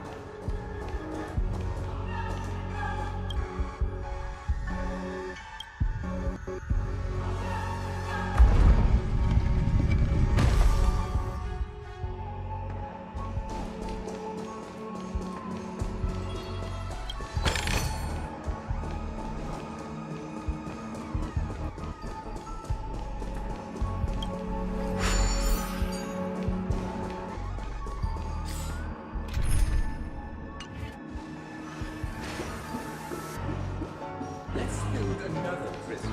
Not within the Once again, Asdana was engulfed in war. This time, the enemies originating from within. The prisoners remained prisoners for the rest of their lives, fighting for freedom rather than living for it.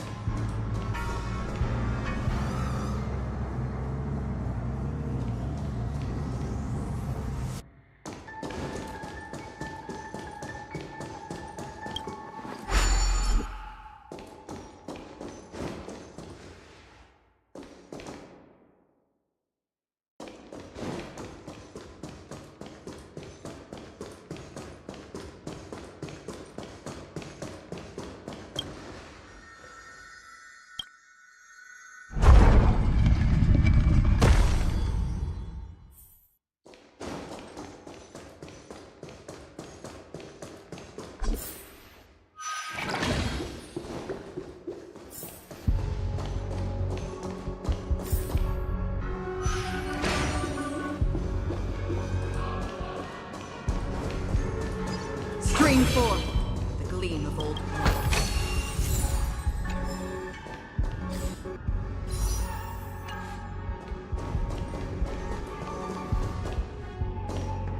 I hope you like this land of freedom. As you can see, their sentences have long ended, and the IPC guards have long been expelled. Yet, these prisoners remain enslaved, not by external forces, but by the confines of their own minds. Freedom permeates every corner, except fragile souls. Prisoners, this is my order. Learn the essence of freedom and... Why do we have to fight while enjoying the show? For I desire not only your enjoyment, but also your assistance in its completion. Sure, I'll play along. Spend freely.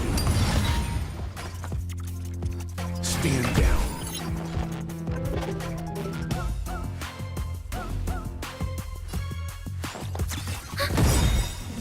I weep for the departed. It is my fault. Watch your head. Enemy data secure. Netmark accessible. Time for a good old counter. Free will, or was it fate?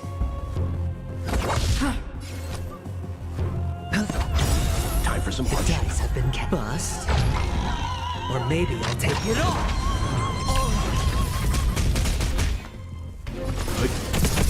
Commencing support. Still water to the cliff. Enemy targets detected. I weep for the departed. It is my fault.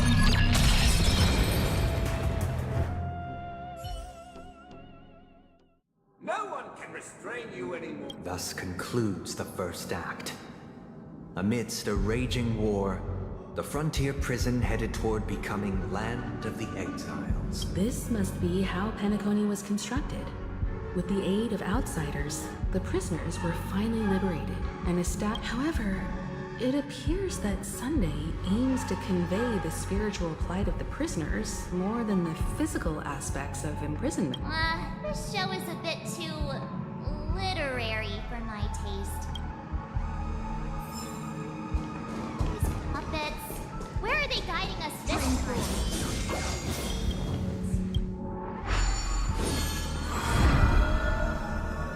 They transmuted streams of stars into inked nibs, creating symbols to be pronounced and counted. They molded stardust into flowing rivers, assigning the righteous upstream and the unjust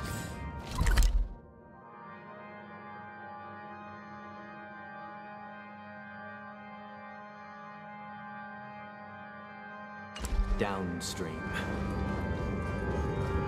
Thus, all things were marked, and the world learned to discern between good and evil. That marked the third and fourth days.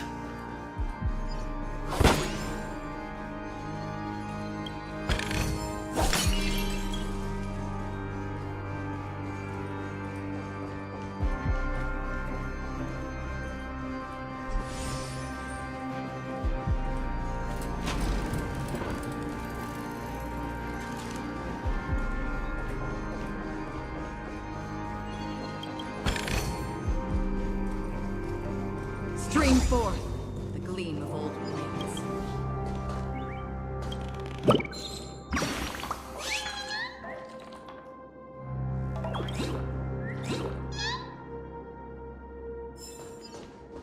Bring forth the gleam of old blades.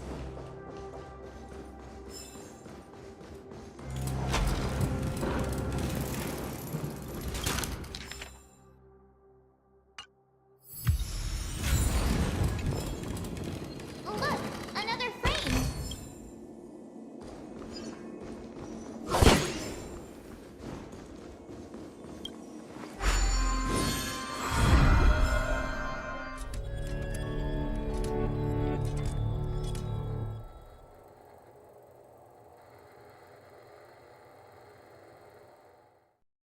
Ode to Fool.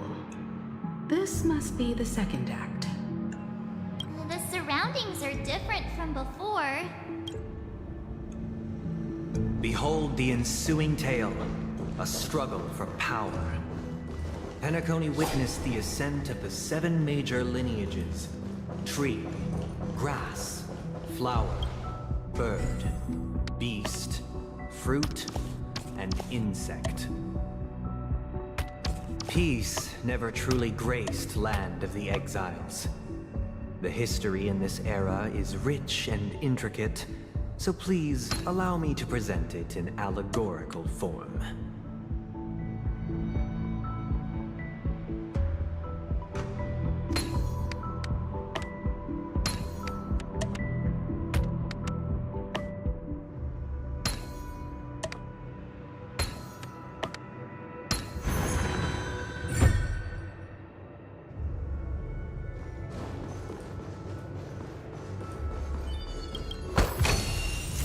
Welcome to this mansion, dear Land of the Exiles was in disarray, besieged by both internal and external perils. Though the 7 major lineages appeared united on the surface, each hostile.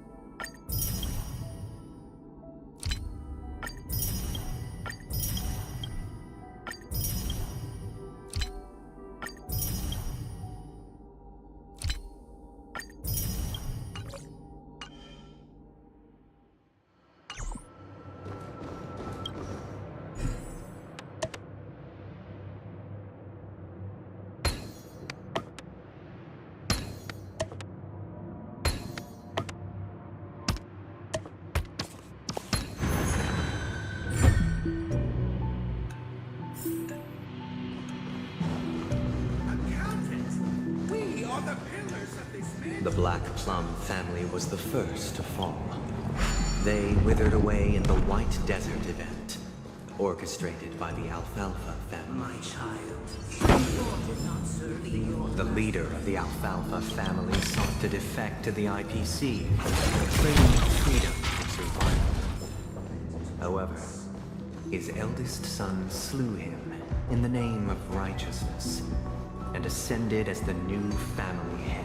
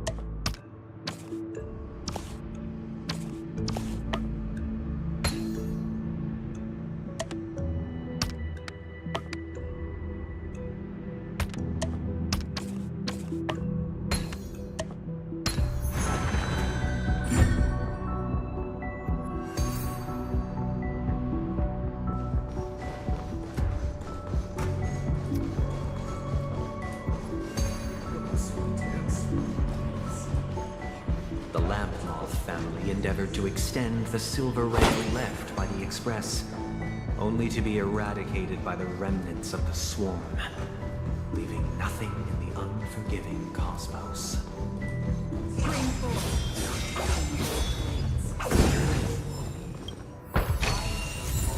Only when Gopher Wood led the family to Land of the Exiles and earned recognition from all 5 major lineages did Penacony earn its new.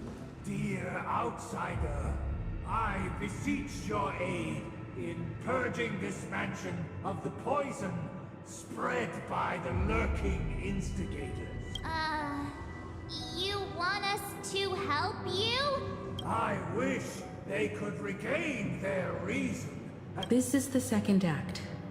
Looks like it's about Penacony's journey to becoming the Land of the Dreams. But this new master seems like a bad guy to me. Perhaps this is the truth Sunday is trying to express, if you read between the lines. The Harmony changed Penacony just as the guards once did. Looks like we've gotta help those guys kneeling down.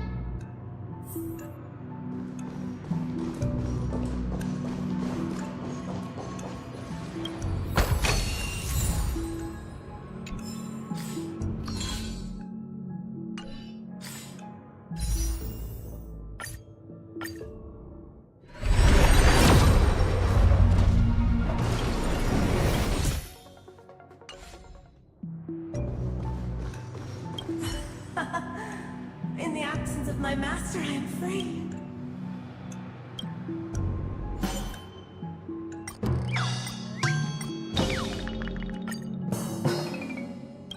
This puppet isn't responding at all.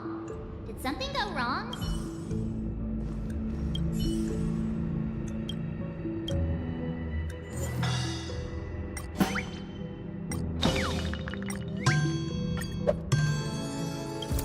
Sing for my new master, just as their noble voice once resonated throughout the cosmos.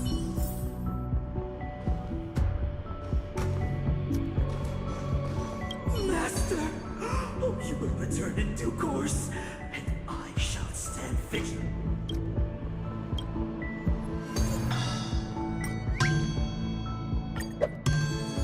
Master, now that you have gone, I shall wait no longer for my reward. I shall. Once, I stood.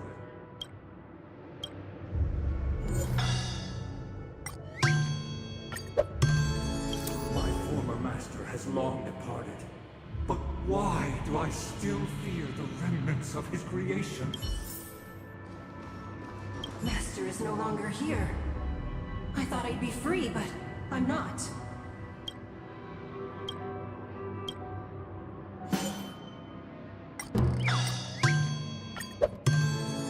Master is no longer here. I must seek a new master and serve them faithfully. Either I shall be my own master, or I shall return to my former master.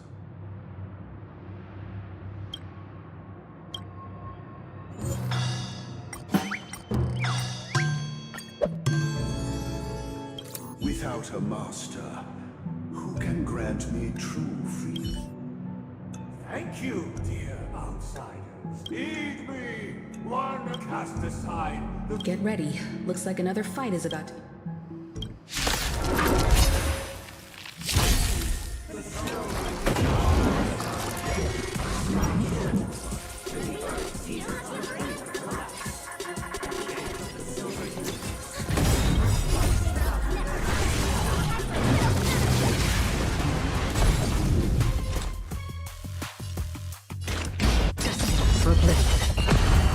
I weep for the departed.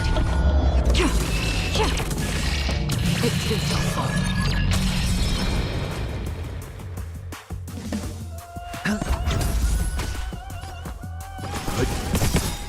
You know nothing of survive or be destroyed. There is no other choice. Commencing support. Still waters of uplift. Hedge your bets.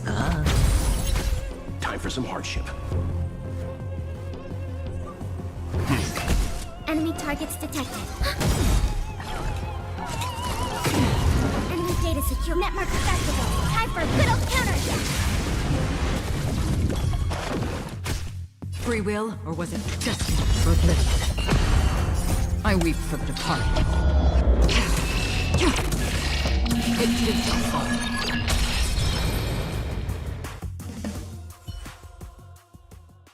Alas, they remain but slaves till the very end. Thus concludes the second act. This is how Penacony fell under the family's control. Since the arrival of the Harmony, This guy really loves dramatic scenes.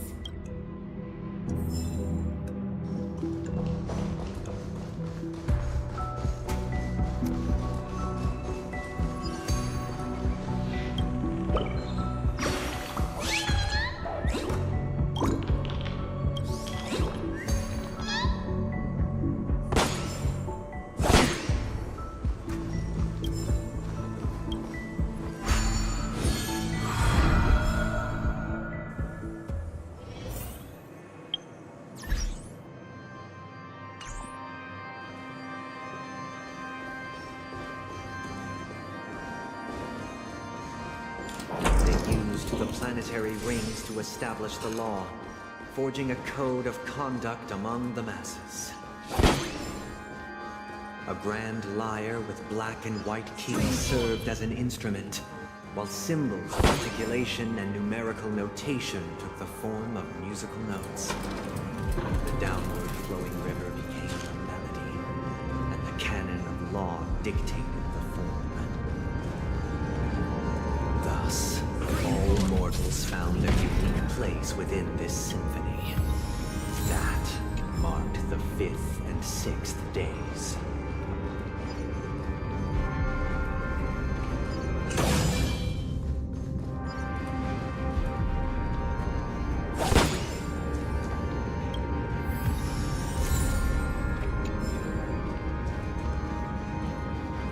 This guy is really into these puppets.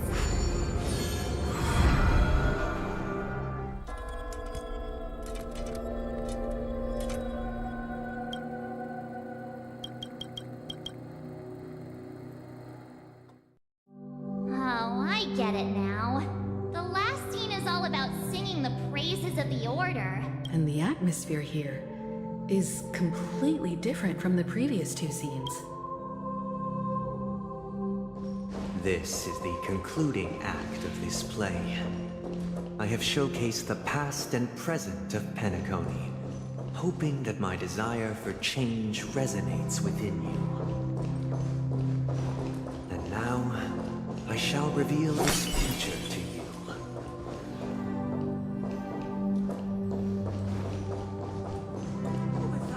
Stream 4.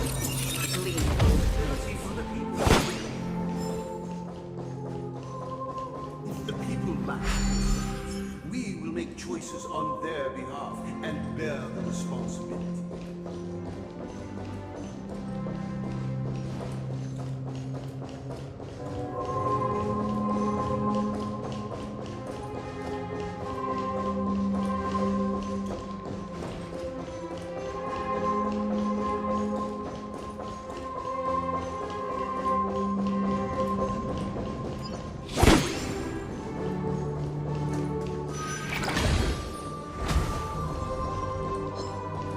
Stream 4.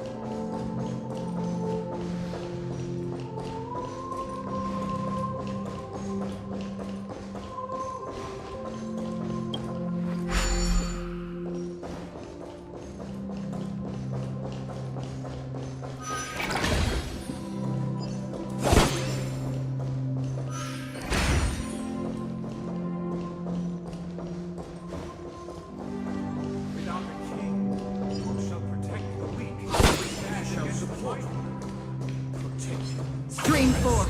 Against the mighty.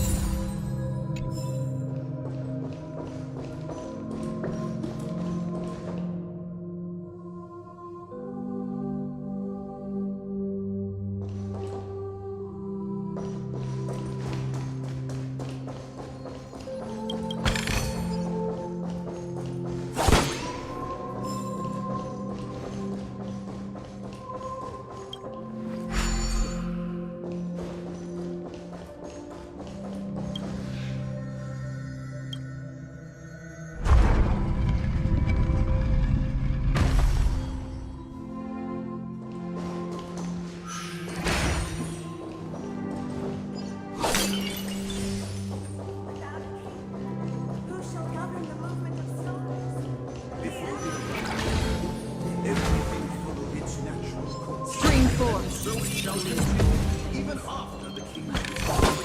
After the king's departure. We no longer have need for a king, for we have become kings.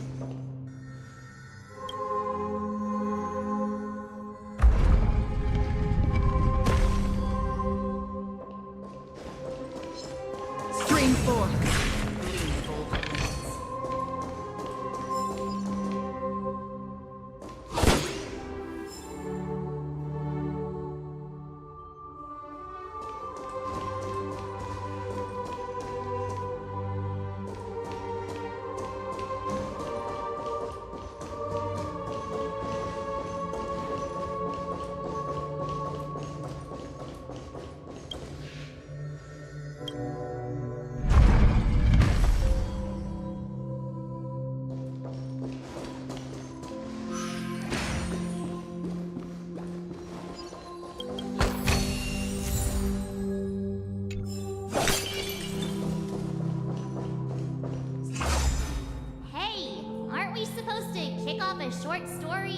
Perhaps we'll need to complete the story ourselves. So, do you think their mind needs tinkering or something?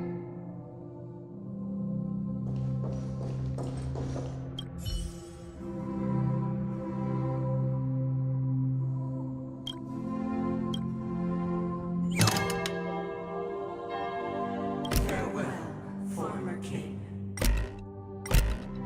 We no longer have need for a king, for we have become king. How did it go? You can't. My apologies for my negligence. I forgot to inform you that the final part... Let our previous king recount it to you. Now it is time for the final rite. Prepare for battle. Looks like...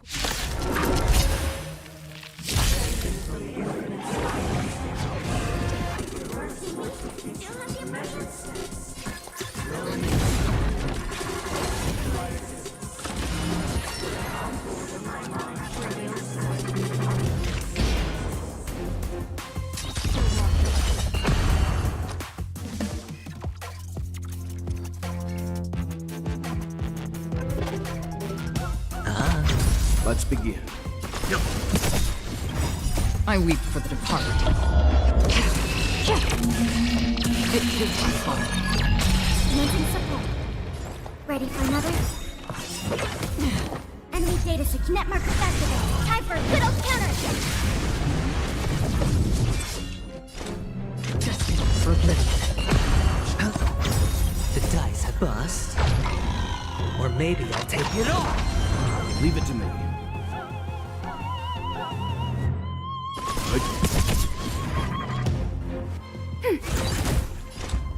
Still waters of oblivion.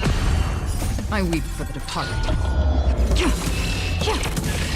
It is my fault. I hit them. Let's begin.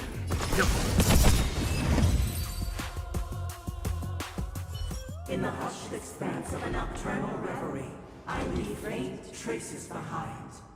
What is mine shall wane, while you shall transcend its delicate nature. This is the final scene. It's much more straightforward. He wants to expel the harmony and establish an empire based on the order. Let's go. Once this stage play concludes, it'll be time for the main event, the Charmony Festival.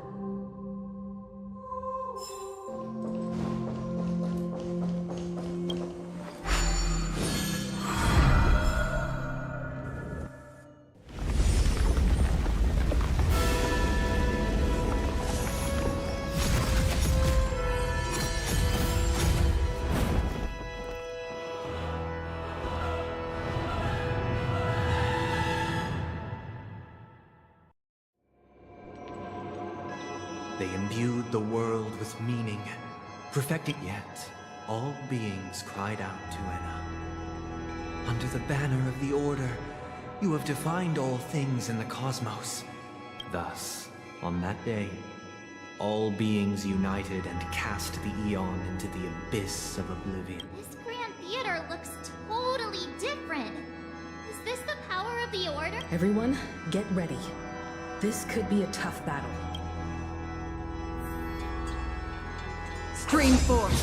The gleam of old blades.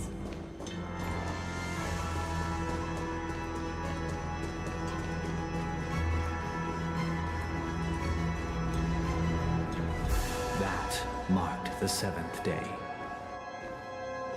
Cheers and chants reverberated in the hills.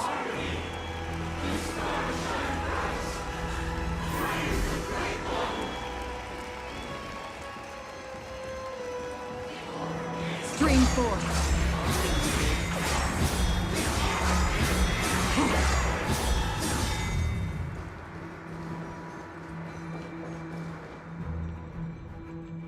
Look, there he is! That concludes everything related to the Order. What are your reflections on this, Mike? Nevertheless, this is but a trivial blip in the annals of galactic history. You've arrived at the perfect moment. The Charmony, allow me to extend my warmest welcome once more. Welcome to Penacony Theater, and the very place where the future of Penacony shall be determined through conflict. Because our shared goals give equal weight to the beliefs we strive for, true goodness can only be achieved through faith. Allow me to point out that falling into a permanent slumber is not happiness, especially when those people are driven by someone else's will in their sleep. Do you still believe that the Order only seeks to control the universe as their puppet, Himiko? No matter how perfect your vision of paradise may be, a cage remains a cage. People will never achieve true happiness in a world like that. They would just be toys for the Eon. It seems you have misunderstood my intentions. Allow me to clarify. My desire is not to resurrect them. My sole objective is to create a paradise free from eons, where the Order ensures the dignity and happiness of all humanity. A paradise exclusive to us human beings. That's not the case. If people are to live with dignity, there must be nothing and no one above them. In your so-called paradise, you would be the one reigning supreme. Looks like we won't be able to convince each other. Now that our conflict has been destined, let's unveil our paths. However, before the prelude to the future begins, please take a moment to ponder the questions I've posed. Is darkness equal to daylight? Are sinners equal to the righteous? If you are born weak, which god should you turn to for solace?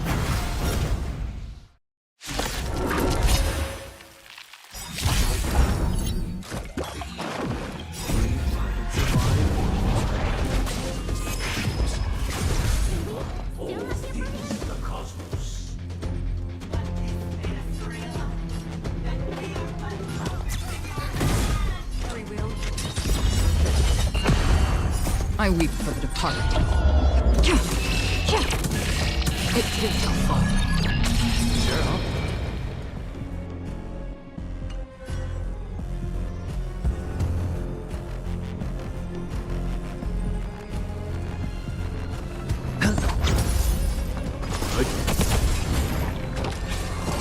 No dirty tricks.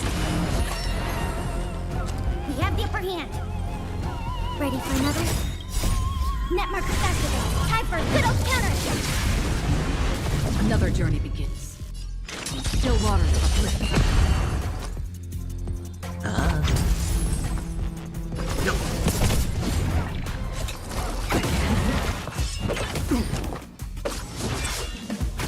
Commencing support. I'm fine. Just for oblivion. I weep for the departed. It too shall fall. Spend freely. Stand down. Ready for another?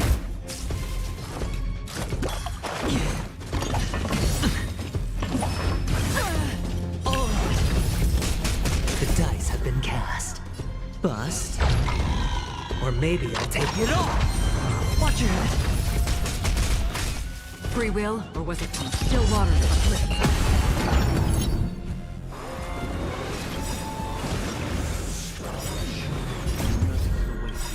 Survive or be destroyed. There is no other choice. Enemy data secured. Net marker activated. Time for a good old counter. Hedge your bets.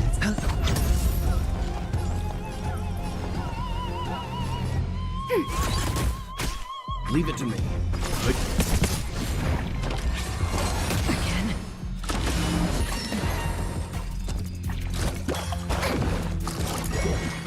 No dirty tricks, alright. Just for oblivion. I weep for the departed. It too shall fall. I hit the mark. It's on me.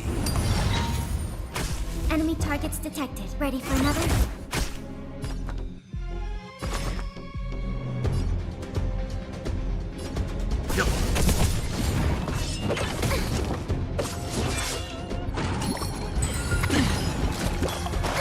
Another journey begins.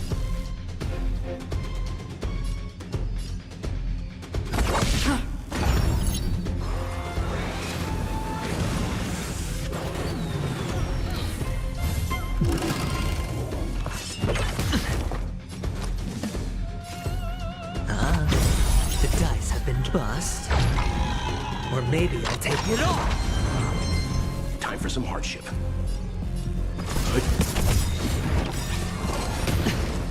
You know nothing of survive or be destroyed. There is no other choice. Sure, I'll play along. Spend freely. Let's begin. Watch your head.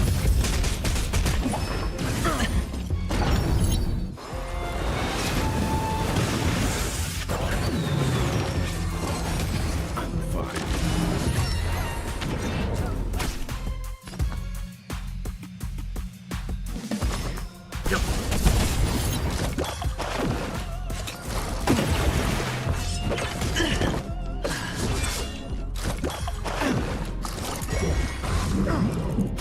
Time for some hardship. Stand down.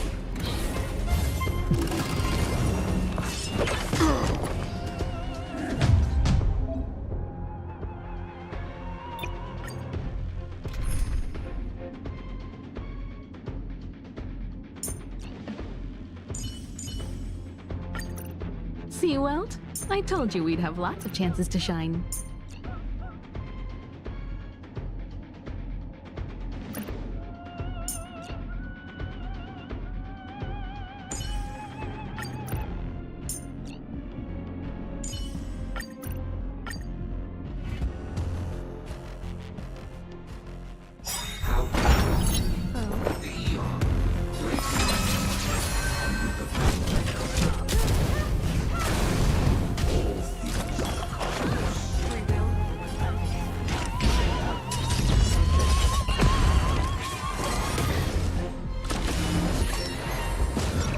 Naughty child.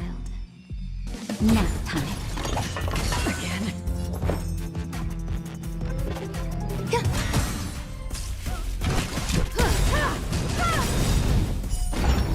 You won't get away. I weep for the departed. It too shall fall. You won't get away. Perhaps humanity never conceals its desire to control the heavens, and I'm no exception. That's half the work. Still waters of uplifting. Arm for a shot.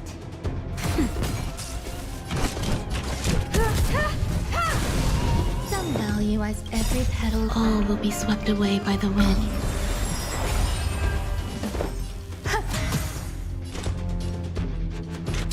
For oblivion. I weep for the departed. It too shall fall. Just a little something. Don't worry. It's just...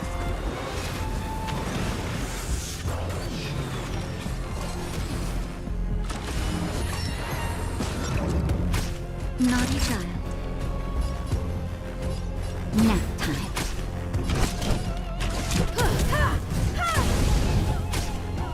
Eternal. I'm okay.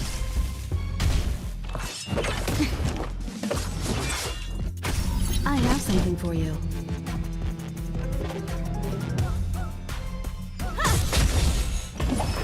You've got a lot of nerve. Just kidding. It's done. There's more to life. Time fresh. Just a little something. Don't worry. It's just... All will be swept away by the wind.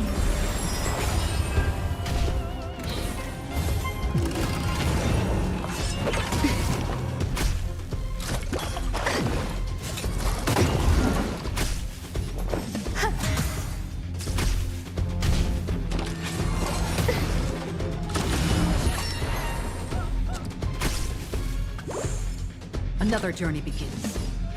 Still water of oblivion. Still unanswered. That'll take more than medicine. Nap time.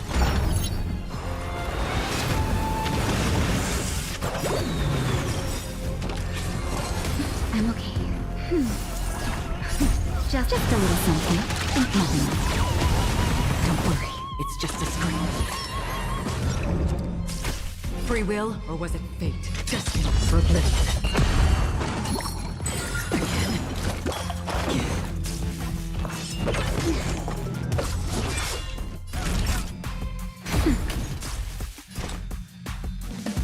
Still water of oblivion. I weep for the departed. It too shall fall. Again.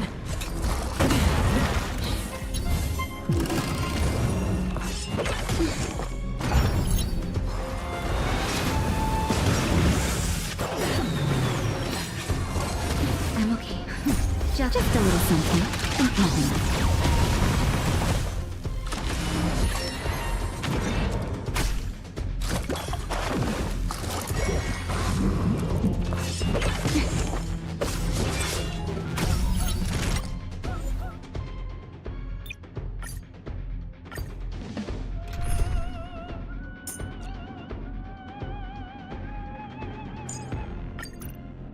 I don't often get the chance.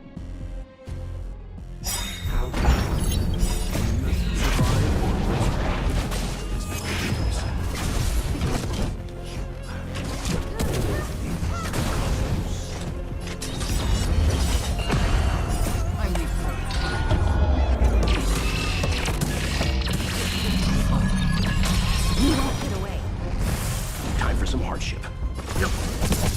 Naughty child. Nap time. You won't get away. I have something for you.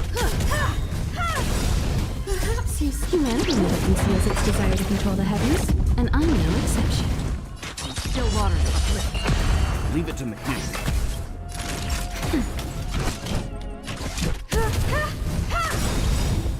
I weep for the departed. It too shall fall.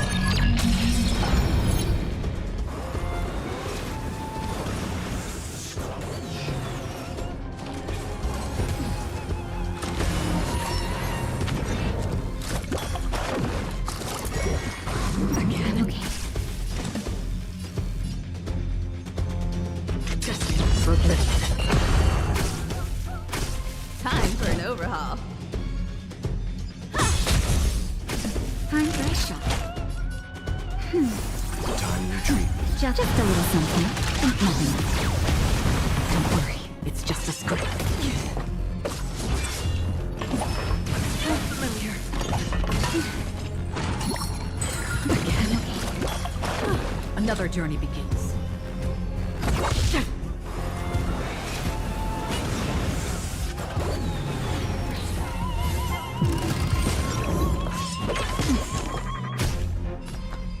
Stand down. Survive or be destroyed. There is no other choice. I have something for you.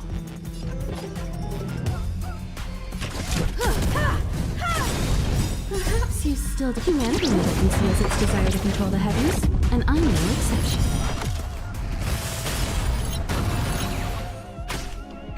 That'll take more than medicine. That's better. Much obliged. Just a little something. Nothing. Much obliged. You won't get away.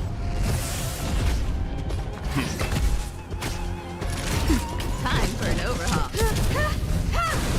Let's begin. I have something for you.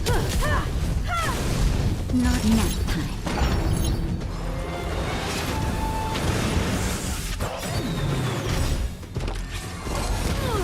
Perhaps humanity never conceals its desire to control the heavens, and I'm no exception.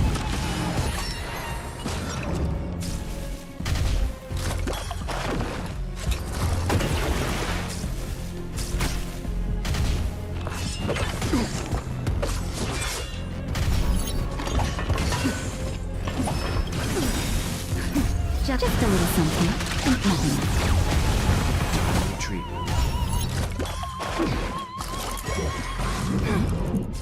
Time for an overhaul.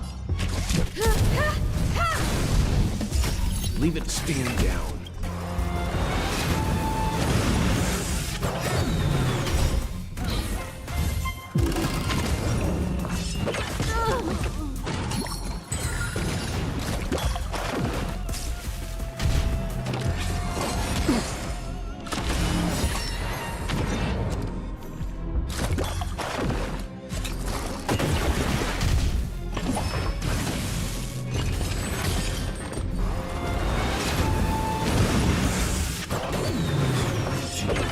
I'm okay.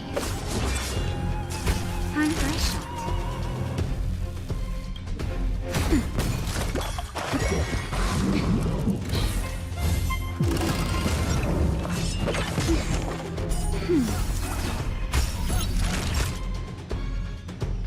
Nap time. But I'm a doctor.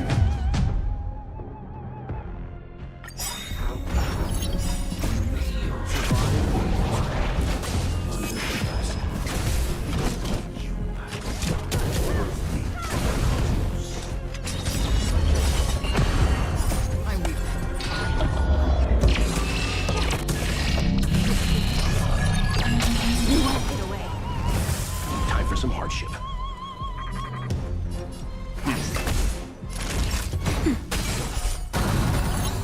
You won't get away.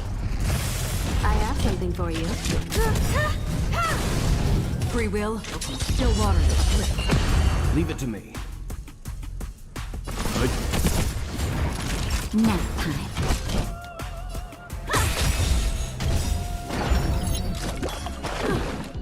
I weep for the departed. It is my fault. Perhaps you still don't. Humanity never conceals its desire to control the heavens, and I'm no exception.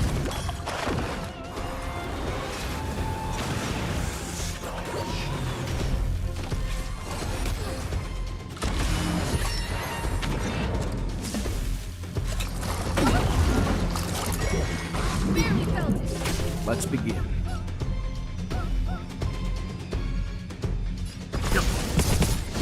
I was just getting started.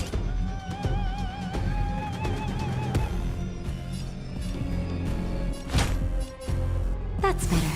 Don't worry, it's just a scrape. You know nothing of survive or be destroyed. There is no other choice. Just a little something. Nothing. Don't worry, it's just a scrape. Just for oblivion. Stand down. That'll do. Again.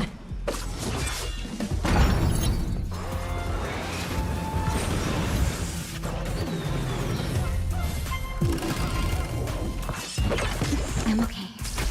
Free will, or was it fate? Still water.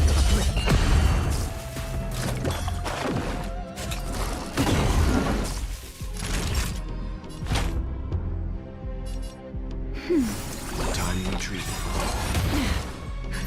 Just a little something. Nothing. Time retreatment. Leave it to me. Again.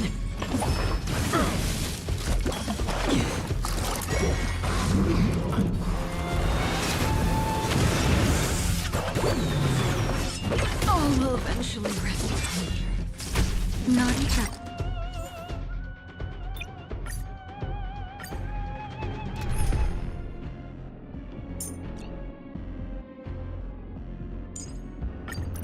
Any justification?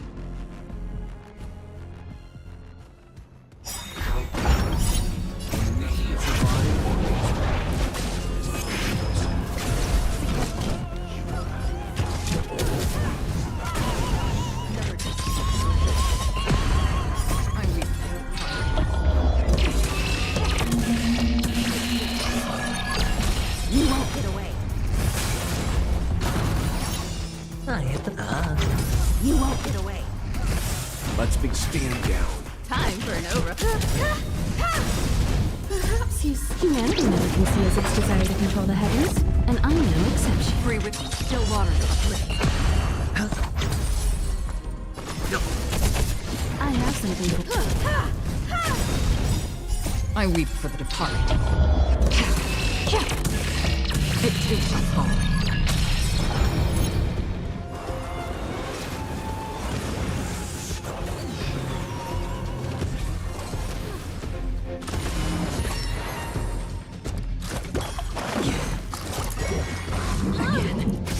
Another journey begins.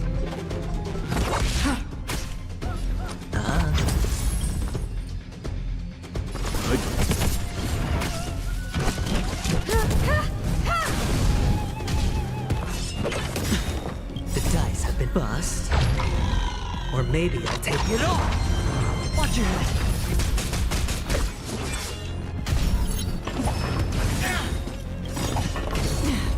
You know nothing of survive or be destroyed. There is no other choice. Free will, or was it fate?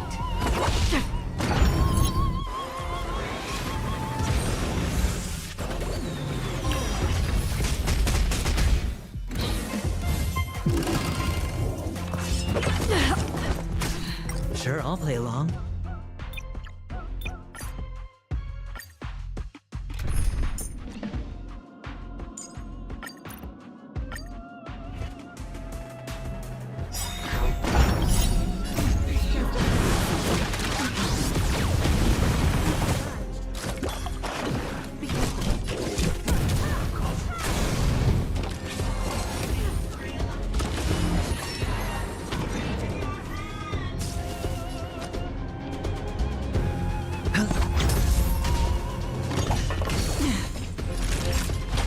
That's better. Don't worry, it's just a Time for an overhaul.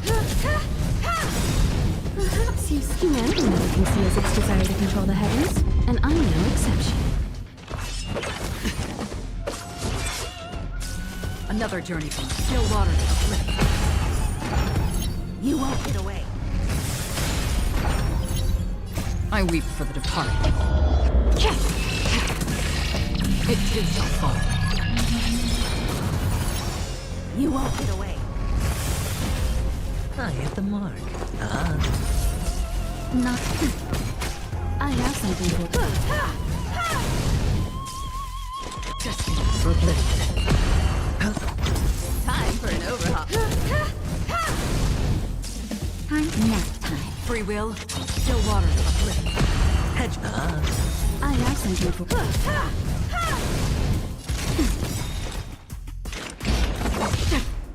It's on me.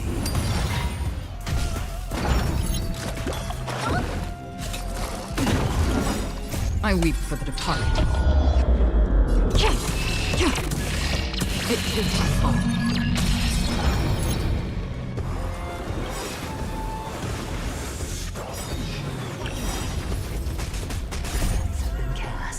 Bust. Or maybe I'll take it all. Perhaps you still don't. Humanity never conceals its desire to control the heavens, and I'm no exception.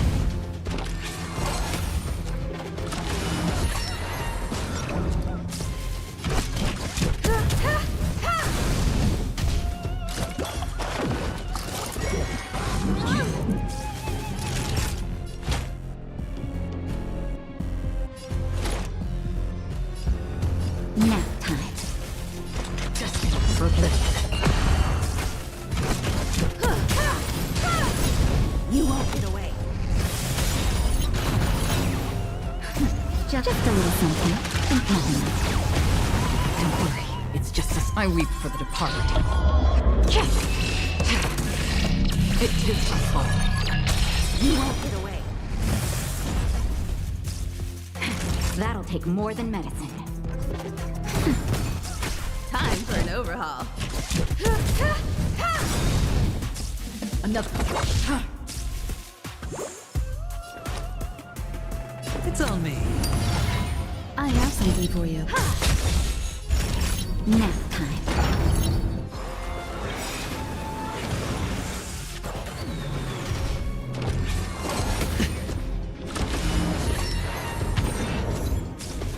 Free will, or was it fate? Still waters uplifted.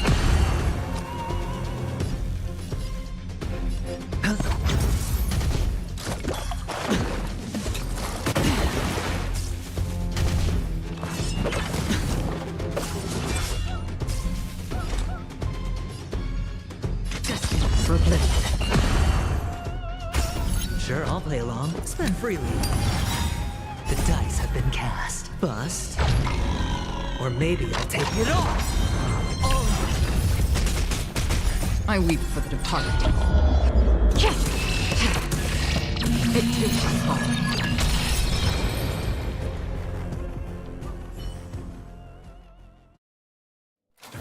I already know your decision.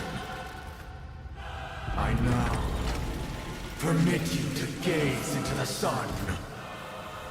On these 107,336 stones, the almighty and powerful strings of harmony are at my disposal.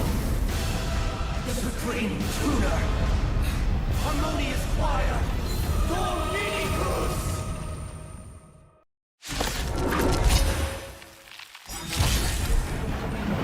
Lost souls, come and meet your master.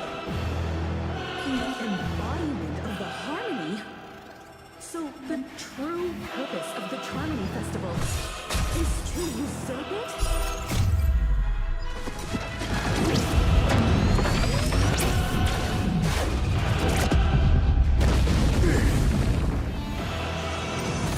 Hedge your bets. Another journey begins. Still waters uplifted. We won't get away. I weep for the departed. It is my fault.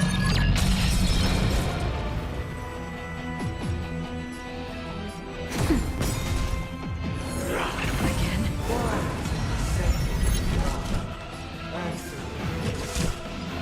Why could a heart order word one? They are part of the melody. Watch your head.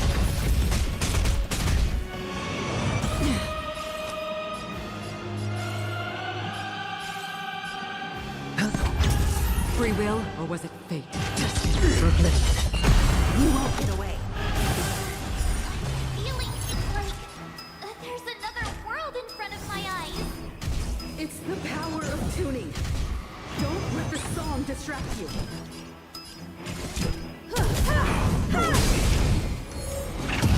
Enjoy eternal peace.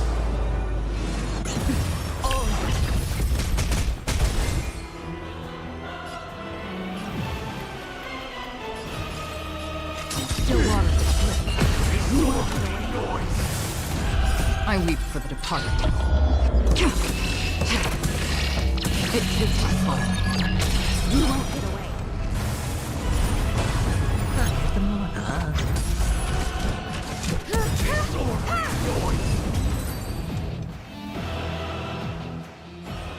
The time has come. Creation will be reborn from the remains of the gods. Danheng?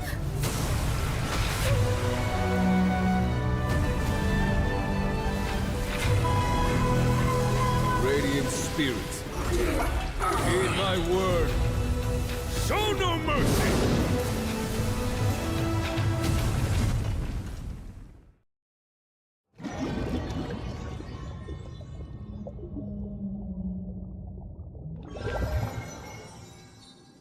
Wake up! Wake up! Hey, wake up! The sun's frying your butt! Are you alright? Can you hear me?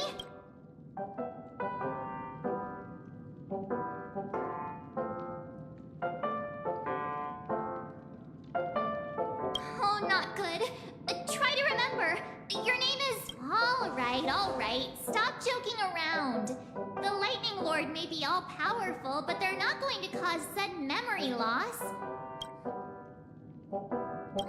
It's a long story. Simply put, Danheng used the Jade Abacus of Allying Oath when we were in the middle of a fierce battle, and then we returned to reality. Look, This is everyone else has also returned from the dreamscape. Himeko and the rest are at the lobby discussing matters with the general. And now that you're awake, we should tell the crew that you're all right. Come. Not going to come chat with me.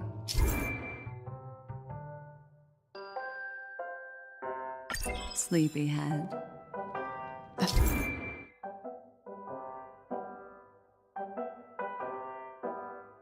That voice. Is that Black Swan?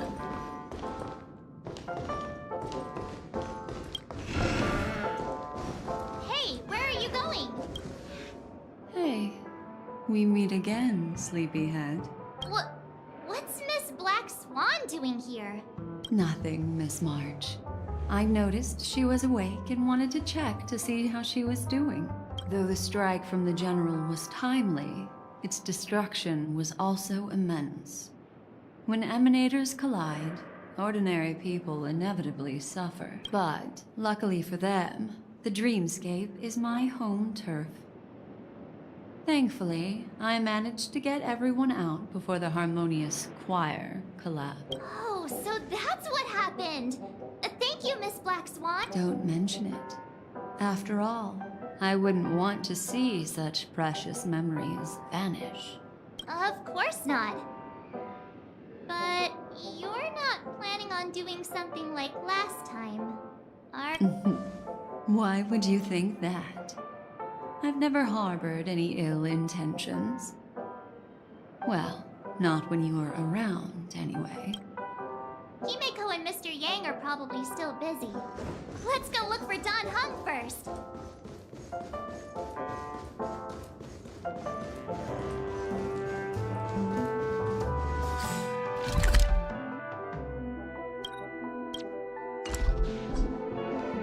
Look, he's still talking to that cowboy. You're awake. How do you feel? Well, fork me. You must be that Stellaron they were talking about.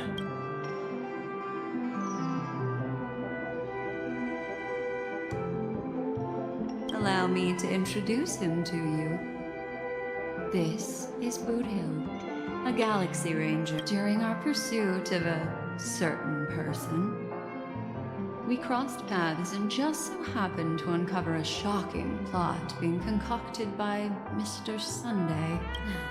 Which is why we sought you out, to help the Astral Express save the world together. No need for thanks. The Galaxy Ranger's principle is correct every injustice one sees. More or less. Wait, hold on a sec. This is the first time I'm hearing about this certain person. Who are you chasing? And why would that lead you to the Who was it again? Don Hung. Do you remember?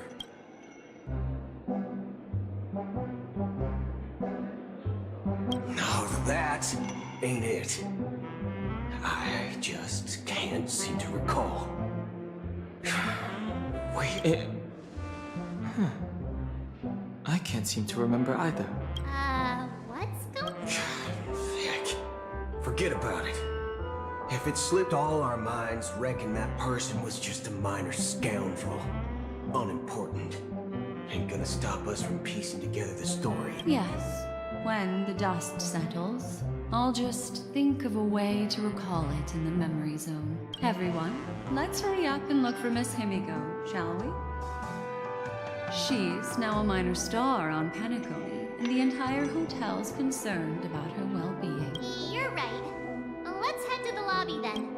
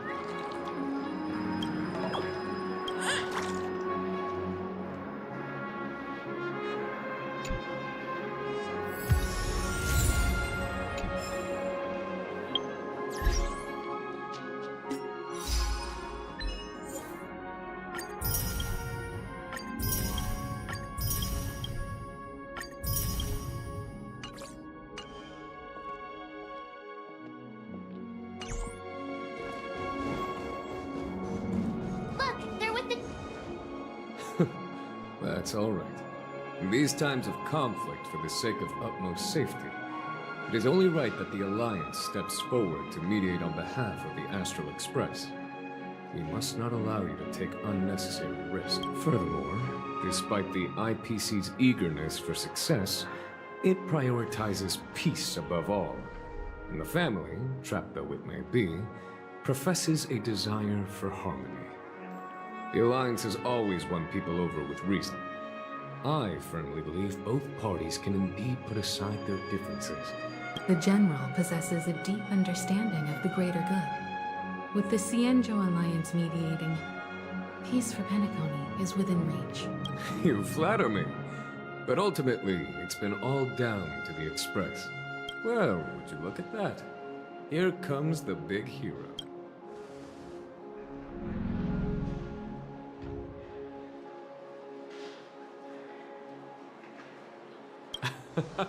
If it isn't the galactic baseballer, a hero with unparalleled insight.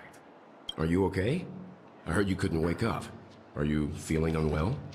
Don't worry, Mr. Yang. There's nothing wrong with her. She practically burned through a lifetime's worth of jokes on the way here. What about you, Mr. Yang? I heard that even Miss Robin wasn't spared. And that guy locked you both up. It's a long story. But at least Mr. Sunday took it easy on us. He used an ability called tuning to connect our consciousnesses with his. In other words, he imprisoned us within his consciousness. Thanks to General Jing Yuan's destruction of the Harmonious Choir, we were able to escape. He used that tuning on us too. Does that mean that we were almost imprisoned as well? I can confidently say now, he was truly after a fair fight with us. Had he wanted, he could have easily taken us down, without so much as lifting a finger. Speaking of the Oak family head, where is he now? It's complicated, but in a nutshell, he's now the former Oak family head.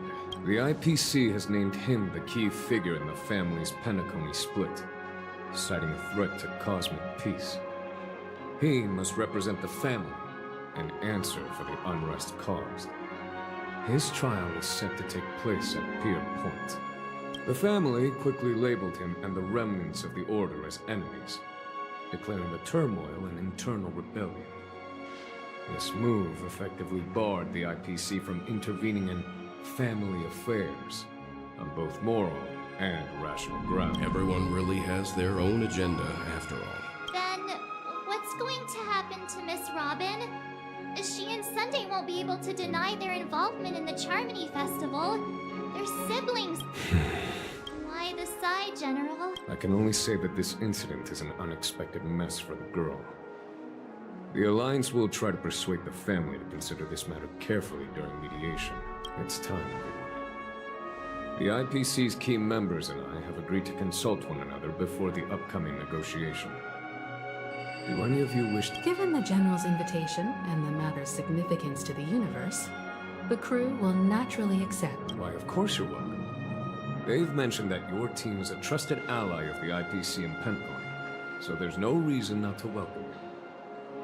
Besides, if there can be reliable observers from the Astral Express present, discussions will go more smoothly. Well then, we shall oblige. I'm kind of allergic to those types of situations. I think I'll just head back to my room and start packing. Not to worry. Himiko and I will take care of it. I'm afraid I'll also have to return to the Express first. The conductor is worried about us. It's best I go and explain the situation. Thank you. What about you?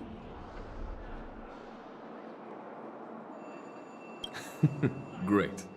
Although I'm not too sure of the reason, the representatives from the IPC have insisted on her presence. Allow me to lead the way. Follow me, please. The negotiation will commence at the hotel lobby. Everyone, please follow me.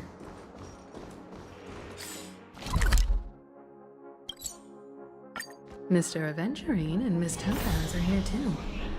Oh, and who is that over there? The Intelligentsia Guild's Dr. Ratio. This assembly is quite something.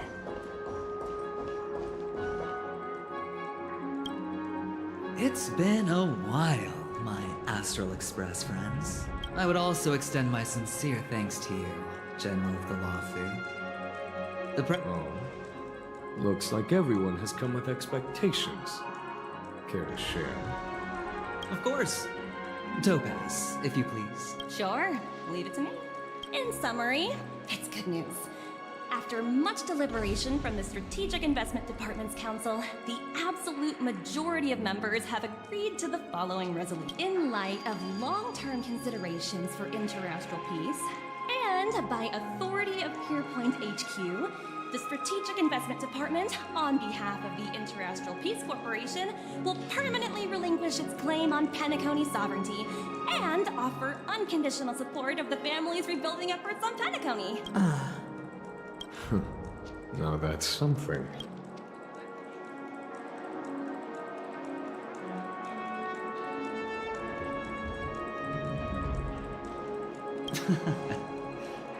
If that's what it takes to bring peace to the entire universe, it's a price I'll gladly pay. Has the IPC finished sharing all its thoughts? Then it's our turn. The Guild, much like the Genius Society, has taken a keen interest in the recent calamity in Penacony. Ultimately, both parties have agreed to a comprehensive collaboration, offering technical support for the reconstruction of Penacony. The floor is yours for the finer points, Mr. Scrulum. Enlighten us, please. Organic life's unrelenting search to understand the realm of inner spirituality is something I both admire and envy. Inorganic life has no mechanism to evoke dreams. But when my mechanical impulses are activated, my inspiration circuits will start to operate, and I will enter a state defined as imagination. Every time, within the realm of imagination, there emerges a fire. Alas, they are nothing but projections of my thought system.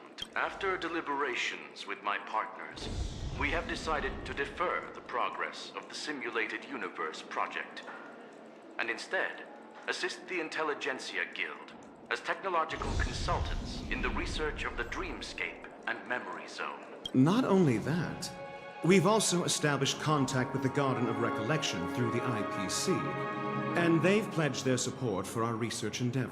I'm truly happy for the Dream Chasers on Penacony. The cosmos' brightest and, let's admit, dimmer intellects are now at their service.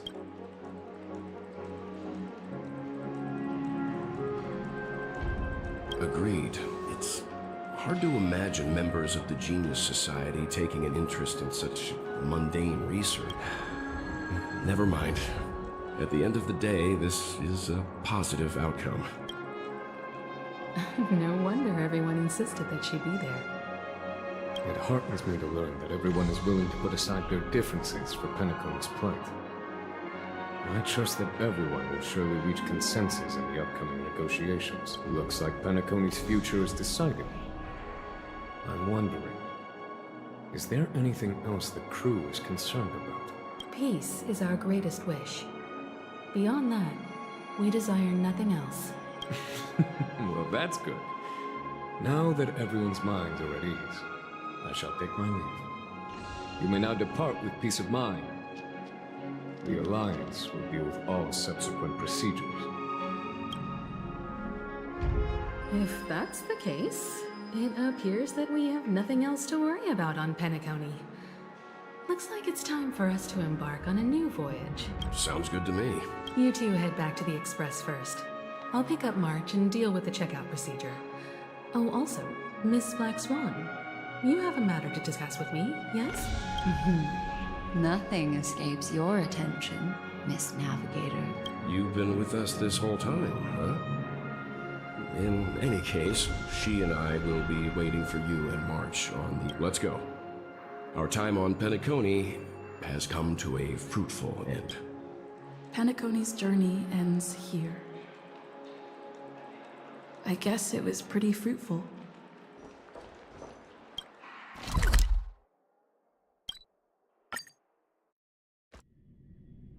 The navigation meeting is about to start. We're all waiting for you. Ahem. Looks like everyone's present. Let the navigation meeting commence then. This a meeting to decide our next stop? How we doing this? Hold your horses, cowboy. It's for those to decide.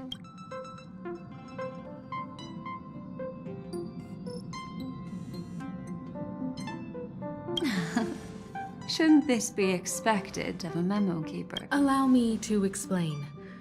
Mr. Boothill and Miss Black Swan submitted a request to temporarily travel with the Express for their own personal reasons.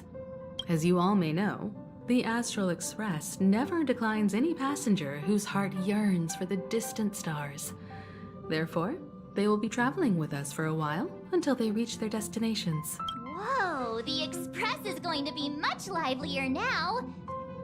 But, Miss Black Swan, you better not use your memo keeper abilities to pull any pranks. Understood, Miss Marge. I promise you, you'll never see me in your room while you're taking a break.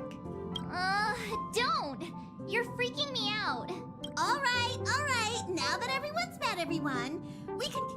Firstly, Pom-Pom wishes to thank everyone. If it weren't for you all unearthing the truth about Penacony, Pom-Pom would have never known where Mikhail and the rest had gone. What they had to go through was regrettable, but I reckon they all fulfilled their wishes. And it was thanks to all of you. Now then, we come to the crux of this navigation meeting. We must decide on the Express's next stop. The first choice is from Himiko, the oceanic planet of Lushaka, a planet composed entirely of water. Many aquatic races reside there. Of course, it's also the home planet of the venerable, nameless Mikhail. The second choice is the agate world Melustanen, suggested by Welt. It's famed as one of the initial sites of the Stellaron disaster, and the place where the beauty Idrilla ascended.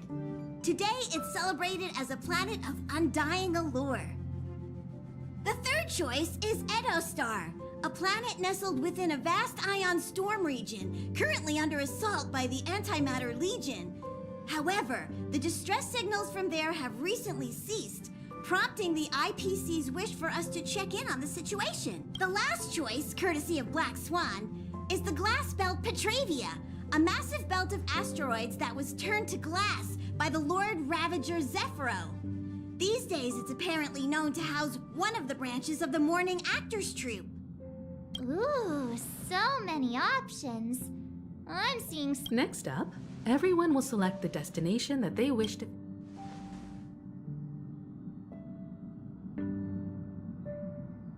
Though the fact that the distress signals have ceased means we're probably too late.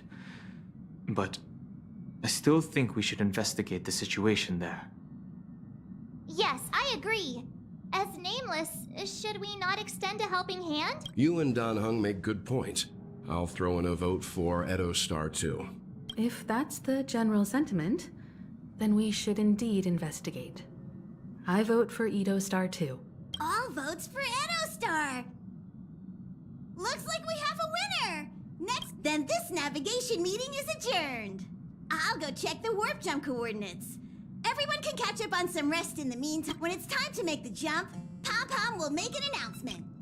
There's still some time before the jump. What should I do? How about a chat? Over here.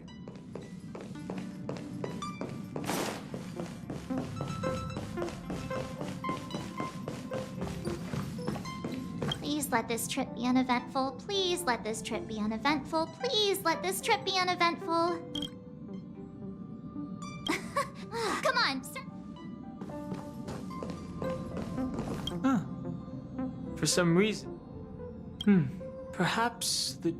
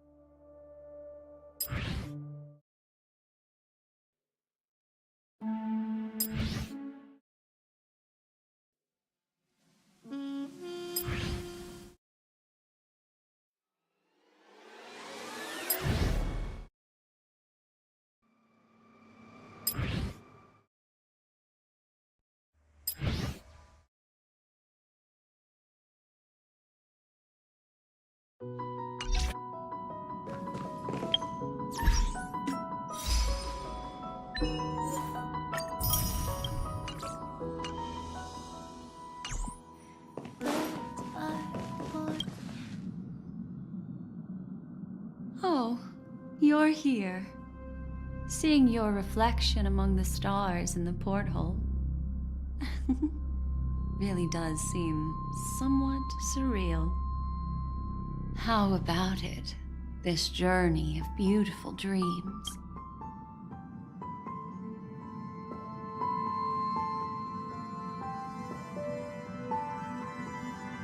Ah, such an intense emotion. Makes you break out in a sweat, but you just can't get enough. So, how about you hand that small parting gift back to me? I'm quite eager to have it back.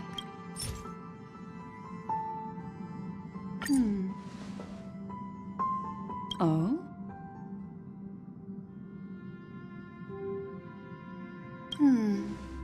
Never mind. I just stumbled upon a particularly fascinating spot in your memory. Before I explain, I would like to apologize to you. This farewell gift I gave you isn't really a compass from the memory zone, but merely an empty light cone. Remember when we entered the hotel in the dreamscape for the first time, and I procured a few trinkets from your companions? Their functions are similar. This way, I can always be attuned to your location, ready to assist immediately if you encounter any threats. But this is not its most intrinsic function. Light cones are slices of light used to encapsulate solidified phenomena. This empty light cone is the same. It can etch your memories in their most vivid form, and then allow me to admire and manipulate them, turning them into unique mementos. All the world is born from the power of mind and soul, and that power is memory. To prevent ourselves from being forgotten by the world, we must make the world remember us, or use our memories to recreate it. Life, seemingly vast, offers but a scant collection of impactful memories. Some joyful, some sorrowful, some light, some heavy. But you are different. Memory is a reflection of the future. Within that reflection, I see your unparalleled worth. You have the power to craft memories that can captivate the world. Your memory can illuminate the universe's future path. And that memory will be as scintillating as the star clusters you see in this porthole.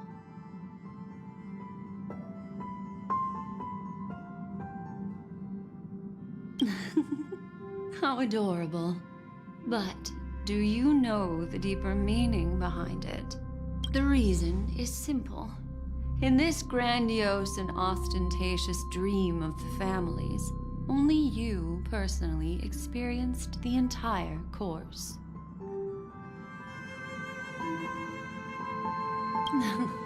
Patience, my friend.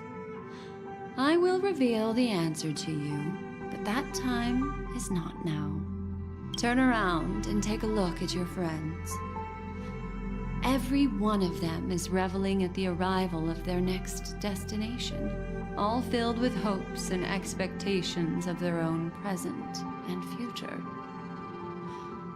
Revealing everything at this moment would be a bit of a buzzkill, wouldn't it? I'm looking for an opportune time, a time when you're totally at ease. Perhaps when the night grows hazy and you're about to drift off would be the most opportune. How about one fine night? I will prepare the candles, aromatics, and even a cushy couch to create a cozy dreamland for you. And then I will tell you the answer in the form of a little bedtime story to lull you to sleep. Hi! Hello! The express is about to make the jump. Please be seated and hold on. It looks like we're finally about to set off. There are countless gleaming memories out there waiting for us.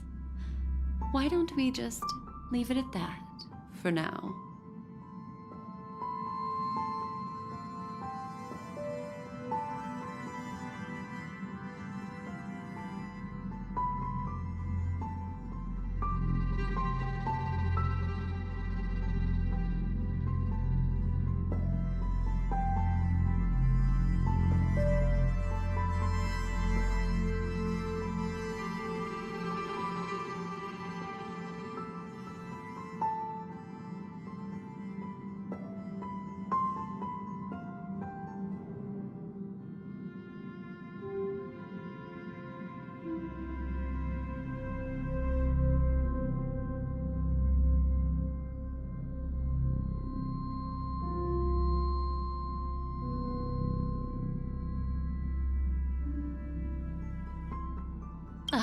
That's right.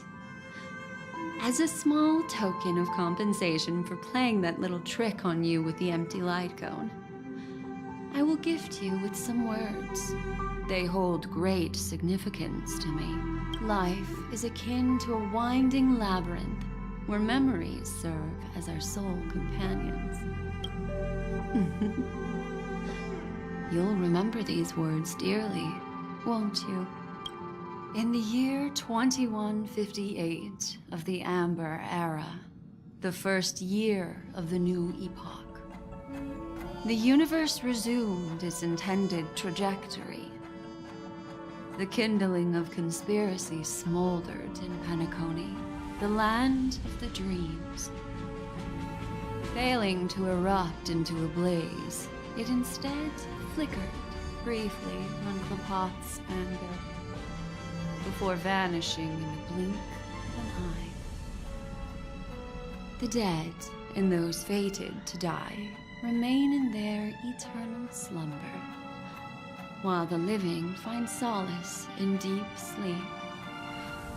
All clamored in a cacophony of silence, and then went about their own ways. The cosmos emanated a vitality characteristic of a new era, all for the modest price of a brother and sister's mild grief. Babies are born as stars extinguish. The silver rail unfolds. The story of the Astral Express comes to a close, yet it also embarks anew. Time marches forward, heralding the arrival of a new chapter in the history of trailblazing expeditions.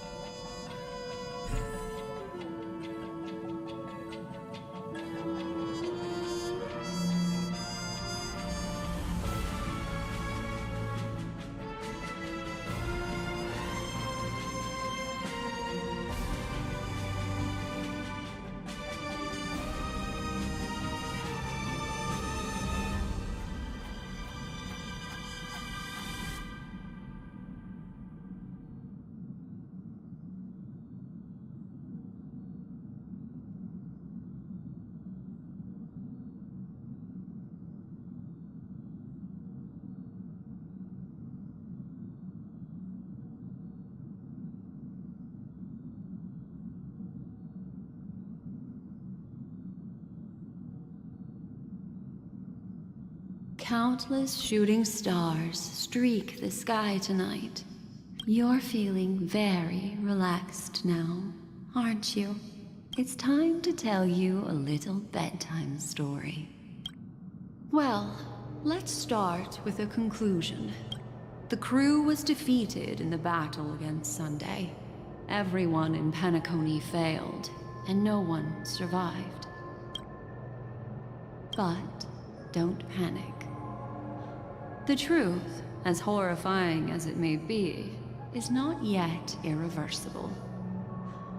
There's still a glimmer of hope, and that's why I'm here. Next, I'll use this empty light cone that carries all your memories to relive everything that happened before.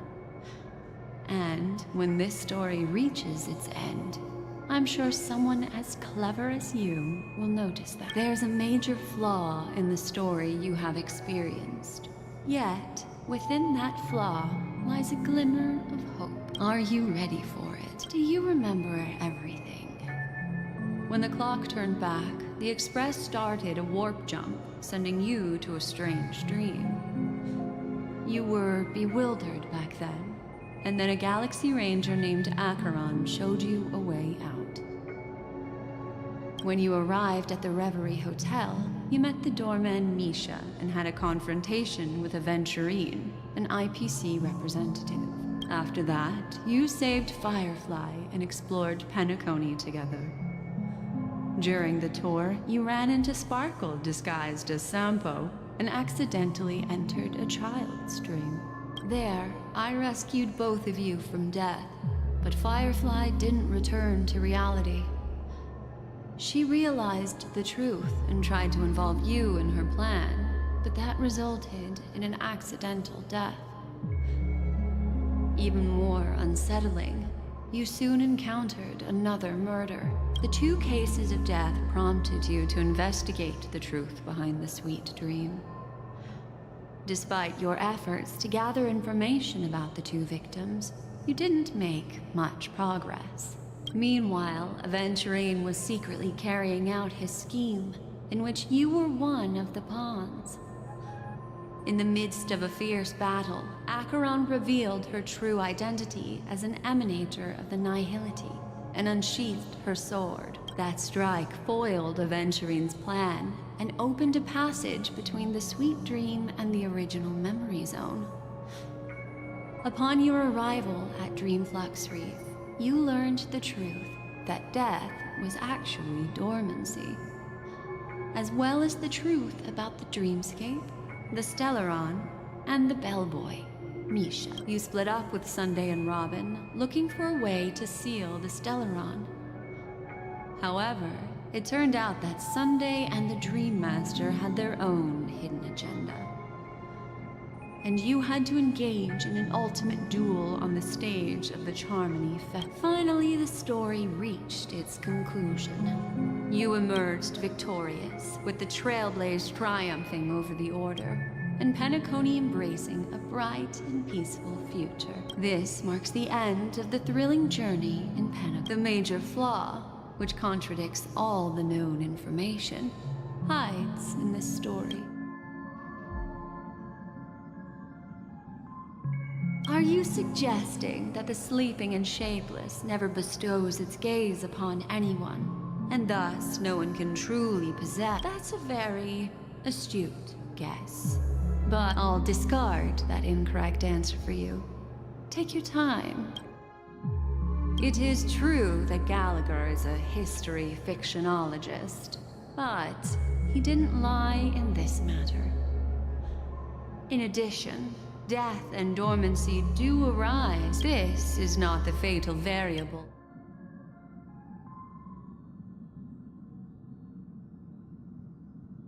Well, although the fake deaths of those 2 ladies don't align with our initial assumptions, I'll go ahead and eliminate that incorrect answer for you. Little Misha. He's only a segment of memory in a dream bubble, while Misha is a rather special memory zone meme. A life born in the memory zone could never manifest in reality. So, why did he appear in the Reverie? The answer is simple. He is the one fatal variable that contradicts all our known information. This means that you, who wholeheartedly believe in this memory, are still trapped in the dreamscape at this very moment. Wake up, sleepyhead. Break free from this eternal dream and return to the real world. The train is about to make the jump. 5, 4, 3,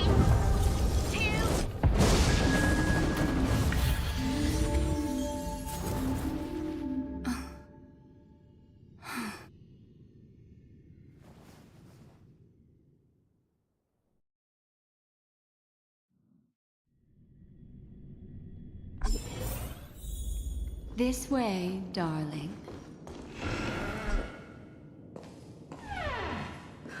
Not another one.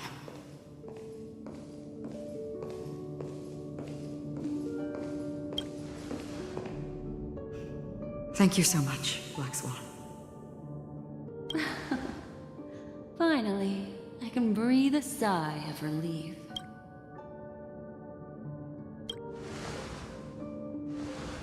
I understand you must be confused, and will do our best to shed light on the situation. However, before that, it's essential to know that this place is the rift between dream and reality. A place reserved only for those who have awakened from Enna's dream. Do you remember Sunday's ambitious plan? He intended to harness the power of the Stellaron, the collective will of over 100,000 Oak family members, and the desires of everyone in Penacony. Unfortunately, it didn't stop there. From the early days of our journey into Asdana, we were already affected by the Stellaron. That strange dreamscape where we met. Maybe it was a sign that your thoughts were beginning to drift away. I don't think the goal of the Order was to put everyone into a deep sleep. Quite the contrary. They used the Stellaron to catalyze the leakage of Asdana's memoria into the material world, allowing the dreamscape to blend with reality. And that included a lot of memoria from the Beyond the Sky Choir.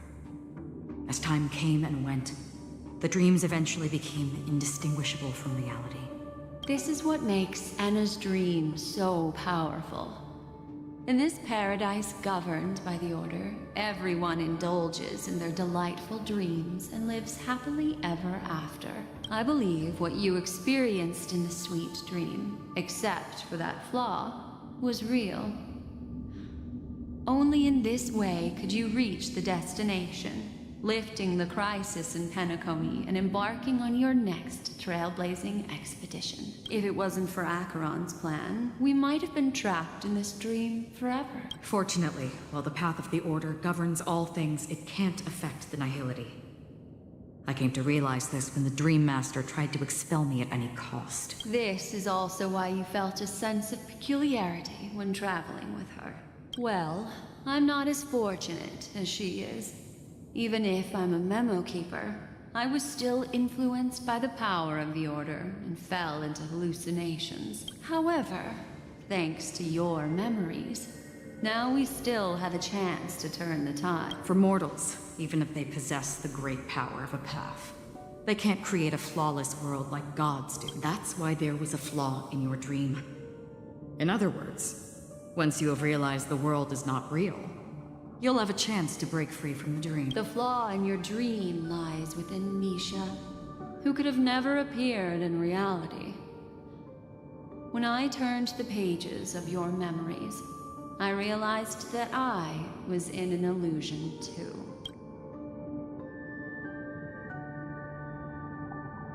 Now Sunday has usurped the power of the Harmonious Choir through the Charmony Festival.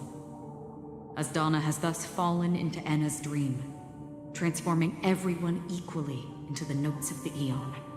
Failure doesn't mean weakness. Only the strong can gather the will to resist the Order and try to break free. We still have a chance, though. To make it happen, please, Black Swan. All right, please come with me. These people are...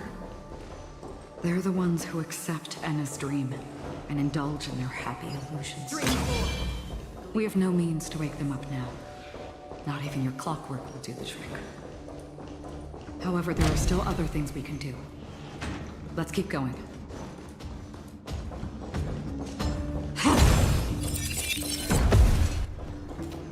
Stream 4.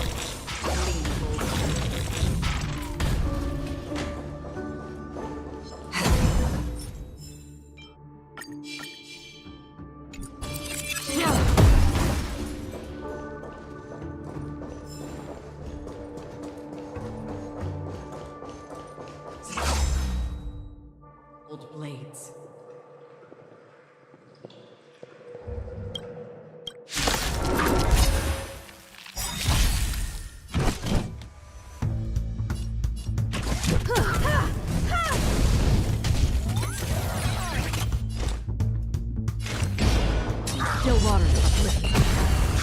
play along? You won't get away. I weep for the departed. It too shall fall.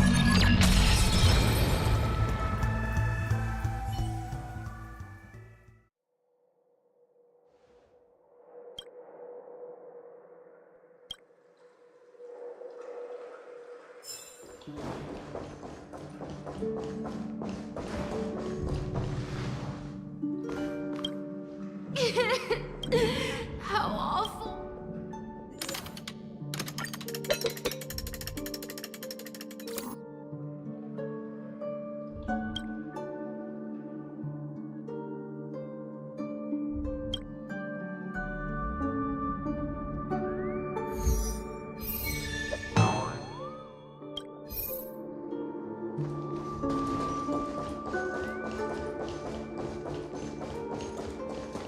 Stream forth the gleam of old blades.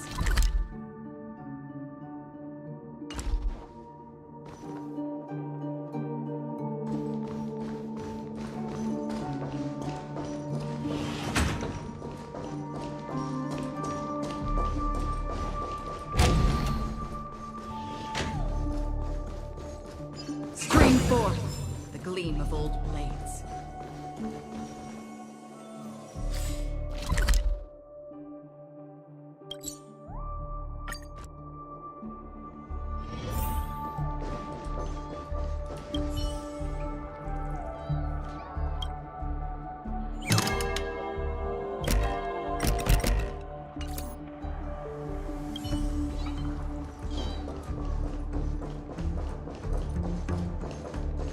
Here we are.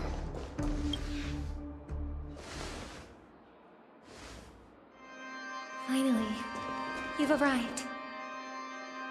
Let me introduce you to Robin. She woke up from Anna's dream by her own will, and it's this tough lady who led us here with her song. I woke up for the same reason as all of you.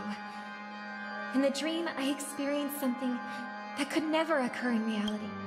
Are we going to lock it up in a cage? Without us, this bird would be too fragile to survive. No, but... Then let's take care of it together until... Huh? Birds have wings because they're meant to fly. Birds belong. The illusion was so impossibly blissful that I realized it was just a dream, and this is our final hope. Anna's dream is founded upon the harmonious choir, namely everyone's shared wishes. It will only materialize once the aspirations of all beings in Penacony merge as one. At present, it has become impervious due to people's desire to remain slumbering within the dream. And in order to destroy it, we must make everyone in Penacony want to wake up. Now comes the tricky part. How do we do it?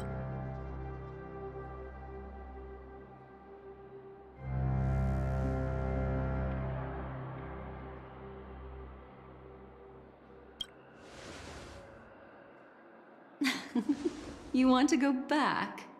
Unfortunately, human consciousness always gravitates toward reality.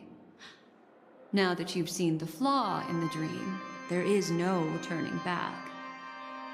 Humans yearning for sweet illusions borders on obsession, leading them to subconsciously resist the harsh reality. Therefore, I carefully selected a moment where she was completely unguarded, guiding her to uncover the truth herself, however, to wake up everyone in Penacony and get them to share the same determination, that would be nearly impossible. Indeed. I'm afraid it's almost as difficult as resurrecting an Eon. But we can't just stay here and do nothing.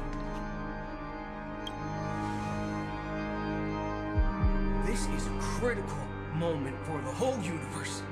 Who cares about some dumb number?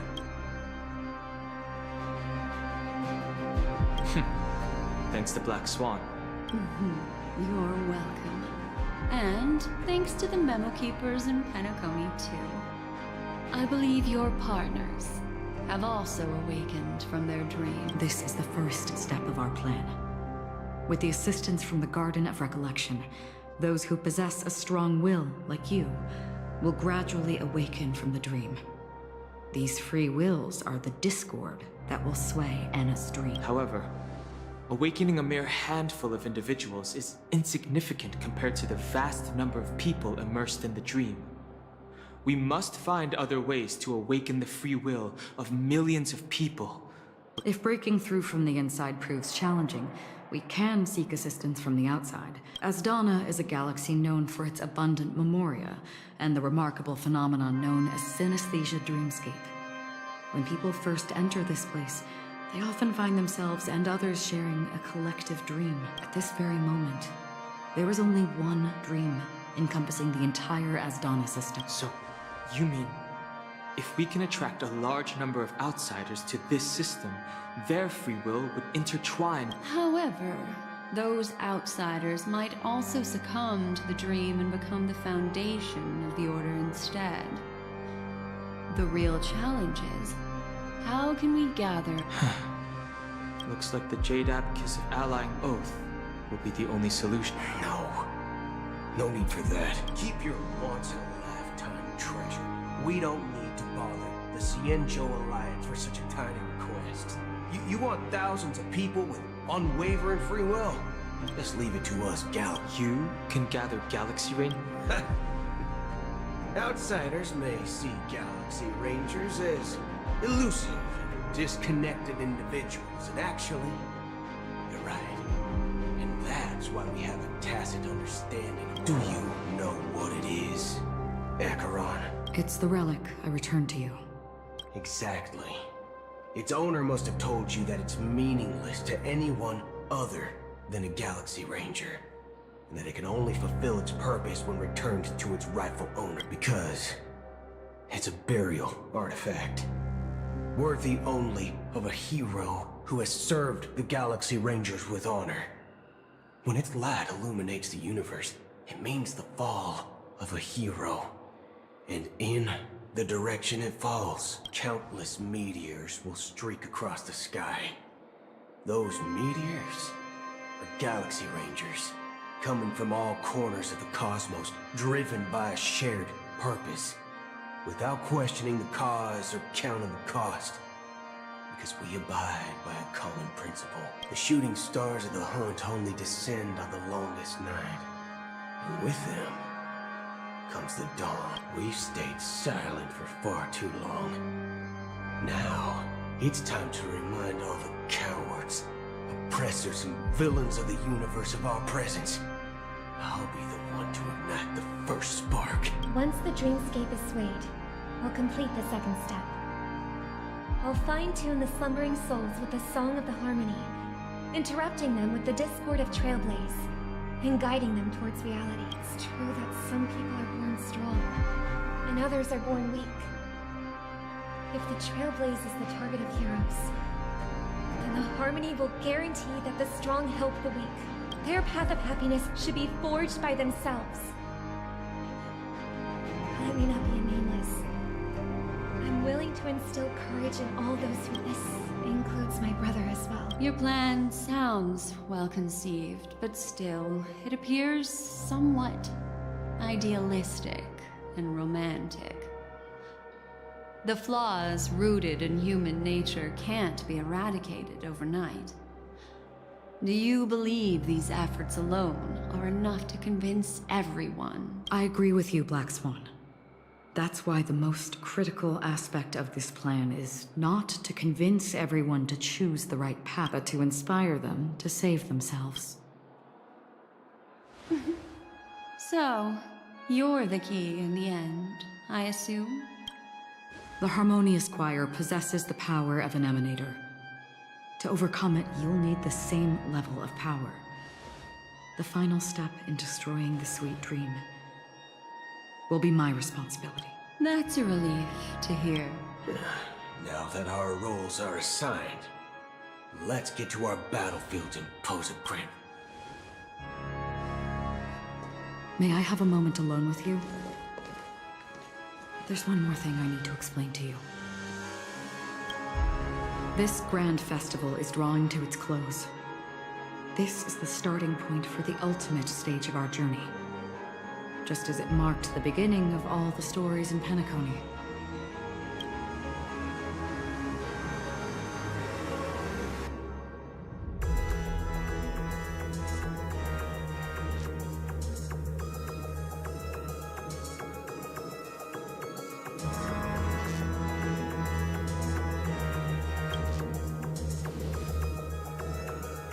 Indeed. She was the first to discover the world beyond the shores of death, and shared this truth with all. There's something you should know. We were able to locate you within this boundless dream, and find the key to breaking free from the dream. All because of one person's unwavering dedication. Firefly.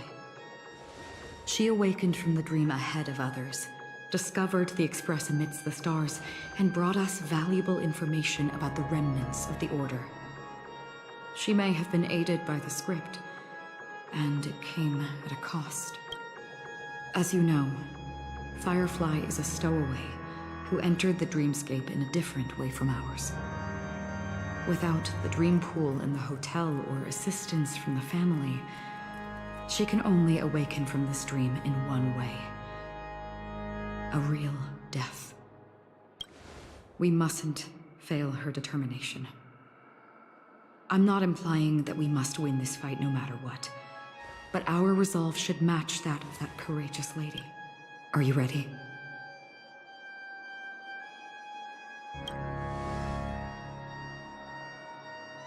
Very well. Now.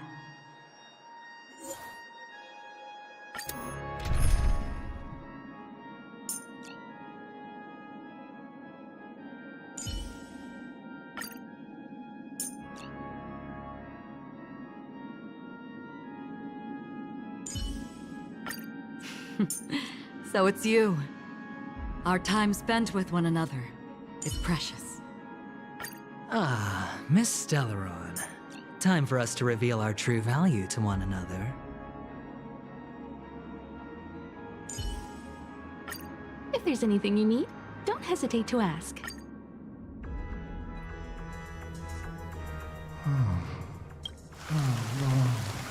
If I remember correctly, the unwavering determination of the you see, the shadows on the sea. I know. So, why did this rain? Because someone's regrets haven't been fulfilled. Mortals who walk the paths are like sailor, and for some, sin-thirsters. They emerge from the nihility they have journeyed with me for such a long. Yes, sir. Yes.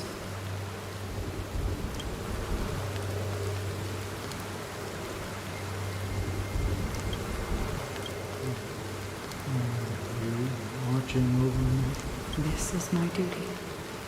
As Acheron, the Watcher. I'm guarding the path to the abyss of the nihility. Guiding every soul reluctant to become one with it. But if this is what the departed ones expected... I don't know. But someone once told me that when the inevitable moment came, he hoped someone would stand at his grave and place a bouquet of flowers.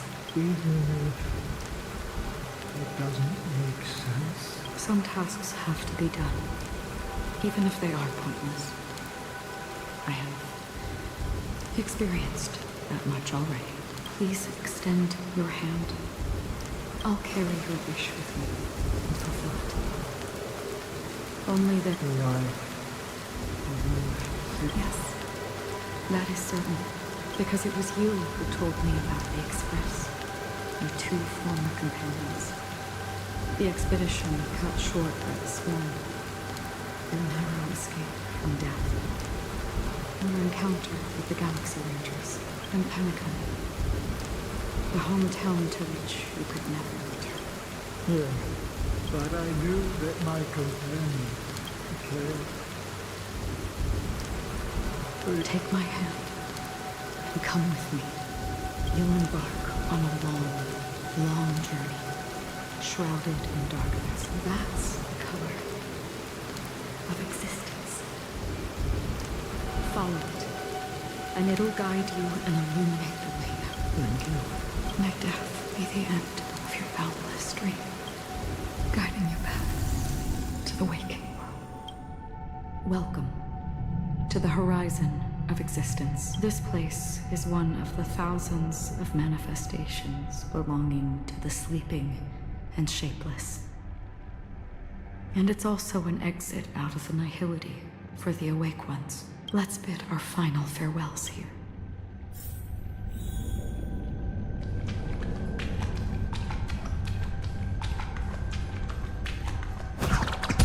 Always distinguish between reality and imagination.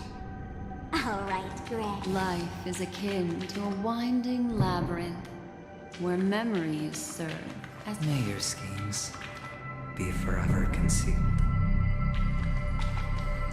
Anna's dream is too cruel for him and everyone else. To the imperfect tomorrow. I still remember the question on the invitation letter. Why does life slumber? Why does life slumber? We don't know the answer yet. But we're about to awaken from this dream. Or perhaps such is the answer. Leave this place. Return to where you belong. And awaken Penacony from...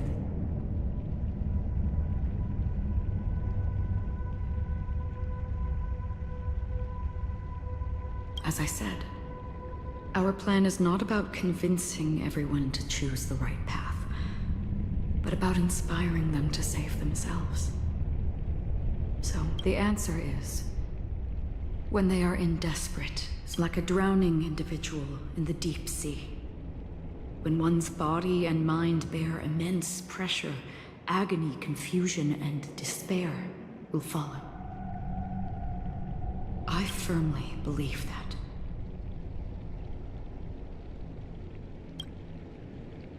The fragility of humankind often freezes them in their tracks. It's through this inherent, self-centered instinct. As for now, it is time to guide them, not as a savior, but as a nameless among them. In this way,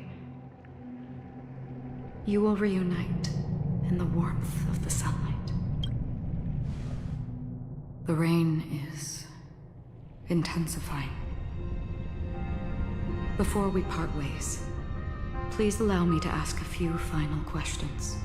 So far, you have forged unbreakable bonds with numerous individuals and entities in the sweet dream. Might I ask if you fear severing these bonds with your own hands?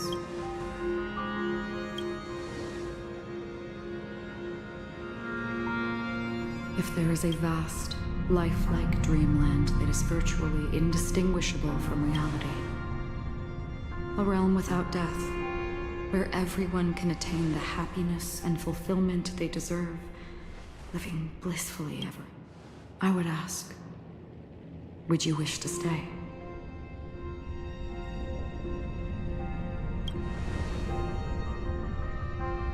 Imagine if this splendid dream were fated to fall apart. Friends, everyone, and I would ask, would you still embark on this?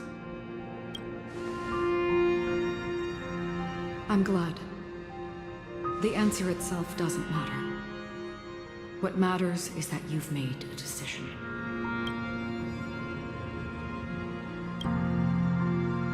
Listen, touch, and ponder. And therein lies the sensation. Cherish it, because that's what makes us exist. Such is the only answer humans can offer when facing the nihility. If the nihility represents the primal fear of life, rendering any lofty convictions insignificant under their imposing shadow. Then behind this shadow, there must exist the most fervent source of light in the world. Just as every life that edges closer to death fervently approach, we must pursue that primordial light.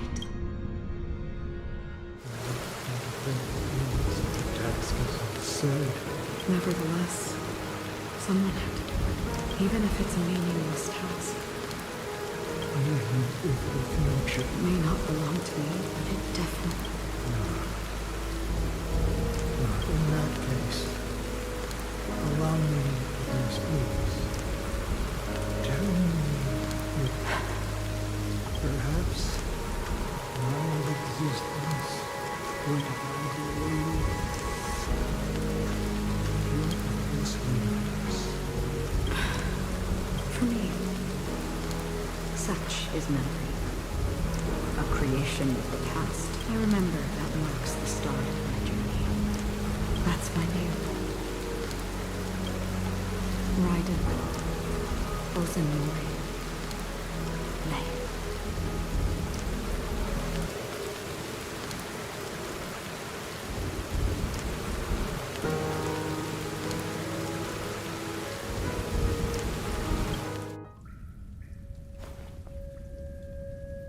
The Golden Dream is getting restless.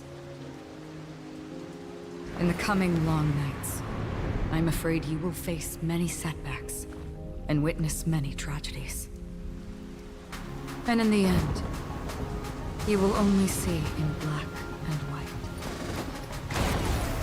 But please believe me, that in that monochrome world, there will be a glimpse of fleeting red. And when you make a choice, it will appear once more.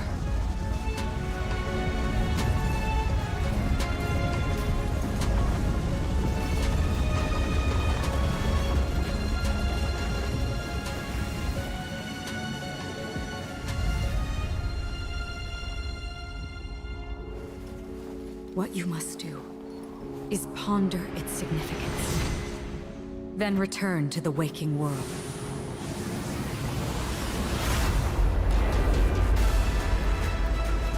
That's where we all find our answers.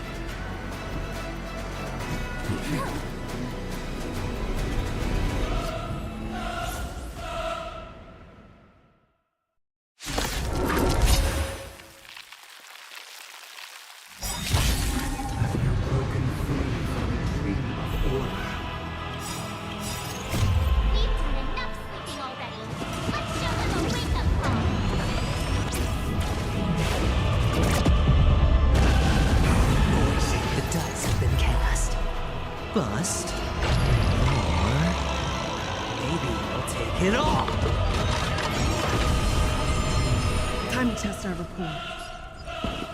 Awaken from your dream. Combat is a series of precise machinations. Disorderly noise! You won't get away. Disorderly noise! I weep for the departed.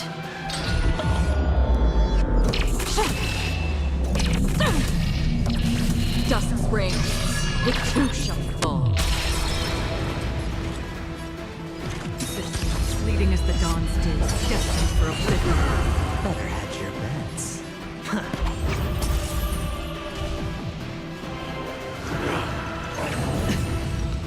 All in.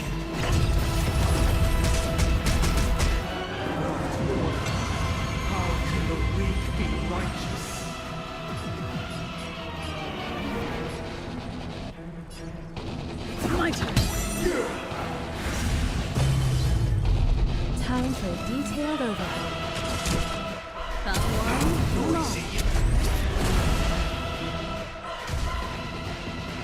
Why is everybody silent? The noise is fading.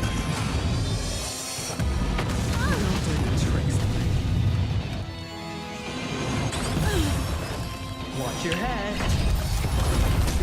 Disorderly noise! In the pure waters of oblivion, I guide the wandering soul.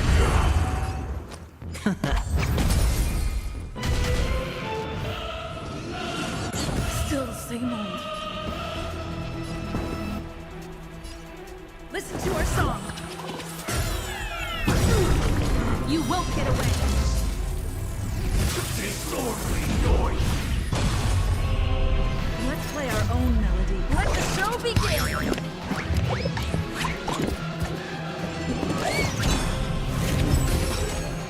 I have something for you.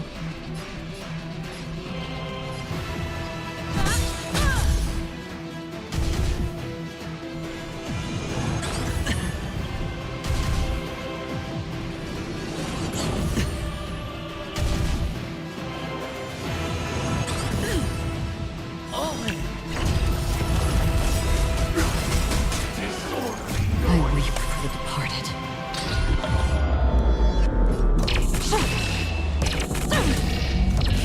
Dust reigns, the two shall fall.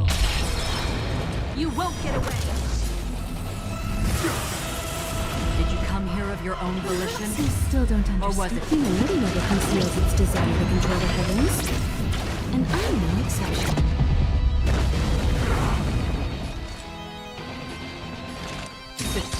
fleeting as the dawn's day, destined for oblivion?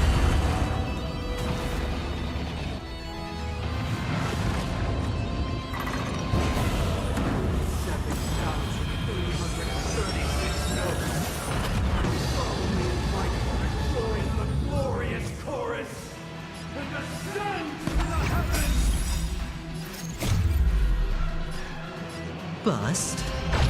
Or maybe I'll take it all. Watch your head. Combat is a series of precise machinations.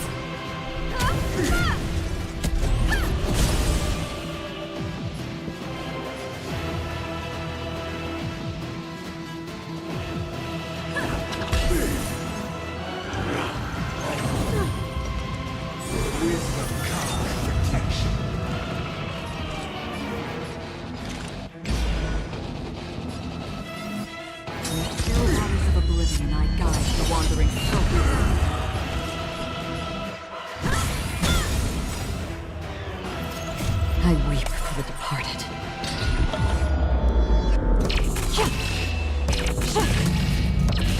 Dust's reign, the two shall fall. You won't get away.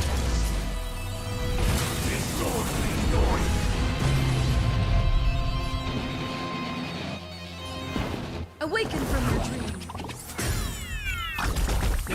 Let's play our own melody. Let the show begin.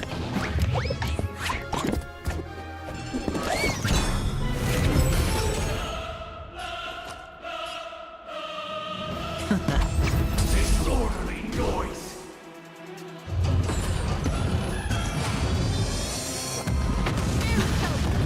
All in!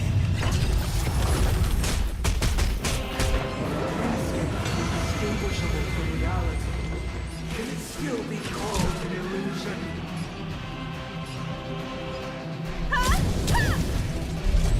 Noisy. I'll take my turn.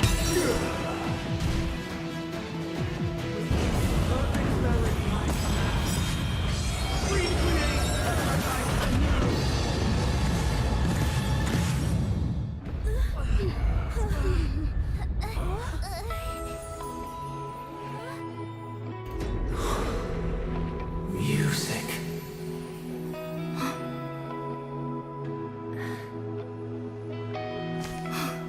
There seems to be another kind of sound coming into the Order's symphony.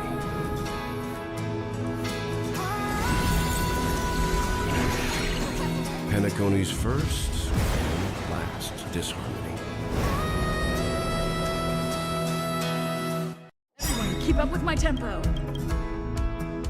Those imprisoned in their dreams are awakening for freedom. Disorderly noise! Robin, is that you singing? You have heard their cry. Even so,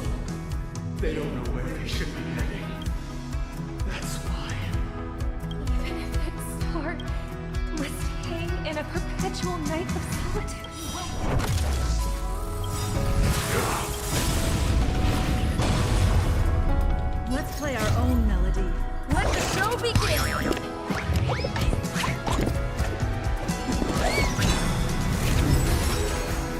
Perhaps you still don't understand. Humanity never conceals its desire to control the heavens. And I'm no exception.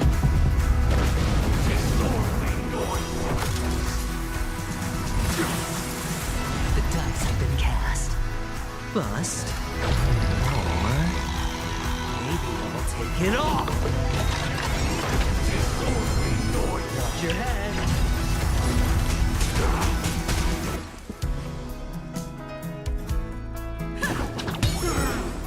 Half the still waters of oblivion may guide the wandering souls. I weep for the departed.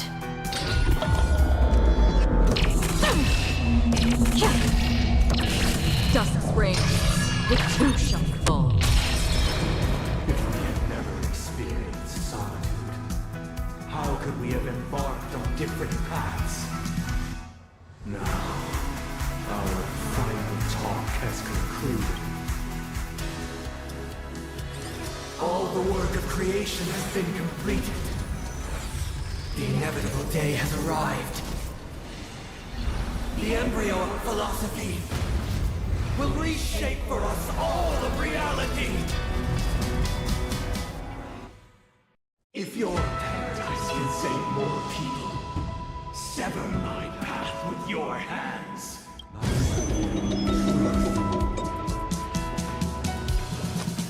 Hands up, the wheels are spinning. Insolent. May I honor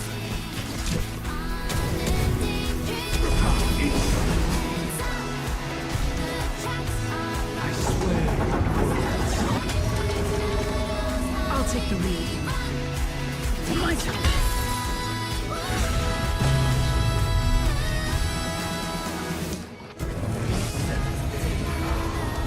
I command you to heed my summons.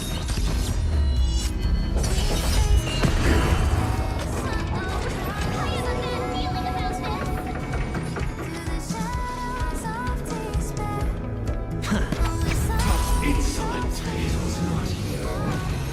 Created all things.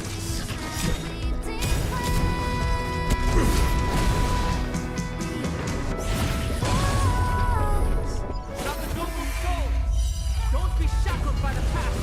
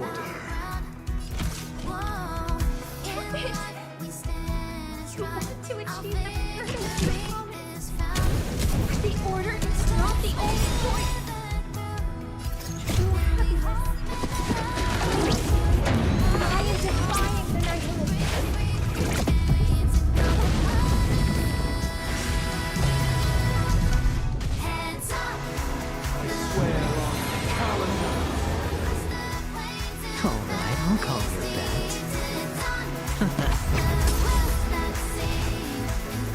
I swear.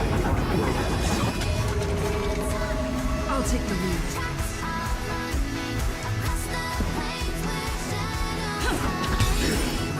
I swear. Fleeting as the dawn's day, destined for oblivion. I weep for the departed.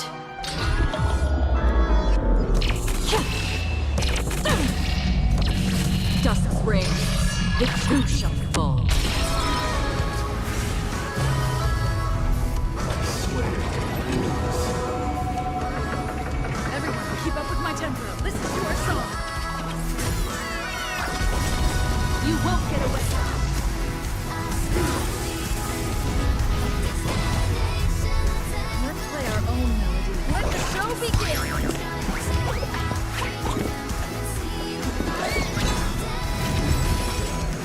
I have something for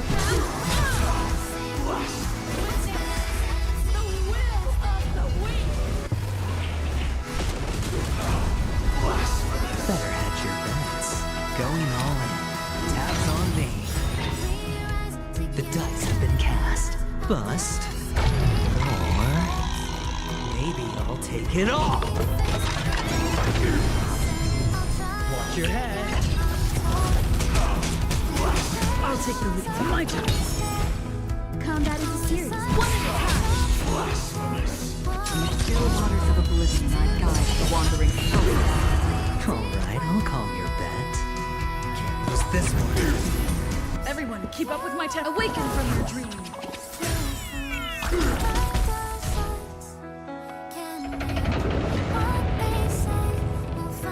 I swear on truth. Time for a detailed overview.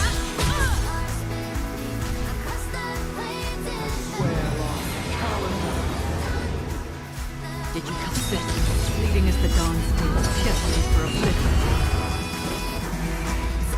The weakness of humanity cannot be redeemed by others. I swear. Better hedge your I swear on valor. Listen to our song.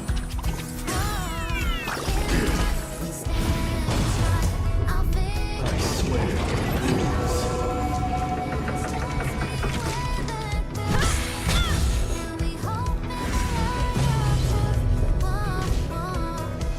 I swear on meaning.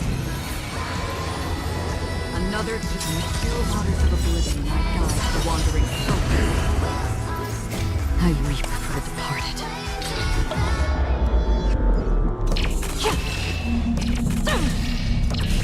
Dust reigns, the two shall fall.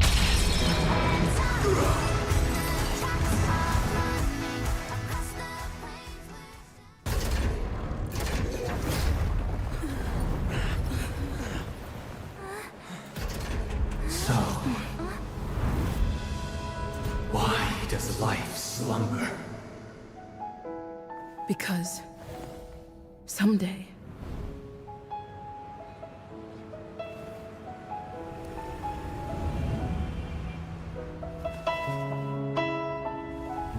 we will wake up from our dreams.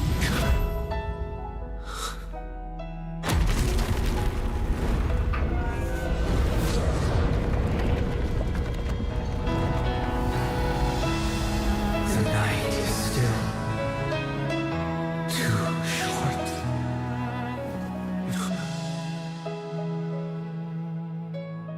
Brother, the dream is over.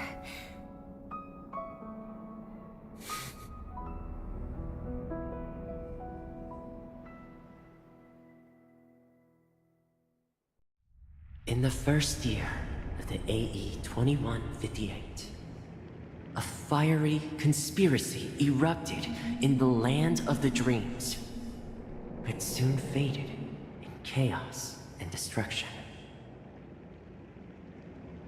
Whispers carried the tale of those fateful 48 system hours, when a sun teetered on the precipice of collapse. A paradise stood on the brink of destruction, and a world was poised to surrender to its new master. Amidst it all, a body decayed, a pack of vultures gathered, and a brother and sister were doomed for eternal separation. And so, an eon succumbed to slumber once more. Some celebrated this fall, while others mourned. Among the insignificant witnesses, mere specks in the vast tapestry of the universe, it was said that this time, the Eon met their demise with dignity. As the cosmos bathed in the radiance of a pure dawn, A tempestuous storm brewed on the horizon. The chant of everything for the Amber Lord grew ever louder. Yet, no matter how one contemplates it, time inexorably swings Klapot's colossal hammer in eternal cycles. The tale of the Astral Express reaches both its conclusion and a new beginning. Time marches forward, heralding the arrival of a new chapter in the history of trailblazing expeditions.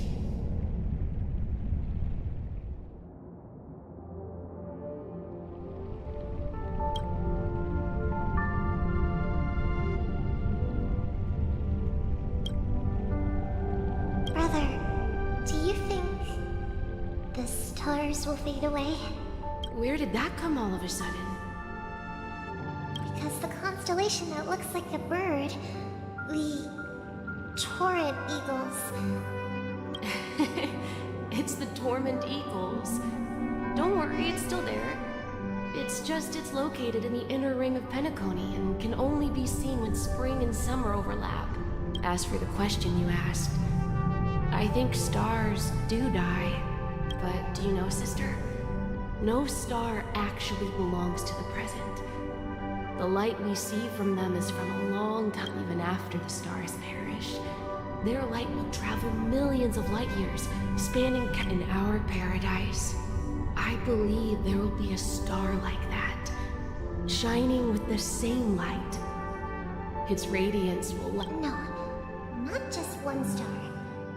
We should... Yeah, you're right. It's a deal! It's a deal, then. This... Yeah, you bet!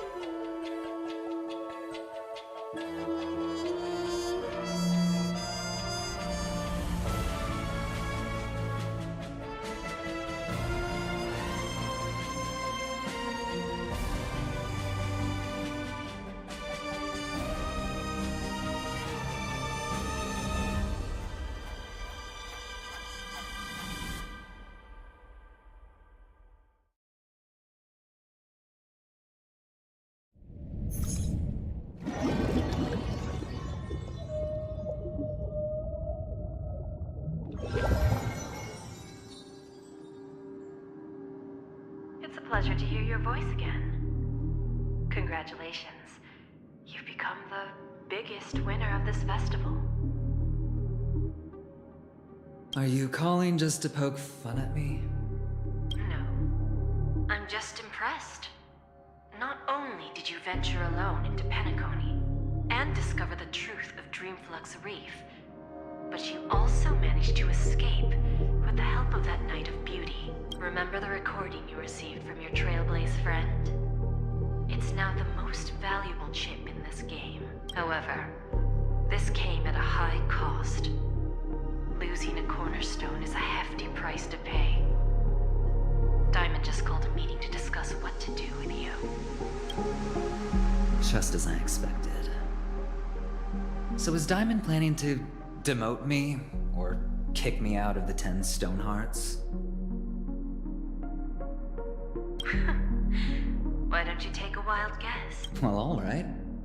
Then I'll guess. He's going to promote me to P46? Alright. What will you wait? Are we talking about a real bet here? I don't want to wager anything just to escape your clutches. But if it's just a friendly bet, I'll put on the line what I did when we first met. I'll bet my life, ma'am. Interesting.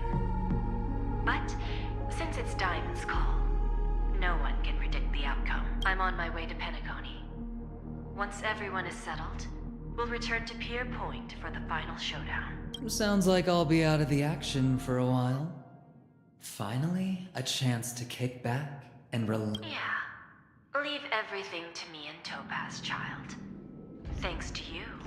As soon as the Jade Stone was delivered to the family's compound, we finished up our preparation. The seeds we planted have taken root.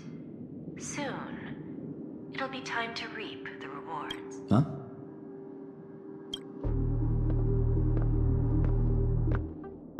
Let's wrap it up for now. Looks like I've got a visitor here.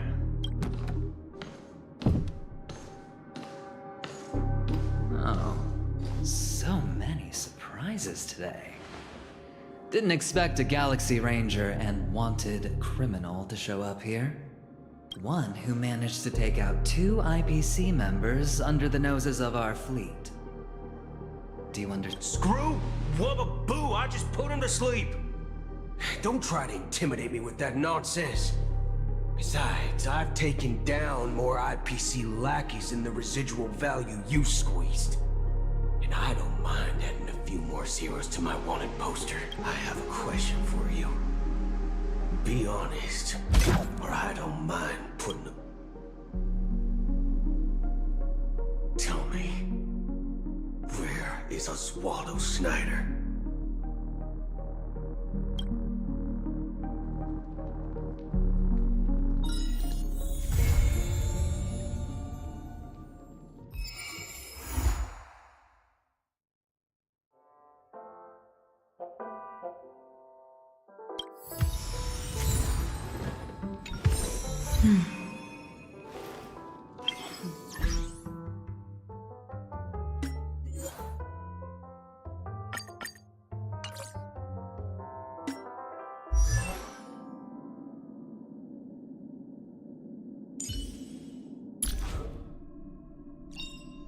Unknown to each other, yet united in purpose, we make the same choices.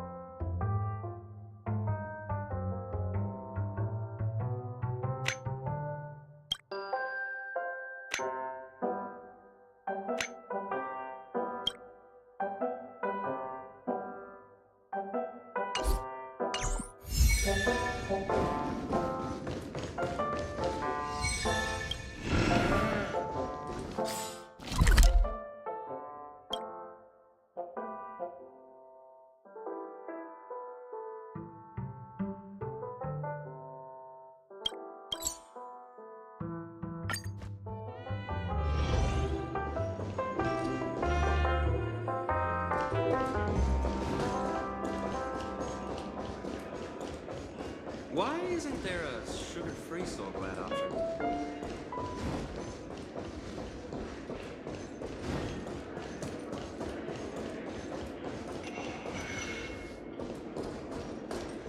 One peach Soul Glad, shaken, not stirred.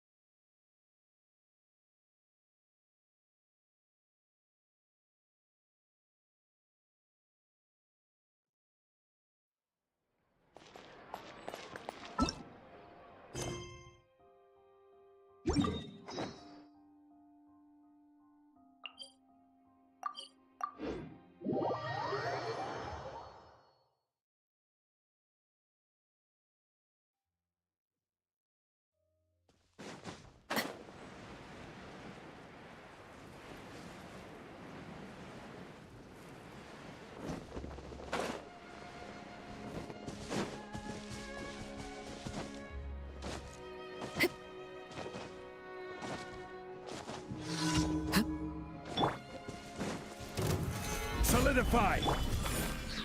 One with nature. Laid bare.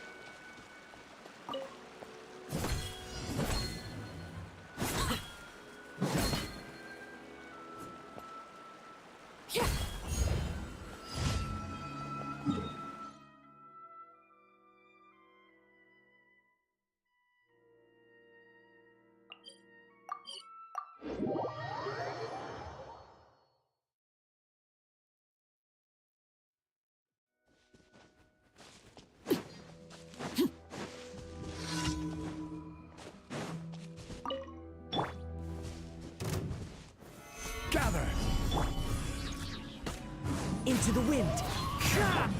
Shower me with praise!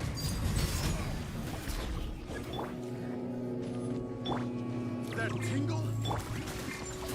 One with nature.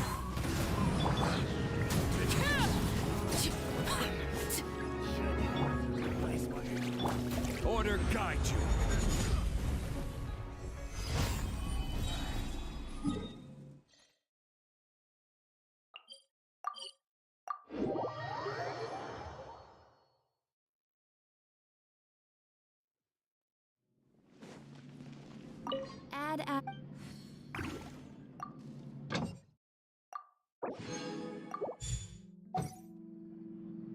Ad Astra.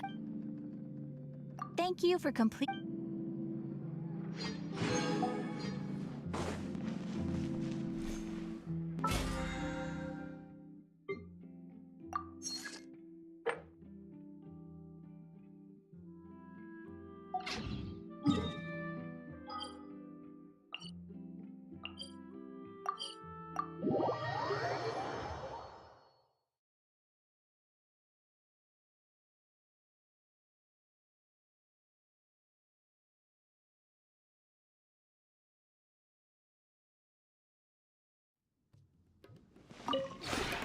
This realm.